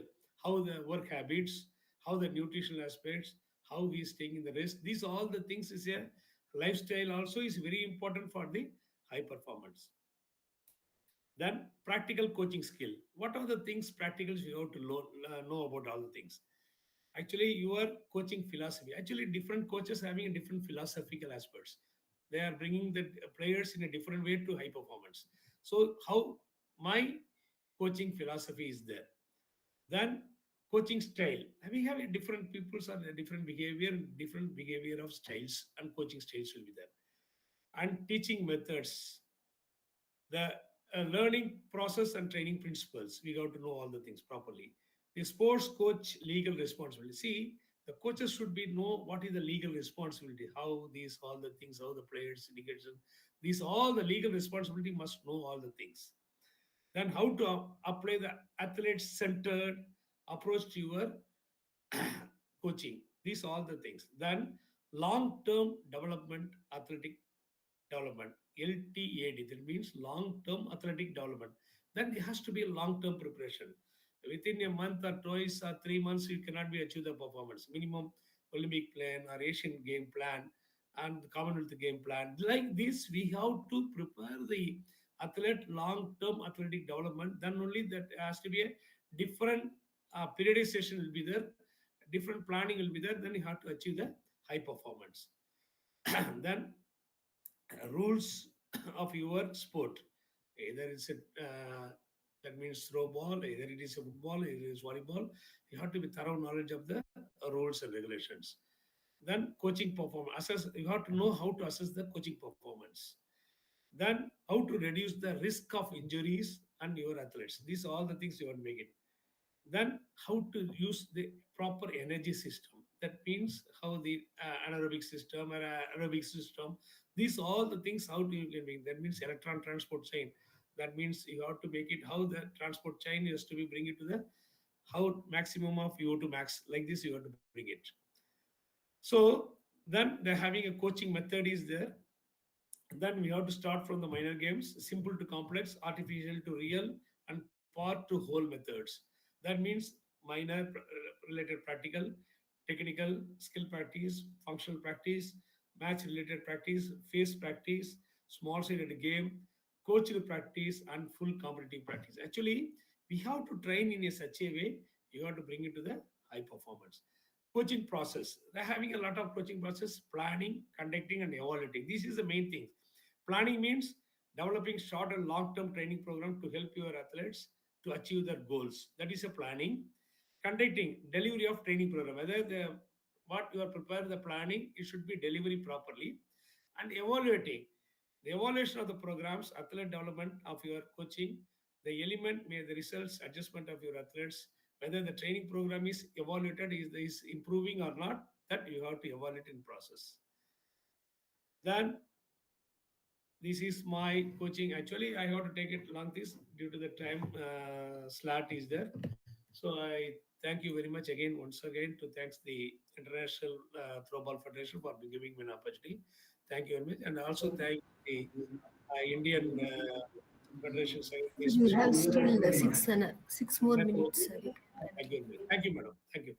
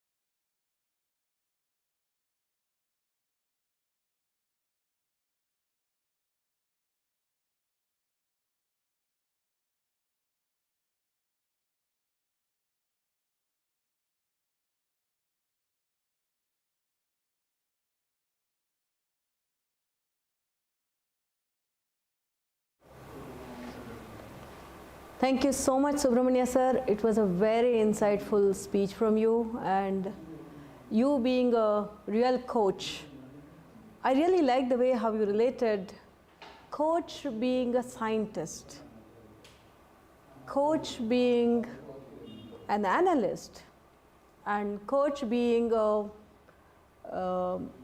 physician and motivator, and also somebody who needs to really take care of the students in a very loving and caring manner, at the same time really making sure they get their earful when they don't perform, and making them really perform more than what they really think they are capable of.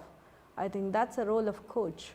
Thank you so much for giving such a insightful information. It's very valuable. Thanks again.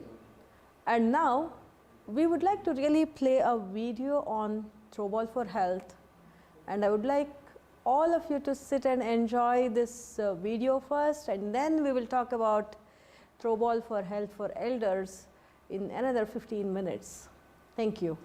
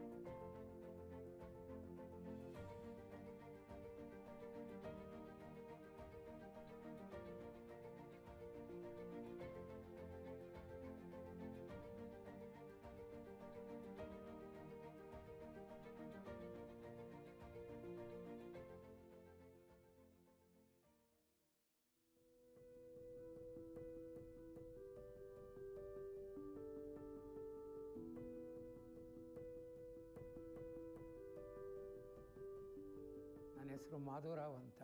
ಏನಂದರೆ throwball therapy ನನಗನಕ ಇದರಲ್ಲಿ ವಿಪರೀತ ಉಪಯೋಗ ಆಗಿದೆ. ನಿರಂತರವಾಗಿ ಇದನ್ನು ಅಭ್ಯಾಸ ತಪ್ಪದೇ ಮಾಡ್ತಾಯಿದ್ದೆ. ಆಮೇಲೆ ನನಗೆ ಇದರಿಂದ ನಿದ್ದೆ ಚೆನ್ನಾಗಿ ಬರಲಿಕ್ಕೆ ಶುರುವಾಯಿತು. ಮಾಡ್ತಾ ಇದನ್ನು ಗೋಡೆಗೆ ಹಾಕೋದು, ಅವ್ರು ಹೇಳ್ಕೊಟ್ರು ಸುಮಾರು ಇದೊಂದು 8-10 ಥರ, ಯಾವ ಥರ ಬರೀ ಈ ಬಾಲ್ನಲ್ಲೇ ಯಾವ ಥರ ನಾವು ಮಾಡ್ಬೋದು ಅಂತ. ಮನೆಯವ್ರ ಜೊತೆಲೂ ಸೇರಿಕೊಂಡು ನಾವು ಆಟ ಆಡ್ತೀನಿ. ಒಂದು ಅರ್ಧ ಗಂಟೆ ತನಕ ಇದ್ರ ಜೊತೆಲಿ ನಾನು ತಪ್ಪಲ್ಲ. ಅದ್ರ ನಾನು ಅಭ್ಯಾಸ ಮಾಡ್ತಾ ಈಗ ನಿರಂತರವಾಗಿ ನಾನು ಡಯಾಲಿಸಿಸ್ ನಾನು ಒಬ್ಬನೇ ಹೋಗ್ತಾಯಿದ್ದೀನಿ, ನಾನು ಒಬ್ಬನೇ ಬರ್ತೀನಿ. ನನಗೆ ಆರಾಮಾಗಿದೆಯಪ್ಪ, ಏನು ತೊಂದರೆ ಇಲ್ಲ. ಈ ಕಿಡ್ನಿ ಸರಿ ಹೋಗಲ್ಲ ಅಂದ್ರೂ kidney at least better to move ಆಗ್ಲಿಕ್ಕೆ ನಮ್ಗೆ ಅನುಕೂಲ ಆಗುತ್ತೆ. ಬೇರೆಯವ್ರು ಕಂಪೇರ್ ಮಾಡಿದ್ರೆ ನಮ್ಮಲ್ಲಿ 36-38 ಜನ ಡಯಾಲಿಸಿಸ್ ಮಾಡಿಸ್ಕೋತಾ ಇದ್ದಾರೆ. ಅವ್ರು ಕಂಪೇರ್ ಮಾಡಿದಾಗ ನನಗೆ ಅತ್ಯುತ್ತಮವಾಗಿರ್ತಕ್ಕಂಥ ಆರೋಗ್ಯ ಇದೆ ಅಂತ ನನಗೆ ತುಂಬ ಅನಿಸುತ್ತೆ. So this is very important for us to understand that any form of physical activity, in particular I am using Throwball here for my patients with kidney failure as well as those on dialysis to help improve their physical condition, improve their appetite and reduce forms of, let us say, bone loss, improve their bone structure, improve their muscular activity. This will also actually help improve cognition in the long run.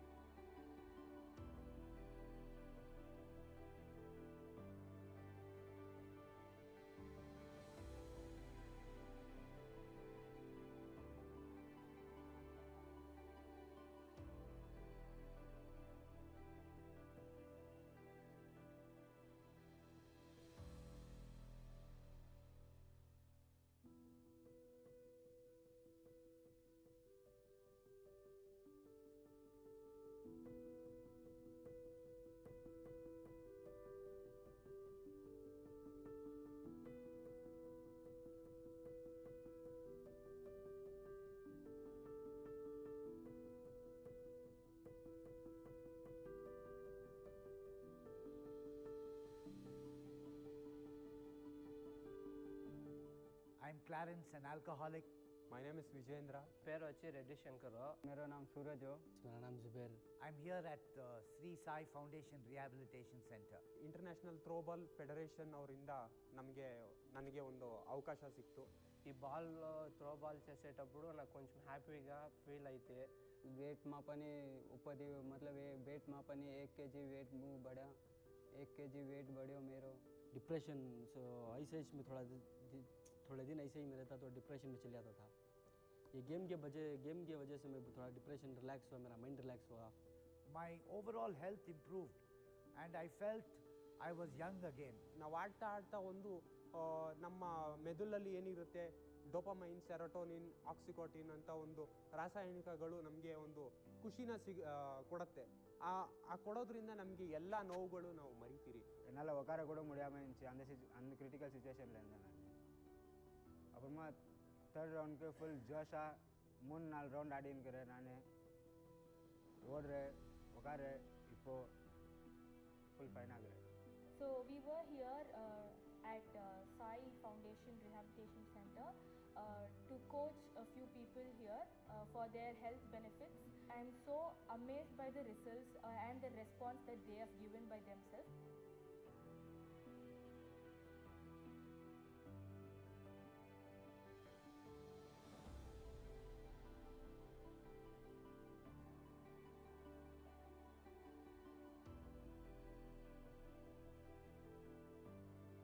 ஸ்போர்ட்ஸில் வந்து transgenders அப்படிங்கிறவங்க வந்து யாருமே ஸ்போர்ட்ஸில் involve ஆனதே கிடையாது. First time வந்து நாங்கள் கோயம்புத்தூரில் இருக்கிற டிரான்ஜெண்டர்ஸ் வந்து இன்வால்வ் ஆகிருக்கோம். கண்டிப்பாக வந்து ஸ்போர்ட்ஸில் அச்சீவ் பண்ணுவோம். இது வந்து இப்போது டிஸ்ட்ரிக்ட் லெவலில் போனோம், வின் பண்ணோம், ஸ்டேட் லெவலில் வின் பண்ணோம். அதுக்கப்புறம் இன்னும் வந்து ஒலிம்பிக் லெவலில் போகணும்னு எங்களுக்கு ஆசை இருக்குது. அப்புறம் நம்ம மக்கள், என்னோடய ஃப்ரெண்ட்ஸ் எல்லாருமே வந்து எங்களுக்கு வந்து சப்போர்ட் பண்ணணும், ஹெல்ப் பண்ணணும் அப்படின்னு ಎಲ್ಲರಿಗೂ ಕೇಳ್ತೀನಿ. ಥ್ರೋಬಾಲ್ ಆಟ ಸಾಮಾನ್ಯವಾಗಿ ಇದು ಹಳ್ಳಿಗಾಡಿನ ಆಟವೆಂದೇ ಪ್ರಖ್ಯಾತವಾಗಿತ್ತು. ಇದು ಸಾಮಾನ್ಯ ಜನರು ಆಡುವಂಥ ಕ್ರೀಡೆ. ಇದರಿಂದ ಮಾನಸಿಕ, ದೈಹಿಕ ಹಾಗೂ ಭೌತಿಕ ಉಪಯೋಗ ಹೆಚ್ಚಿನ ರೀತಿಯಲ್ಲಿ ಲಭ್ಯವಾಗುತ್ತದೆ. ಆಕ್ಯುಪ್ರೆಷರಿಂದ ನರಗಳಿಗೆ ಹಾಗೂ ಮಾಂಸಖಂಡಗಳಿಗೆ, ಇತರ ಅಂಗಾಂಗಗಳಿಗೆ ರಕ್ತ ಪರಿಚಲನೆ ಸರಾಗವಾಗಿ ಸಾಗುವುದರಿಂದ ಹೆಚ್ಚಿನ ಉಪಯುಕ್ತವಾಗುತ್ತದೆ. Throwball is very simple game. If you play throwball, you can improve your strength, stamina and agility. So it brings from negative to positive sides. It makes us to think more and also helps us to concentrate more. And also the throwball, while playing throwball, we have more flexibility. We gain more flexibility, which keeps us more fit, and also our muscles gain more strength and stamina. We also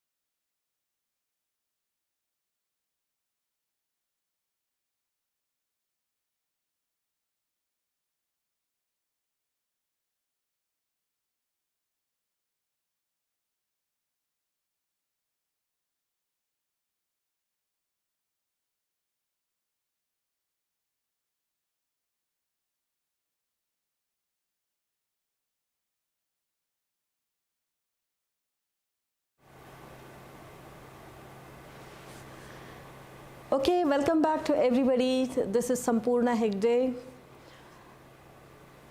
Good evening, good morning, good afternoon, wherever the world that you are in today, now.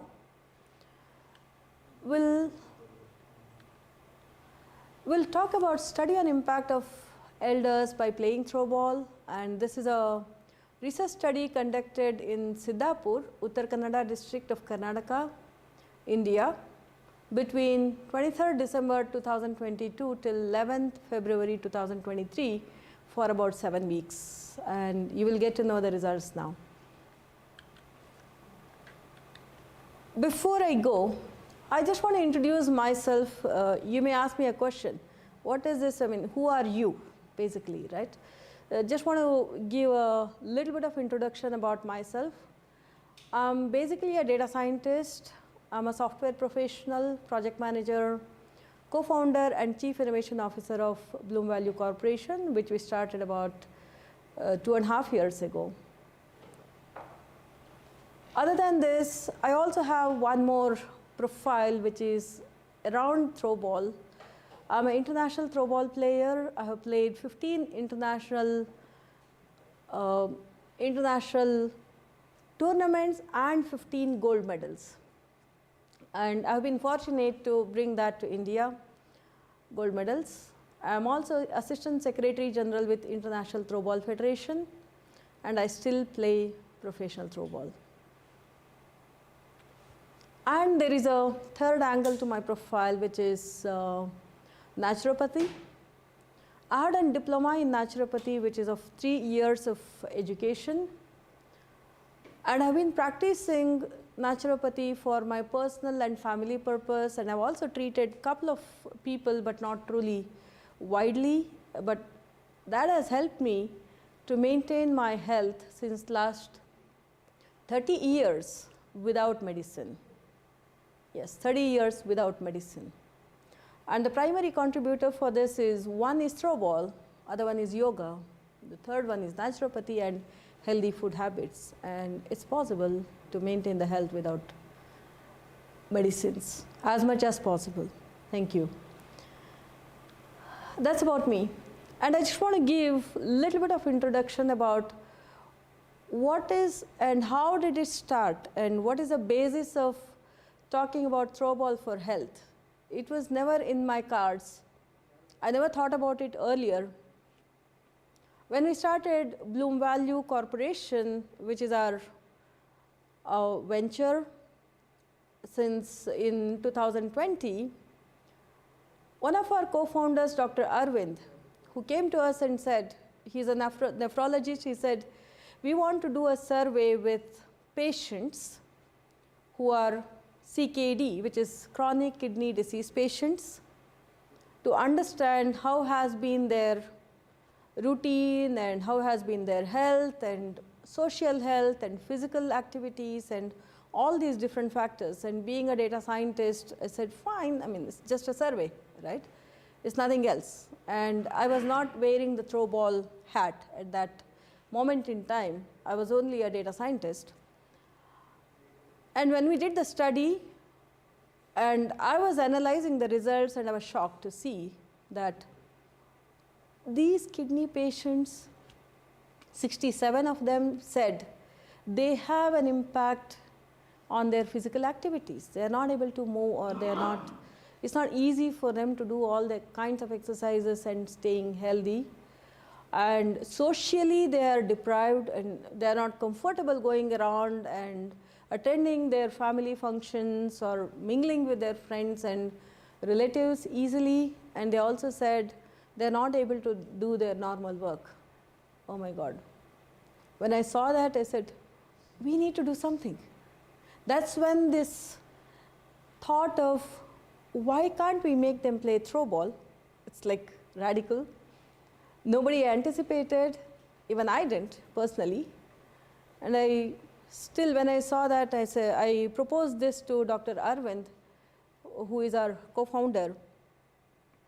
And all the doctors all over the India, all the nephrologists were there on that call. And when I heard saying this, we are going to make your patients play throw ball. It was a pin drop silence first because it was never heard. And that's when Dr. Arvind is a very open-minded doctor. You're going to hear him in next few minutes, of course. He said, why not? Why not game therapy for my patients? I'm sure it can help. And he himself is a sports person. Then we conducted an event in Trustwell Hospital on the World Kidney Day event, 11th March 2021. We distributed throwball. We started online throwball session because there was COVID, all of you know that. In the middle of COVID, we conducted online throwball session for these people. You can see the patient here and our coach on the terrace of their house. It's a COVID, right? Nobody can talk to each other and see each other other than through the electronic media. So he was training them from the terrace, and the patient on the other side, right-hand side, you can see, within their house, started doing the exercises along with ball, just dribbling the ball to the ground and to the wall and with the family. That's how we started. Interestingly, Mr. Madhavara, he's also going to talk after a couple of minutes. He said he was measuring the BP on a daily basis when we were doing this training, and we found that the fluctuating blood pressure got normalized as we went through the throwball training for about a month's time. That was interesting. And Madhavara himself admitted that he was able to sleep well now, and he feels more, he got more stamina, and he is able to move around a lot more comfortably. And that was a first motivation for us to think about throwball for health. That's the inception of that. And thanks to all of them for supporting. And based on that, we went on to talk about, we did one more study in Aruna Chetana Special School. We had the session a couple of minutes ago around this space for intellectually disabled children. We conducted 10 days of session in the span of 22 days, which is like alternate days, and we found great results. Again, the students were very happy, and they were able to improve their lean mass and the muscles basically in their body just by playing throwball. At the same time, their body fat percentage has reduced, and they were more agile, and they were able to focus more as compared to earlier. That's another. And we are going to have Ms. Sheila, who is going to speak about her experience with these children and throwball. This is a research paper. We scientifically studied that and presented in Cambridge University in August 2022. It was well accepted by the scientists. The paper, you can see the picture here. And then we continued with throwball for de-addiction for alcohol and drug habits. It's another research study that we did where 56 people from Sri Sai Foundation participated. Initially, there was little bit of resistance, and some people were curious and all that, but end of the day, it was a great success, and we are so happy that, oh, it worked. Amazing.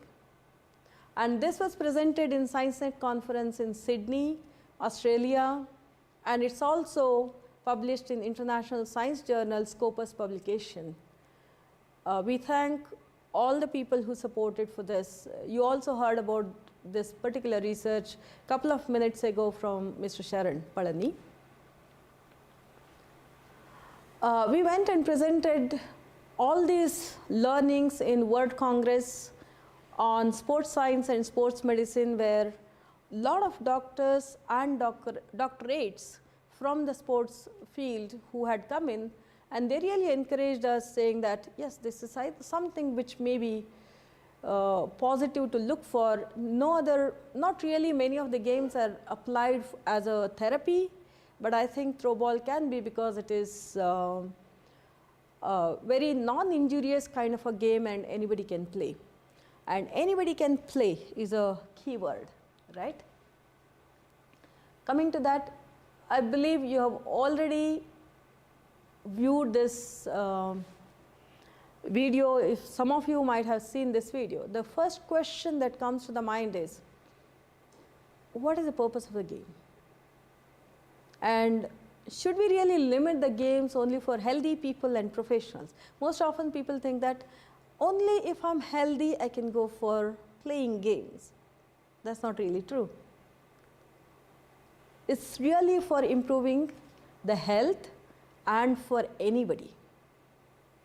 And anybody means a lot here, even for elders.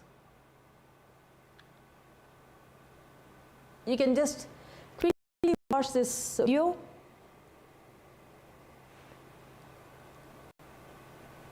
Please. Yes. This is my mother. She is 70 years. She is playing throwball at home.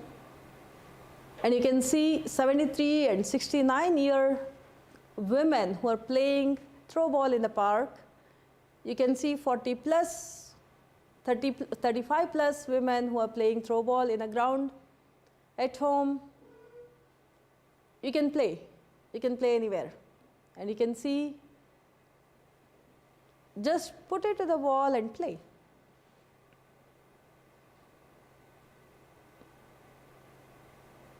And he is a doctor, 73 years old.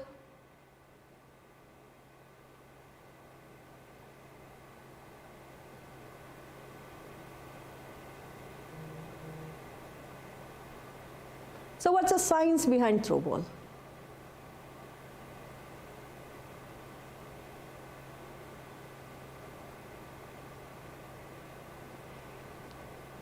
Is audio heard? ಕೇಳ್ತಾ ಇರ್ತಾ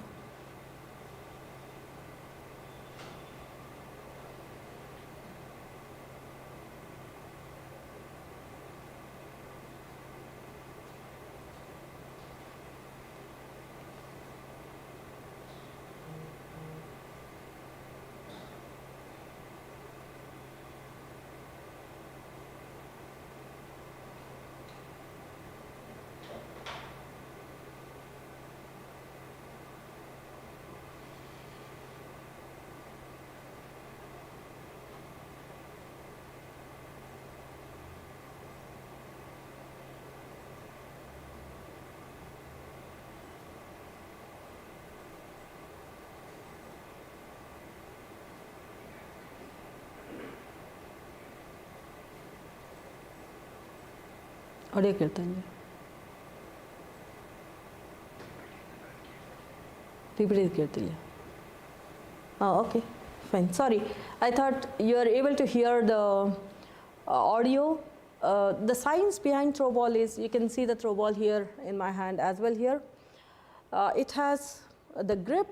Because of the grip, it gives acupressure. We have spoken about acupressure in the earlier sessions as well, but just to make sure, in case you haven't heard, our hand is connected with all our internal organs, including your lungs and eyes and ears and brain, heart, liver, intestines, everything. So every time you hold the ball, it's actually activating the nervous system connected to your internal organs. And when it connects to the internal organs, entire blood circulation improves. It's a simple factor. All of us can understand that. And that's all. If you have any kind of a pain in your body, it slowly gets removed. The pain will go and the blood circulation will improve and you will become healthy. It's a very simple factor, which we have seen working for in multiple occasions. That's the reason it was successful there. I think it stopped. Okay. So you can see the people playing with left hand also. Playing with left hand is not very easy, but it actually improves your brain power, means it activates both sides of your brains. That's a uniqueness of throwball. I mean, it's any game. If you want to try with both individually with single hand, your brain has to put in effort from both the sides, and it has to really give the instructions for moving your hands, right? So that's a norm.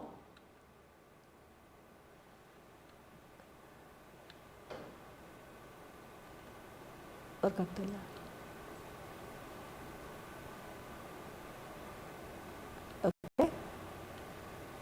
Here is a team. We conducted a study. We initially started, there were about hardly 13, 14 members who came on that particular day, and we said, fine, we'll get started with whoever is there in the ground that day. And slowly, as people started improving their health, people started coming in, more and more people. And end of the day, we had about 41 people's results, out of which 27 of them were playing. And we did have some people, we requested them not to play, just to make sure that we understand if somebody plays, what happens, if somebody do not play, what happens in their body composition. And that's how we did the study here. And here is the result. People who came with, their expression was, oh, first and foremost thing is, I feel young again. The average age group was 47, and it was spanning across from 35 to 73 years. All of them said, I feel young again. I never thought I'm going to play again. It's been 40 years I never played, and now I'm back again. So these are the kind of expressions. It's actually building a lot of energy in them. And they also felt their body is lighter and they're happy to play.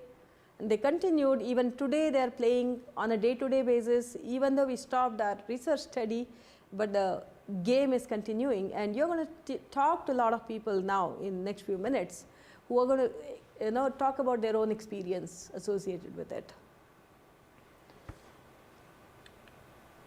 And the body composition changes. Since we did this statistical study as well associated with it, using smart scale and checked it out, the people who were really lean, who had a lower body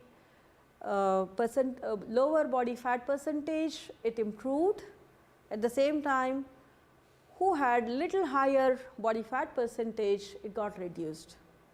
Some people gained the weight who are lean, and people who are higher, they lost the weight. So overall, it was a very positive experience for all types of people who came. That means they became healthy. And we also looked into subcutaneous fat. Again, the similar kind of results. It improved overall, and skeletal muscle was definitely improved for two reasons. One is about playing throw ball, and the other one is about being in the sun, of course.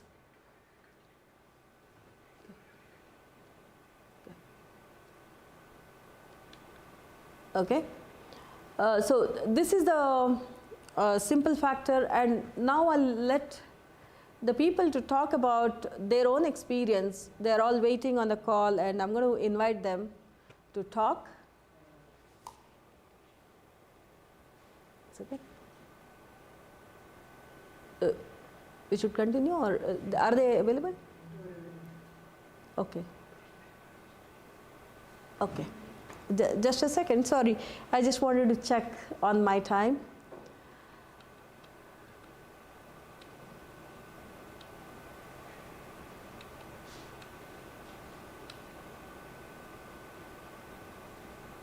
Okay. I want to show you one more thing out here.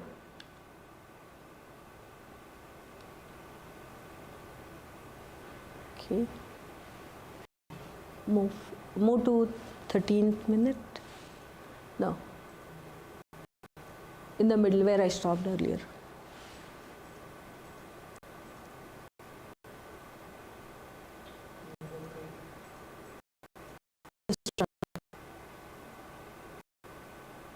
Just run.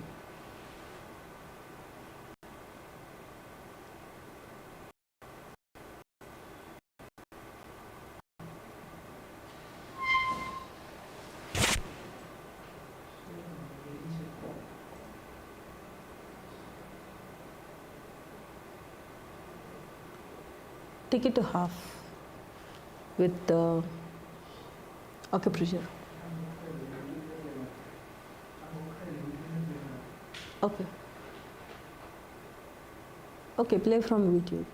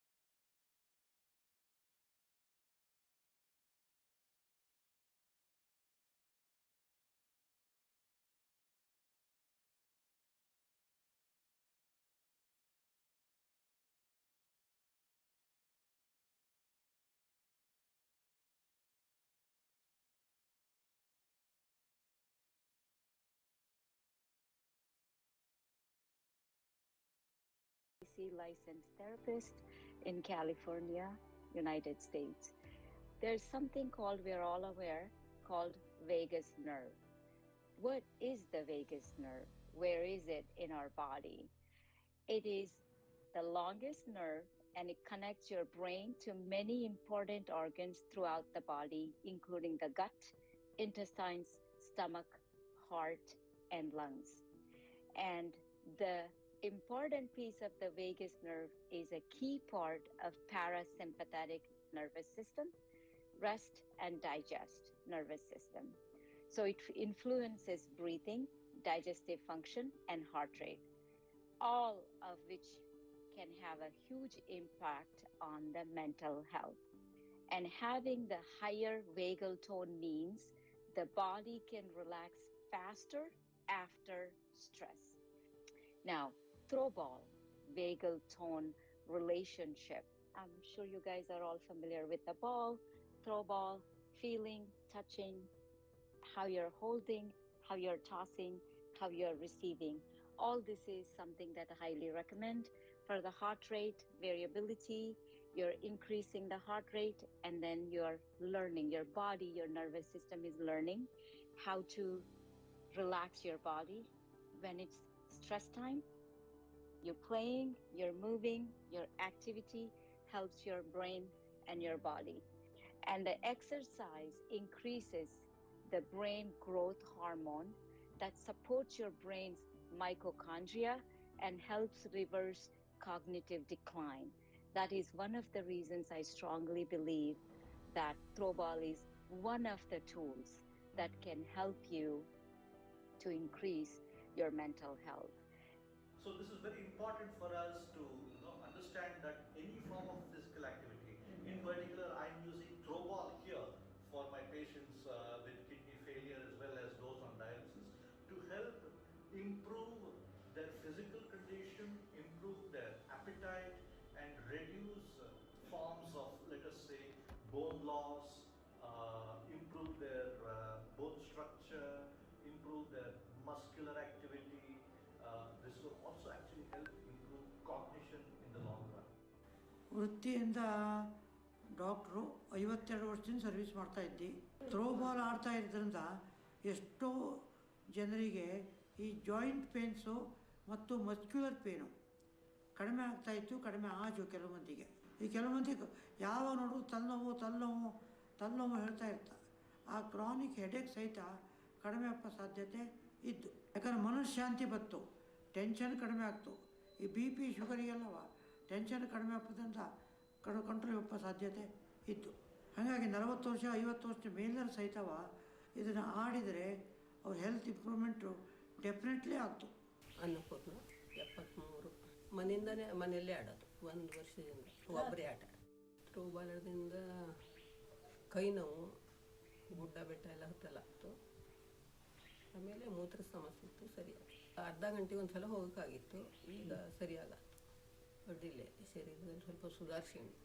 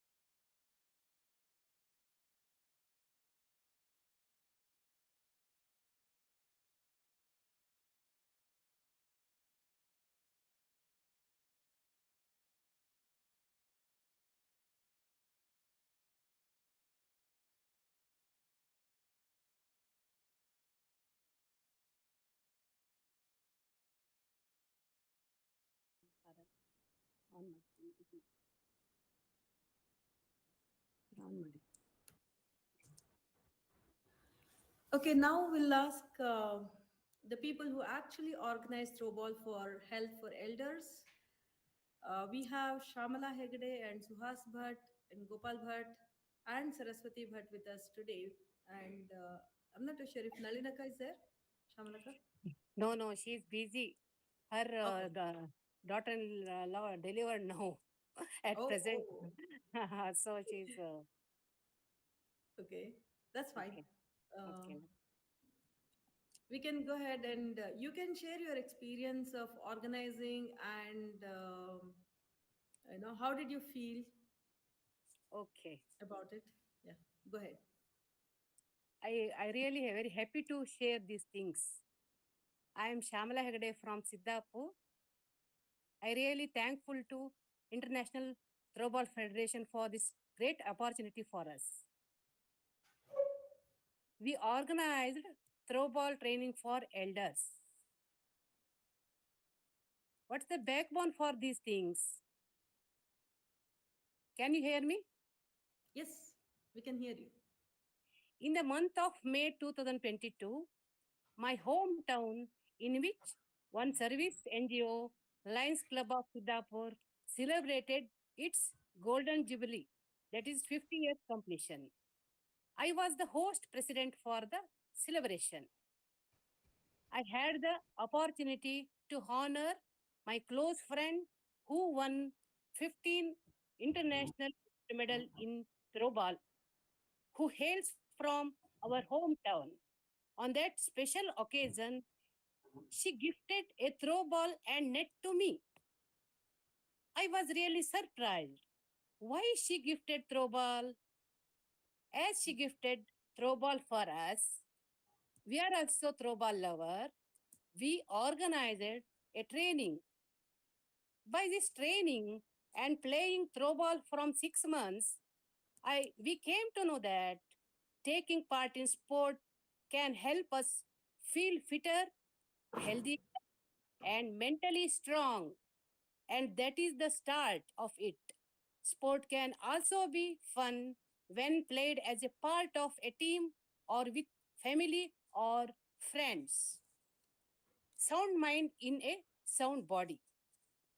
If we are healthy, then only we can enjoy life and involve in our routine work, irrespective of whether she or he is a doctor, engineer, homemaker, or helper. The effect of playing throwball makes better sleep, which triggers chemical reaction in the brain that can make feel happier and relaxed. A strong heart improves lungs functions, increases confidence and reduces stress. When we started the training, we thought only few people will register. They will not continue long time. Believe me, once they registered and started playing under the guidance of good trainees, they never looked back and they were well in time and enjoyed the game. Every participants became very, very friendly and even played like a school children without any injury. I'm mentioning no injury because all the players were elders, starting age from 35 to 75, average age of 47. By playing this game, it burns calories, maintain weight, reduced risk of heart diseases and hypertension. They became smart by reducing visceral fat and totally their gesture was changed. Many people thought after 35, no recreational activities. Only they stick on to family. When we started training, they really understand this type of world is also available. Once they come out, they enjoy like a heaven, had a colorful breath like a child. Their own thought, don't stop this game. One lady has a problem in her bones, but automatically she get rid of it. One person has frozen shoulder. By the end of his training, both his shoulders become normal. Another lady having lack of memory and hesitation, by the good friendship and atmosphere, all have become open-minded and bold enough. Now, we come to know the secret of success behind this. That is because of acupressure points on the playing hands and feet. Every time when we catch the ball, positive things will happen in our body. Why throw ball? Why don't other game? This game is suitable for all ages. We can play this game as indoor as well as outdoor. We can play individually or in a group. Ultimately, all age groups will play and enjoy the game and improve their health and happiness. What a wonderful atmosphere now we are enjoying having in our place. People coming to the ground and play and enjoy daily. At last, I have to mention International Throwball Federation Bangalore, which is instrumental for these things, and all the coaches who trained us very well, and board member, gold medal winner, Sampurna Hegde, who is the key for all the success. Play throwball, stay fit, be smart. Thank you, thank you, thank you very much. Thank you very much, Shamalaka. This is wonderful to hear from you, and I'm so glad all of you took advantage of it and you were open to really play. That's the Thank you. most Thank you. important thing. Thank you Thank you so much. for the And opportunity. Mr. Suhas, would you like to share your experience having your mother who participated Yeah. in Throwball? What do you think? Hi everyone. Nice to be associated. Anyway, the association with Sampurna was long, and nice to be associated with you. And thanks for international conference, Throwball conference, being part of this. And I would like to share a few experiences of my mother, who went through this training of about 1.5 months in Siddhapur. And let me share 1 minute. Sure, you can share this. Yeah. Oh, it is not getting shared. 1 minute.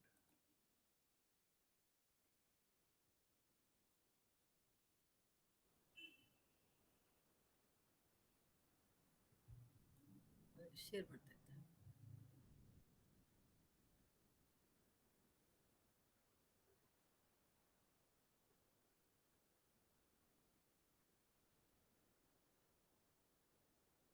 Yes, we can see Okay. it now. Yeah. Hope everybody can see it. Yeah. I call this experience as affinity. You know the meaning of affinity, correct? So the affinity between my mother and the throwball. So this is what I am going to speak for next 2 or 5 or 10 minutes. When I say affinity, it is an attraction to or a liking for something, correct? So it's everybody knows saying that what affinity is. So how this affinity started, who was my mother, who is my mother, and what was her condition before this affinity, and how this is continuing. These are the few thoughts which I will share during the course of this talk. Okay, so moving on to just to introduce my mother, who she is. She was born about 72 years ago. She was named as Saraswati by her parents. Saraswati, as many of you may know, is a god, Hindu goddess of knowledge, music, art, speech, wisdom, and learning. So she truly represents all these in one sense. Okay, she was married, got married to a college professor when she was 20-year-old, a proud mother of 3 children, a doting grandmother of 3 grandchildren at this point of time. And she is a homemaker of par excellence. So there she was. Okay, she was never played any game in her life. She never whenever I am her eldest son. When I used to play the sports in the college days or thereafter, there was a reluctance to saying that this guy is always in the ground. Correct. So now, at the age of 72, when we said saying that okay, you go ahead and start participate in this training, and she was kind of a little hesitant, saying that okay, what I will do by going there, what people will think. But definitely at the age of 72, when with a little bit push from me and my sister, she said saying that okay, basically major push came from Sampurna herself. So she said she will be part of this training, and she went through this training for about 12 months and 4 or 5 weeks, and then she's continuing to play till now. Okay. So what was her health conditions prior to this affinity, as I call as? She was diabetic from last 15 years. She was experiencing some nerve weakness, numbness in the feet. Hands were So, shivering. are you changing the slides or? Yeah, I just changed the slide. Okay. Maybe I'm not able to see the change slide. Okay. It's just now? stuck with the initial one. Now? No.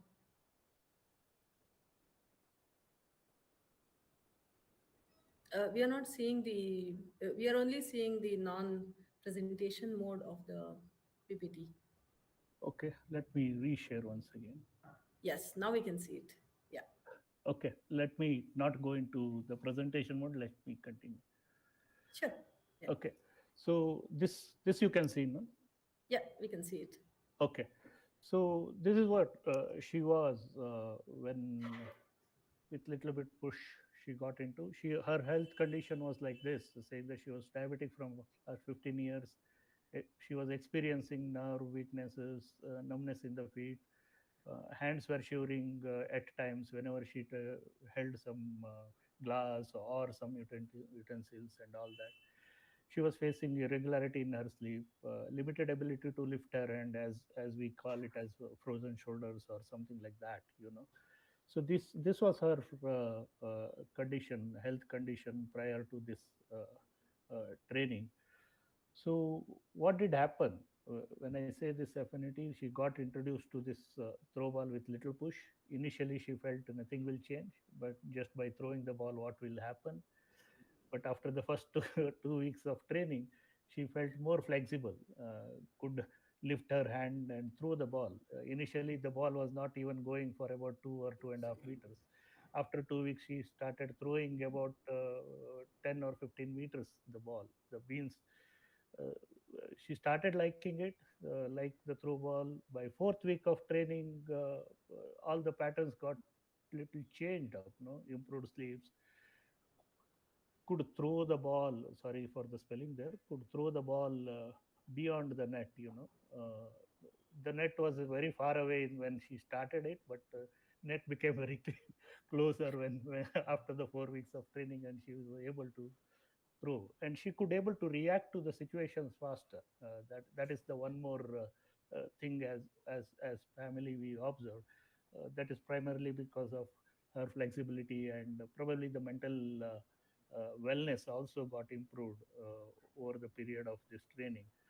And this is what the significant changes that we observed during the training as such.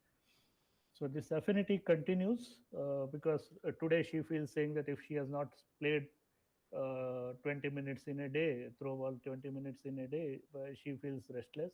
She says saying that I have to go to ground and play it. The shivering of the hands have reduced considerably, so as the numbness in the feet. So the much improved sleeping pattern she is observing. The body feels lighter and flexible. She says saying that I feel that as if I am 10 years younger right now. So this affinity between throwball and my mother is continuing. This is what I wanted to share, saying that okay, in brief, what throwball has done to a 72-year-old mother who is reliving her younger days, or 10-year younger days as of now. Once again, thank you, Sampurna, and thank you for the International Throwball Association for giving this opportunity to share the views on my mother.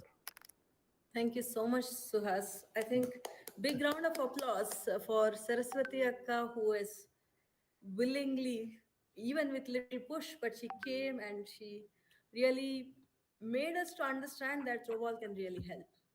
Yeah. And her participation is amazing, amazing, and commitment. In fact, she did not really miss any sessions during the research study when we conducted. That shows her commitment. Even though it started with a push, but I think she was very committed to see the results. And thank you so much. Is she there, Suhas? Would you like to show her on the screen? She is in native. I have logged in from Bangalore. Oh, I'm so sorry. It's okay. Okay. So that's it. So nice to be associated, as I said, and it's great to be. She feels great to be back at the ground and continue to play. Hope her health will keep on improving with the days to come. Yeah, absolutely. And 10 years younger, and she's Yeah. going to get 10 years more and more of her Aisha. Correct. Thank you so much. And she's a role model for all of us, in fact. Yes. Thank you. Going beyond the norms Correct. is not easy. Correct. That's what. See, the stigma was saying that what people will think if I go to ground and start playing. Don't worry about the people. To just worry about your health and focus on what you are doing will definitely bring in the changes. That is what we spoke, and ultimately it is happening. Yeah, absolutely. I think you said it well. Don't worry about what really people think. Rather, think about your own health Yes. and just be open to play that can change your life. Correct. So This is amazing. yeah, that's why I call it as an affinity, an attraction to, or Yeah. a liking for something which he got at the age of about 72 right now. Yeah, absolutely. I know you are a good sports person, and Yeah. Aparna, your sister, is also a very good friend of mine and a great sports person. And now is your mother greater than all of us, in fact. Yeah, yeah. Okay, Thank you then. so much. Yeah, thank you. Thanks for sharing your experience and It's a mother's pleasure. experience. It's a pleasure. It's a pleasure. Thank you, Shamalaka, for taking time and really making this research study happen there in Siddhapur. Was not an easy task, I know. You have spent hours and hours to make sure every time we come there, you have to make sure that there is a place available for the coaches to stay and place available for people to play and the ball is available on time. All these different factors are very key to make it successful. And I also would like to thank our team. Um, for those of you who are joined from other countries, just to let you know, when we conducted this particular study, we had people every weekend traveling from Bangalore to this Siddhapur. Siddhapur is a small town which is about 400 kilometers long. Every weekend, overnight bus people used to travel on. It's about 8 hours journey, and they used to go in the morning, reach there and start the training in the morning itself, and 2 days they used to train them, and on Sunday night they used to come back again and they used to go back to their college and their work. It was not an easy job even for coaches, and it was not an easy job for organizers like Shamalaka and Veenaka and all the participants who actually participated. They did not really let us lose our energy, and they were really giving us energy, saying that yes, I want to learn. And when somebody want to learn, all the coaches will be enthused, saying that yes, I can teach, right? I would like to thank all of them, and I also would like to thank Lions Club Siddhapur. Shamalaka has been a previous president of Lions Club, the first women president of Lions Club in Siddhapur, and she has done a lot of work, social activities, and this adds to her feather. She's a great enthused person. Thank you so much, and thank you Suhas, and thank you uh, Gopal Mawa and Sarsate and everybody. This is Thank you. amazing. Yeah. Thank you. See you soon. Thank you. Thank you all team. And any question for anybody on the call? There she is. Okay, she is the person. You are seeing her in the video. And Aparna is next to her. Aparna is my good friend and sports mate all throughout my childhood. And the new throwball player out there. So, Sarsate, do you want enter here? ನಮಸ್ಕಾರ. ನಮಸ್ಕಾರ.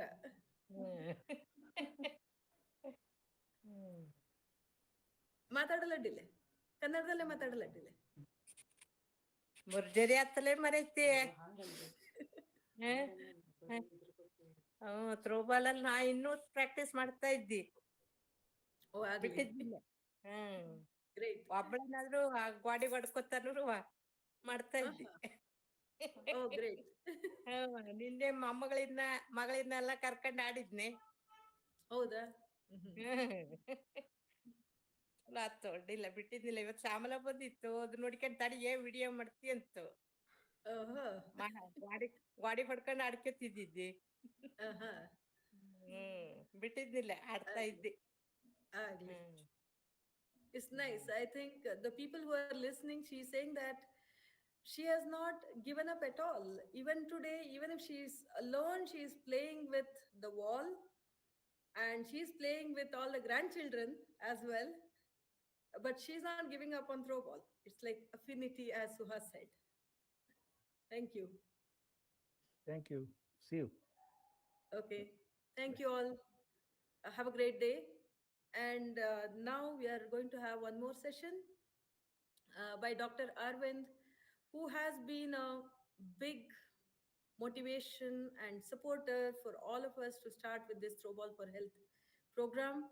And we can listen to him. He being a doctor himself, I think it adds a biggest support for all of us. Thank you. I also would like to call upon one more person before we close this and hand it over to Dr. Arvind, which is Prabhakar Reddy. We have Prabhakar Reddy. Okay, just give me a few seconds.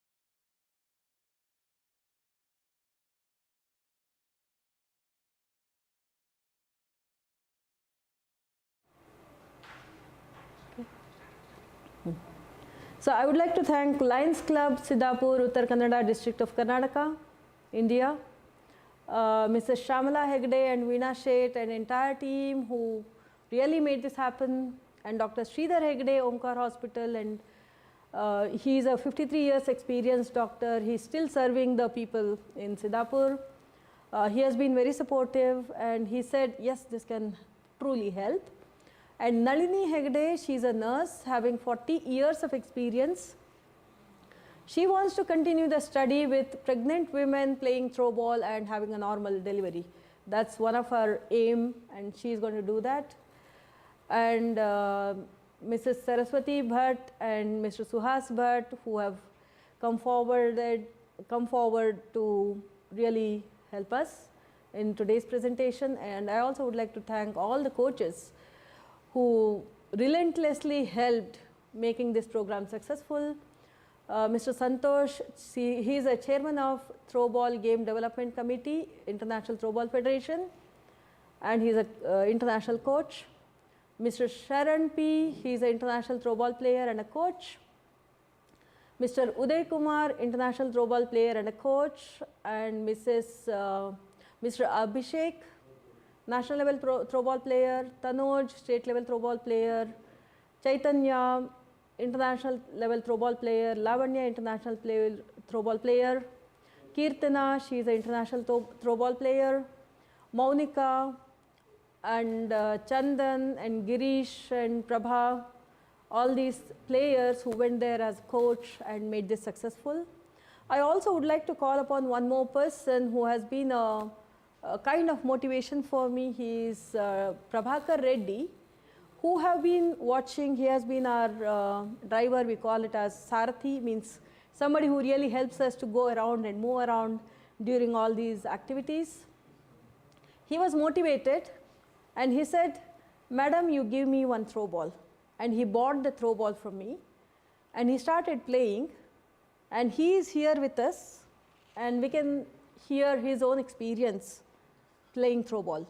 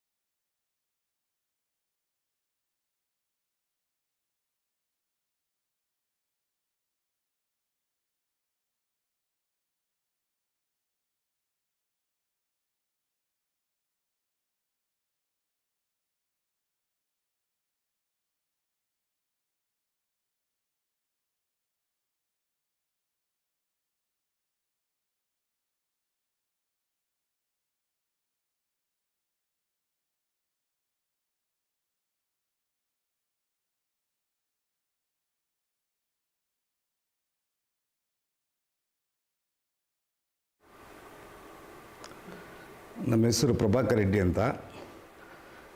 ನಮಗೆ sugar ಸ್ವಲ್ಪ diabetics ಇರೋದು. ಈ throwball ಬಗ್ಗೆ ಯಾರು ಹೇಳಿದ್ರು, ಸ್ವಲ್ಪ ಸಂಪೂರ್ಣ ಗಿಡಿ madam ಅವರು ಹೇಳಿದ್ರು. ಆಮೇಲೆ ನಮಗೆ ಸ್ಟಾರ್ಟಿಂಗು 400-500 ಶುಗರ್ ಇದ್ದಿದ್ದು. ಆಮೇಲೆ ಇದು ಥ್ರೋಬಾಲ್ದು ಬಗ್ಗೆ ಸ್ವಲ್ಪ ಗೊತ್ತಾಯಿತು. ಆಮೇಲೆ ಈ ಥ್ರೋಬಾಲ್ದು ಡೈಲಿ ಒಂದು 15 ನಿಮಿಷ 20 ನಿಮಿಷ ಆಡ್ತಾಯಿದ್ವಿ. ವಾಕು ಅದೆಲ್ಲ ಬೋಧನೆ ಕೂಡ ಎಷ್ಟು ಕಮ್ಮಿ ಆಗಿಲ್ಲ. ಆಮೇಲೆ ಡೈಲಿ ಬೆಳಿಗ್ಗೆ ಸಾಯಂಕಾಲ ಒಂದು 15 ನಿಮಿಷ ಆಡಿದ್ಮೇಲೆ ನಮಗೆ ಸ್ವಲ್ಪ ಶುಗರ್ ಕಂಟ್ರೋಲ್ ಆಯಿತು. ಈಗ ಒಂದು ತಿಂಗಳಿಂದ ಆಡ್ತಾಯಿದ್ದೀವಿ. ತಿಂಗಳು 1.5 ತಿಂಗಳಾಯಿತು. ನಮ್ಗೆ ಸ್ವಲ್ಪ ನಾರ್ಮಲ್ಲು. ಈಗ ಮೊನ್ನೆಲ್ಲ ಬ್ಲಡ್ ಚೆಕಪ್ ಮಾಡಿದ್ವಿ, ಅದೆಲ್ಲ ನಾರ್ಮಲ್ ಬಂದಿದೆ. ಈಗ ನಮ್ಮ ಮಿಸ್ಸಸ್ಗೆ ಸ್ವಲ್ಪ ಏನೋ ಕಾಲು ನೋವು ಅದಿತ್ತು. ನಾನು ನಮ್ಮ ಮಿಸ್ಸಸ್ ಇಬ್ಬರು ಸೇರಿ ಆಡ್ತಾಯಿದ್ದೀವಿ. ನಮ್ಗೆ ಒಳ್ಳೆ ಆರೋಗ್ಯ ಅನ್ನೋದು ಇದರಿಂದ ಸ್ವಲ್ಪ ನಮಗೆ ಗೊತ್ತಾಯಿತು. ಅದರಿಂದ ಈಗ ಡೈಲಿ ಇದರಿಂದ ಆಡ್ಕೊಂಡು ನಾವು ಸ್ವಲ್ಪ ಒಳ್ಳೆ ಆರೋಗ್ಯದಲ್ಲೇ ಇದ್ದೀವಿ. ಈ ಥ್ರೋಬಾಲಿಂದ ನಮಗೊಂದು ಒಳ್ಳೆಯದಾಯಿತು ಅನ್ನೋದು ಒಂದು ತೊಲಿಕೆ ಇದು ಆಗಿದೆ ನಮಗೆ.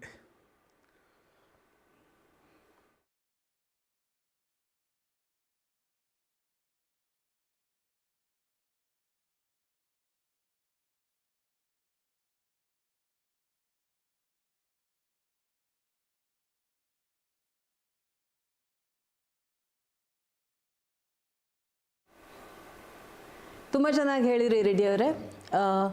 I just want to translate what he said. Driver Reddy, thank you so much for talking about it.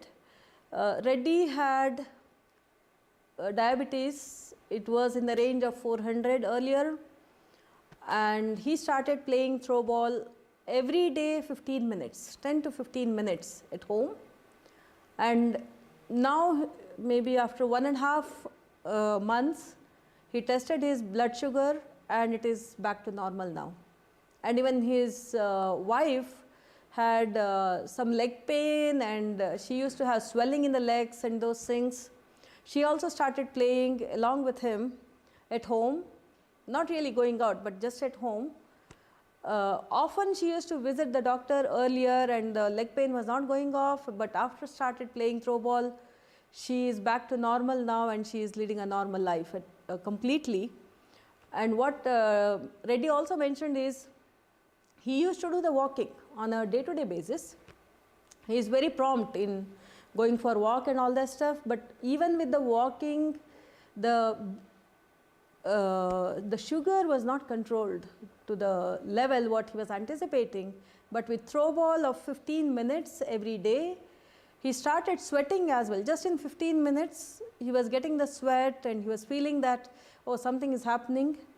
And now the blood sugar level is back to normal. I would like to thank him as well to consider this throwball as part of his journey. Thank you all for listening to us, and now is the time to call Dr. Arvind. He is with us here. He is a biggest supporter and mentor for me personally. He is a co-founder of Bloom Value Corporation. He is a fellow of World Congress of Nephrology. He recently received the fellowship in Thailand.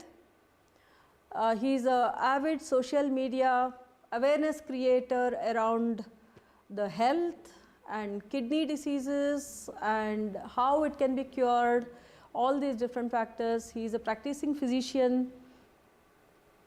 He is a transplant physician and nephrologist, and lot to talk about. I don't know how many number of papers he has already delivered at the international conferences. It's numerous. Maybe the count is more than 100. Dr. Arvind may be able to talk about that, but I think he has done lots and lots and lots of researches to really help the patients across the world, not just limiting himself to one area or set of patients. I have a high respect for him, and it's an honor to have Dr. Arvind with us today. And over to you, Dr. Arvind. Thank you.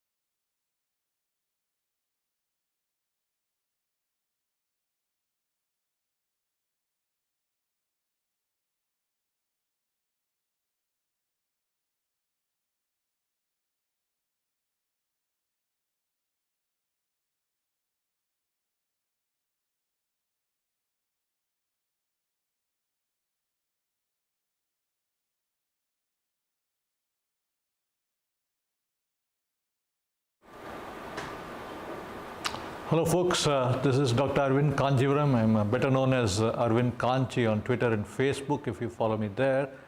I am a kidney specialist and transplant physician, and I work mainly in South Bangalore in India. It's a great pleasure to talk to you all on exercise and the benefits of exercise in chronic kidney disease patients as well as in dialysis patients. In particular, the game of Throwball that has impressed me on how we can actually use a game rather than exercise to benefit these patients, and I'll come to that in a few slides from now.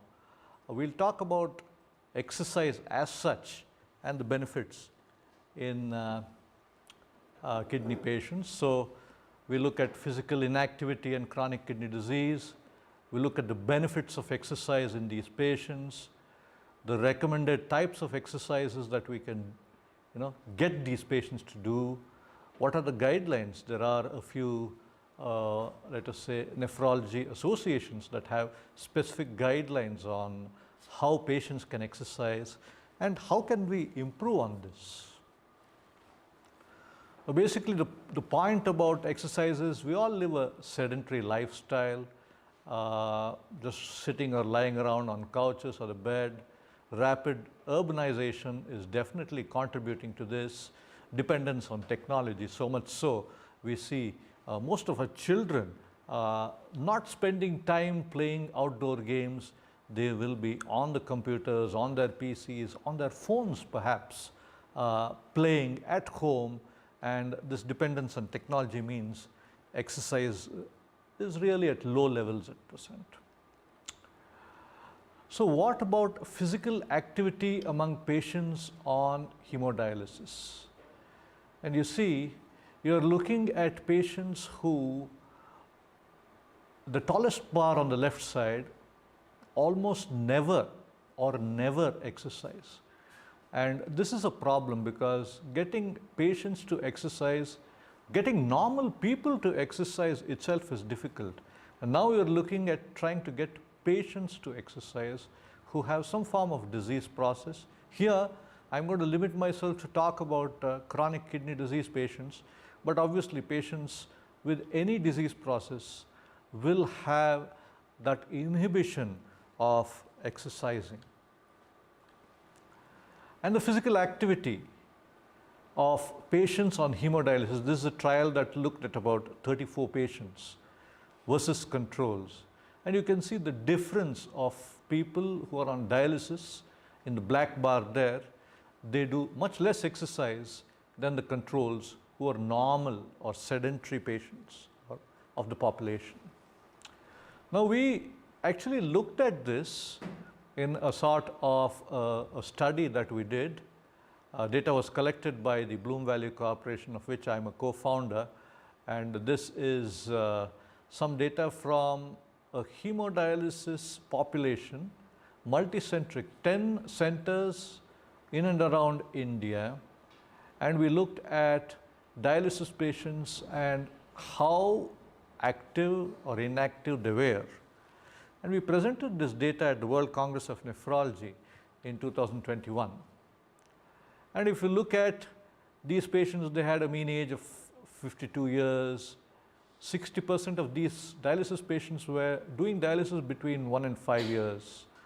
51% of them were on 3 times a week dialysis, and 79% of them were unemployed. But the startling statistic, perhaps not so startling, is the fact that 64% of our dialysis patients had limitation of physical activity. And this is quite important to note because physical activity is so important for patients to help improve their muscle and nerve strength, increase their appetite, increase, let us say, bone strength, as well as other things including cognition, and somehow that has not been happening in these patients. So this was what we call an EPROM survey, which is an electronic way of collecting data, which is patient-reported outcome measures. And it's quite an important thing because the patient themselves are reporting this. And this is where Our previous speaker and co-founder of Bloom Valley Corporation, Sampurna Hegde, stepped in. In fact, she stepped into my clinic room one day with this Throwball. You know, I'm having this in my hand as well here. And she presented me with this Throwball, saying that, why don't we try to galvanize these patients into action by not asking them to exercise, but by trying to play a game. This was a radical idea and something that I had not thought of before. This is something that really struck my mind. I said, look, we already have patients. We've proved it in that study, saying that there are 64% of them who are physically inactive. Why don't we give them a ball and get them to play throw ball and see how that would help them, you know, exercise. And why lack of exercise in these patients? Well, there are dietary deficiencies, there's malnutrition, there's weight loss, there's the fact that 3 times in a week they are already in a hospital trying to do dialysis, they have poor survival, they may have a disability, they may be dependent on others, their bones may be weak because dialysis patients tend to have a process called renal osteodystrophy that can cause weakness of the bone. So there are so many things, including loss of muscle mass. There's really so many things that basically mean that the kidney failure patient, either a CKD or chronic kidney disease patient or a patient on hemodialysis, you know, has that problem where he or she, you know, just does not want to exercise. And these are the barriers: sickness, fatigue, lack of equipment, lack of motivation, and probably this is the most important, lack of motivation. And depression, definitely, because they all do have depression in some form of or other. Now, what are the effects of physical inactivity? And this is very important. Your well-being is disturbed, poor control of high blood pressure, loss of muscle mass, you remain fatigued throughout the day, you lose bone strength because activity means increased bone strength, increased calcium deposition, frailty, and the frailty index of dialysis patients is really very high, poor appetite, dependence, and poor control of diabetes. And this is a study that showed the relationship between lifestyle and survival in patients on dialysis. If you look at the graph, there is an upper graph, an upper bar and a lower bar. You're looking at patients who were active among dialysis patients and patients who were sedentary. So you see, if you look at the time period on the x-axis and the mortality on the y-axis, you can see that those who are sedentary live for a lesser period of time than those who are non-sedentary or active. So this is quite important. Being active basically means that you're going to live longer. So if you do physical activity, especially dialysis patients, you are probably going to live longer. What about the benefits of exercise? And there are so many. Reduced cardiovascular mortality. Remember, dialysis patients, some of them have a mortality rate that is worse than some cancers. So it's very important to reduce this mortality because most of this is cardiovascular. This can be in the form of strokes, this can be in the form of heart attacks, this can be in the form of gangrene and other blocks to blood vessels, but this is a major problem among patients who are on dialysis. Physiological benefits of exercise include improved lipid profile, decrease in inflammatory markers, better absorption in your gastrointestinal tract of the food that you eat, improves exercise capacity, that is quite important, and improved clearance of waste products during dialysis. And the psychological benefits are equally important. There's reduced fatigue, there's improved perception of physical functioning, reduced anxiety and depression, and most of our dialysis patients unfortunately do have a mental status that borders on depression, and this is something that, you know, can be avoided or can be treated by getting them to exercise. The vitality of the patient is increased, and generally there's a general improvement overall in mental health.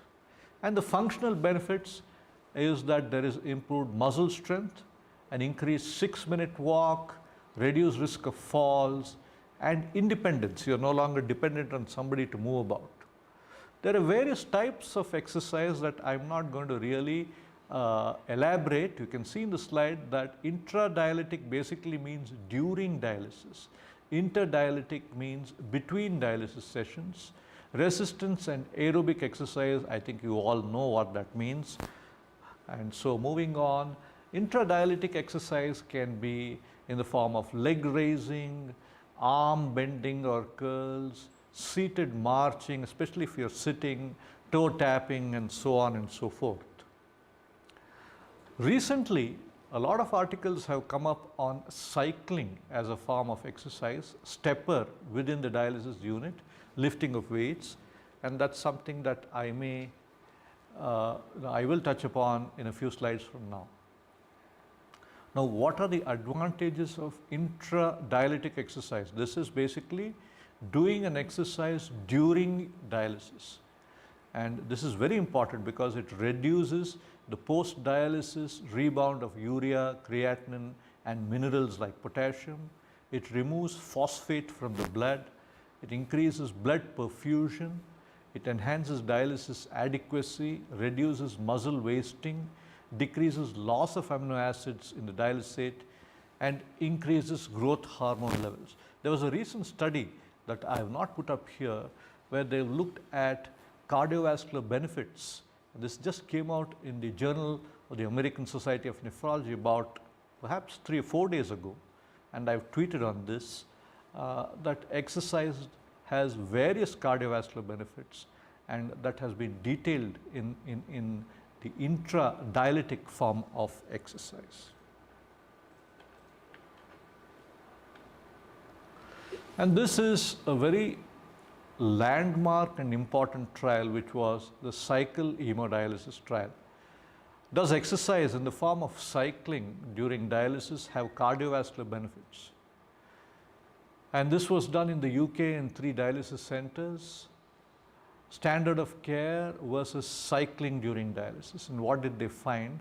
They found in a 6-month program of intradialytic, that is, cycling during dialysis, reduces left ventricular mass, which means that in most patients who are on dialysis, the heart is enlarged because of high blood pressure.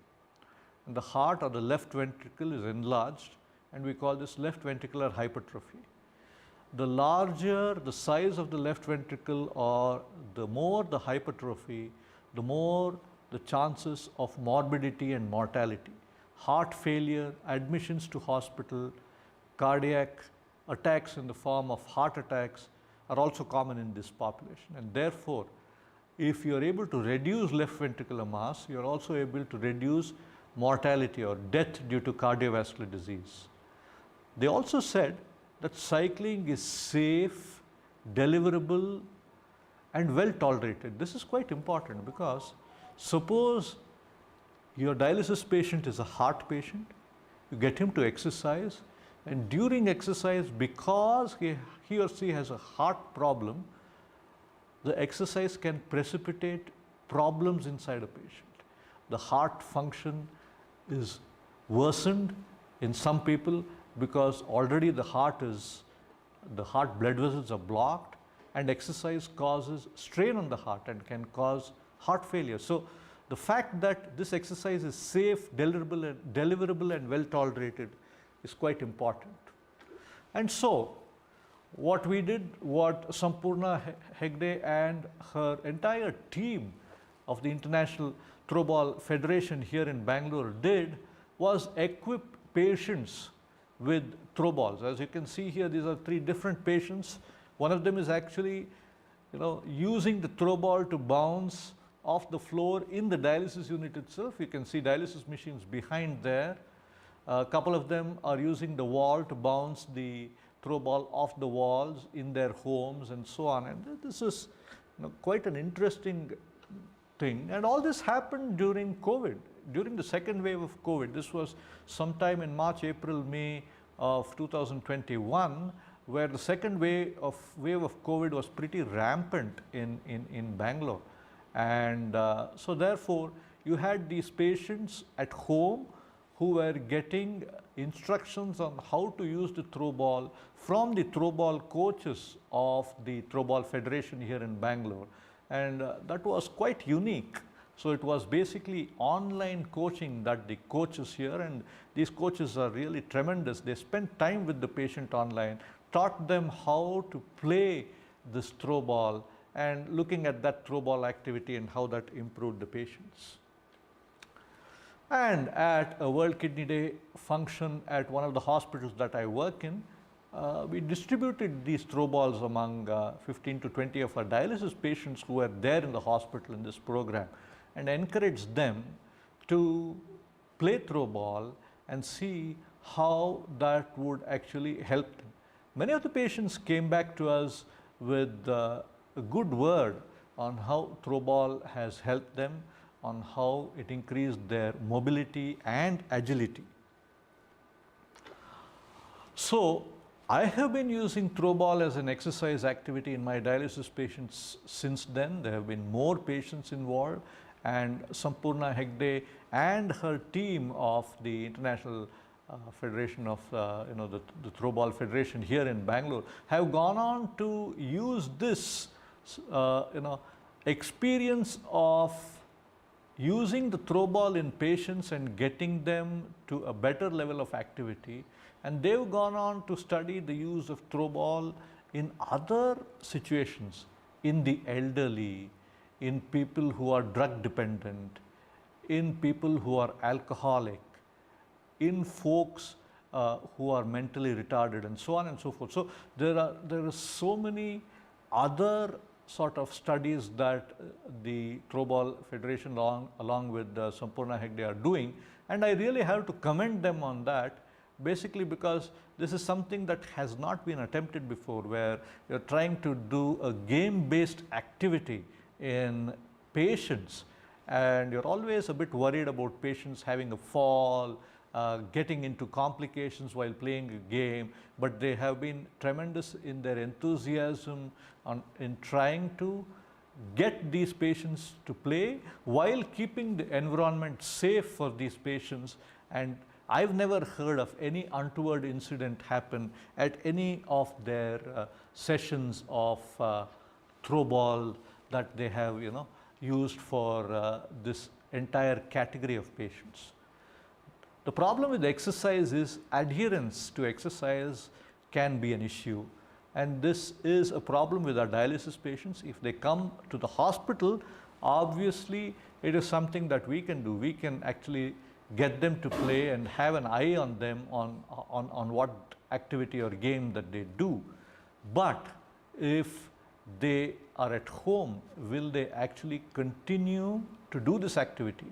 That is a bit difficult to predict, and therefore adherence can be an issue. On non-dialysis days, therefore, patients may have a lower rate of adherence because there is lack of motivation, lack of time, or logistic difficulty. So this is something that can happen. Aerobic exercise training is quite important in dialysis patients. Initial moderate training, progressing to vigorous training is very important, at least 30 minutes, and this can be done home-based, which can strengthen your muscles, flexibility exercises, walking or stationary cycling, swimming can all help this sort of aerobic training. Resistance exercise, basically muscle strength, and this is an important determinant of physical performance, predictor of gait speed or how fast the patient walks, the patient on dialysis. This is quite important. Weight machine exercises and resistance exercise training, therefore, is quite important. And combining resistance and aerobic exercise in our patients will give them increased exercise capacity, decrease muscle atrophy, improve autonomic control, and reduce risk of heart disease and heart dysrhythmias or arrhythmias. And this benefit of combined training has been looked at in a study where they've looked at combining both aerobic and strength exercise, and they've found that the walking distance in the aerobic group is increased by 28 meters, or 28 minutes. In the combined group, it goes up by 4 minutes more, up to 32 minutes. And if you are looking at quadriceps muscles, you are looking at, the aerobic group improved by 5%, the combined group where combined training means that they increased it even further, right up to 9%. So it's quite important to know, and this study was done in non-dialysis chronic kidney disease patients. When you combine aerobic with resistance training, you can add strength to the training, and patients can react by having increased benefits in all these aspects. I'm not going to dwell too much on the effects of different types of exercises, so we will move and look at certain guidelines, because it's important that we do follow guidelines while we do give exercise training for our dialysis patients. And this is a UK Kidney Research Consortium that had a specific guideline for exercises. You can see there that physical activity in those without contraindications and with stable and controlled comorbidities. This is very important, because for participants in daily physical activity, we know that some physical activity is better than no activity. And to maintain or improve physical function by undertaking these activities, it is quite important that they improve their strength, their balance and flexibility, and therefore do this at least 2 days in a week. So, if you want to implement exercises in your patients, including in dialysis units, you need to be aware of local exercise prescription policies, local physical activity referral programs. You should have regular conversations about exercise with patients to raise awareness. In fact, we were supposed to have a discussion with one of the patients, one of my patients, who was using Throwball at home, and he had called me about a couple of days ago saying that he was very fit and getting to walk a bit more. Madhav is his name, and is he coming on next? If he is not, should I continue for the next 5 to 10 minutes, which is what I will do. So physical activity comprises general work or leisure time for physical activities, structured exercise or sport. When possible, exercise should be supervised, because remember, these are patients, and therefore for compliance and efficacy, supervision of these patients is quite important. And you don't want them to have a fall. They will have brittle bones, and getting into an area where they have fractures and injuries is not a good thing. In hemodialysis, physical activity and exercise should be encouraged in the hemodialysis population when there are no contraindications.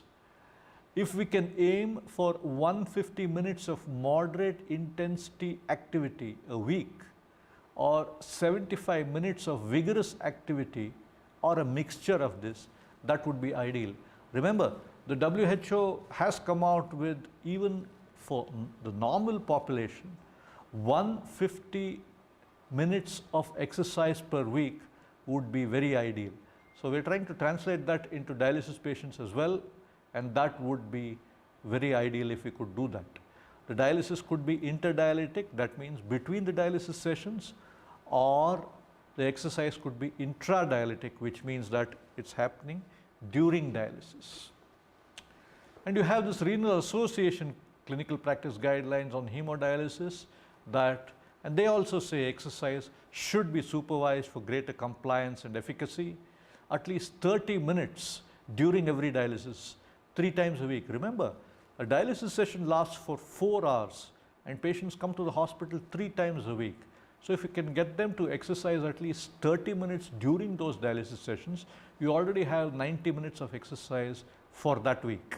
And if they can do another 40 minutes at home, or at least 60 minutes at home, you reach that goal of 150 minutes of exercise. Avoid dialysis, avoid doing exercise during the start of dialysis, maybe during the middle. Moderate exercise intensity only. Resistance training can be added. encouraged to complete additional exercise on non-dialysis days, and this is some motivation for the patients. If we can do that, that would be ideal. Avoid exercise. This is quite important. You can't just ask every patient to go on to exercise, especially if he or she is less than 3 months on dialysis and just getting to know how dialysis is and how it works for their bodies. Be careful. If there is perceived physical or psychological barriers, you would want to avoid it. If you have unstable ischemia, especially heart failure, uncontrolled rhythm problems in the heart, severe aortic stenosis, which is a valve stenosis that many of the dialysis patients can have, cardiomyopathy, which is muscle weakness of the heart, severe pulmonary artery hypertension, which is a right-sided increase in pulmonary artery pressures, which is present in more than 50% of our dialysis patients. Resting systolic blood pressure of more than 200, you wouldn't want them to exercise. If the diastolic BP is greater than 110, if they have symptomatic high BP or hypo, low blood pressure, you wouldn't want them to exercise. So be careful about which patients you want them to exercise. Peritoneal dialysis is another form of dialysis where it is done through the abdominal area, and even these patients have taken to exercise, and this is a study from the USA. Is an exercise program feasible for PD or peritoneal dialysis patients? And they've found that yes, it is, and a structured program can be done, and these are the percentages that they've looked at in these patients. What about in transplant patients? Definitely, transplant patients are probably, when their blood toxins like creatinine and urea reach near normal levels, they are probably much fitter than dialysis patients, and therefore they should be encouraged to do exercise, at least 150 minutes of moderate to vigorous physical activity every week, and identify individualized exercise to patients who are in need. How can we improve from here? We need to motivate patients to exercise, and this is always very difficult, basically because we don't motivate ourselves to exercise. If we don't exercise ourselves, how could we actually motivate others? So there are various ways and means that you could motivate. You could have something like Throwball, which I've already talked about. You could have group dances, group games. Throwball is one of those group games that I talked about.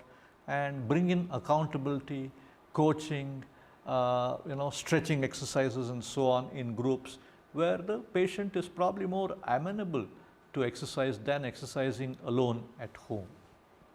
And how could physical activity be improved in patients with CKD? And this is another trial that has shown that there are various forms of physical activity that you can do as a CKD, a chronic kidney disease patient, or a dialysis patient, and this will definitely help in so many ways. What do we need to do?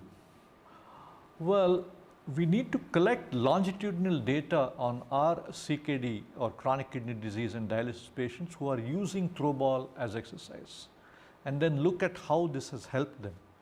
I have anecdotal data that the patient says it has helped them, but in terms of mobility, agility, the balance, independence, cardiovascular status, their mental status, and other morbidity issues, if we can enter data on the full set of patients, then hopefully we should be able to present that data in the next conference.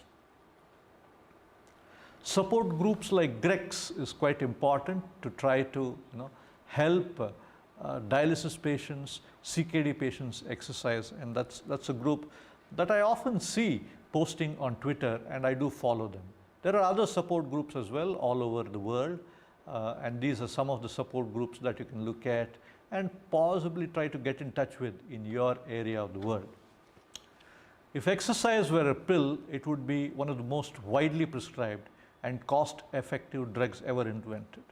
I would suggest and say that exercise is the cheapest form of therapy available which will make you fitter and a better person. Do try to exercise. Thank you. And I should thank my colleague Dr. Kritika Mohan, because she's made some of these slides in her own talk, and I've borrowed some of those slides here in my talk. Thank you.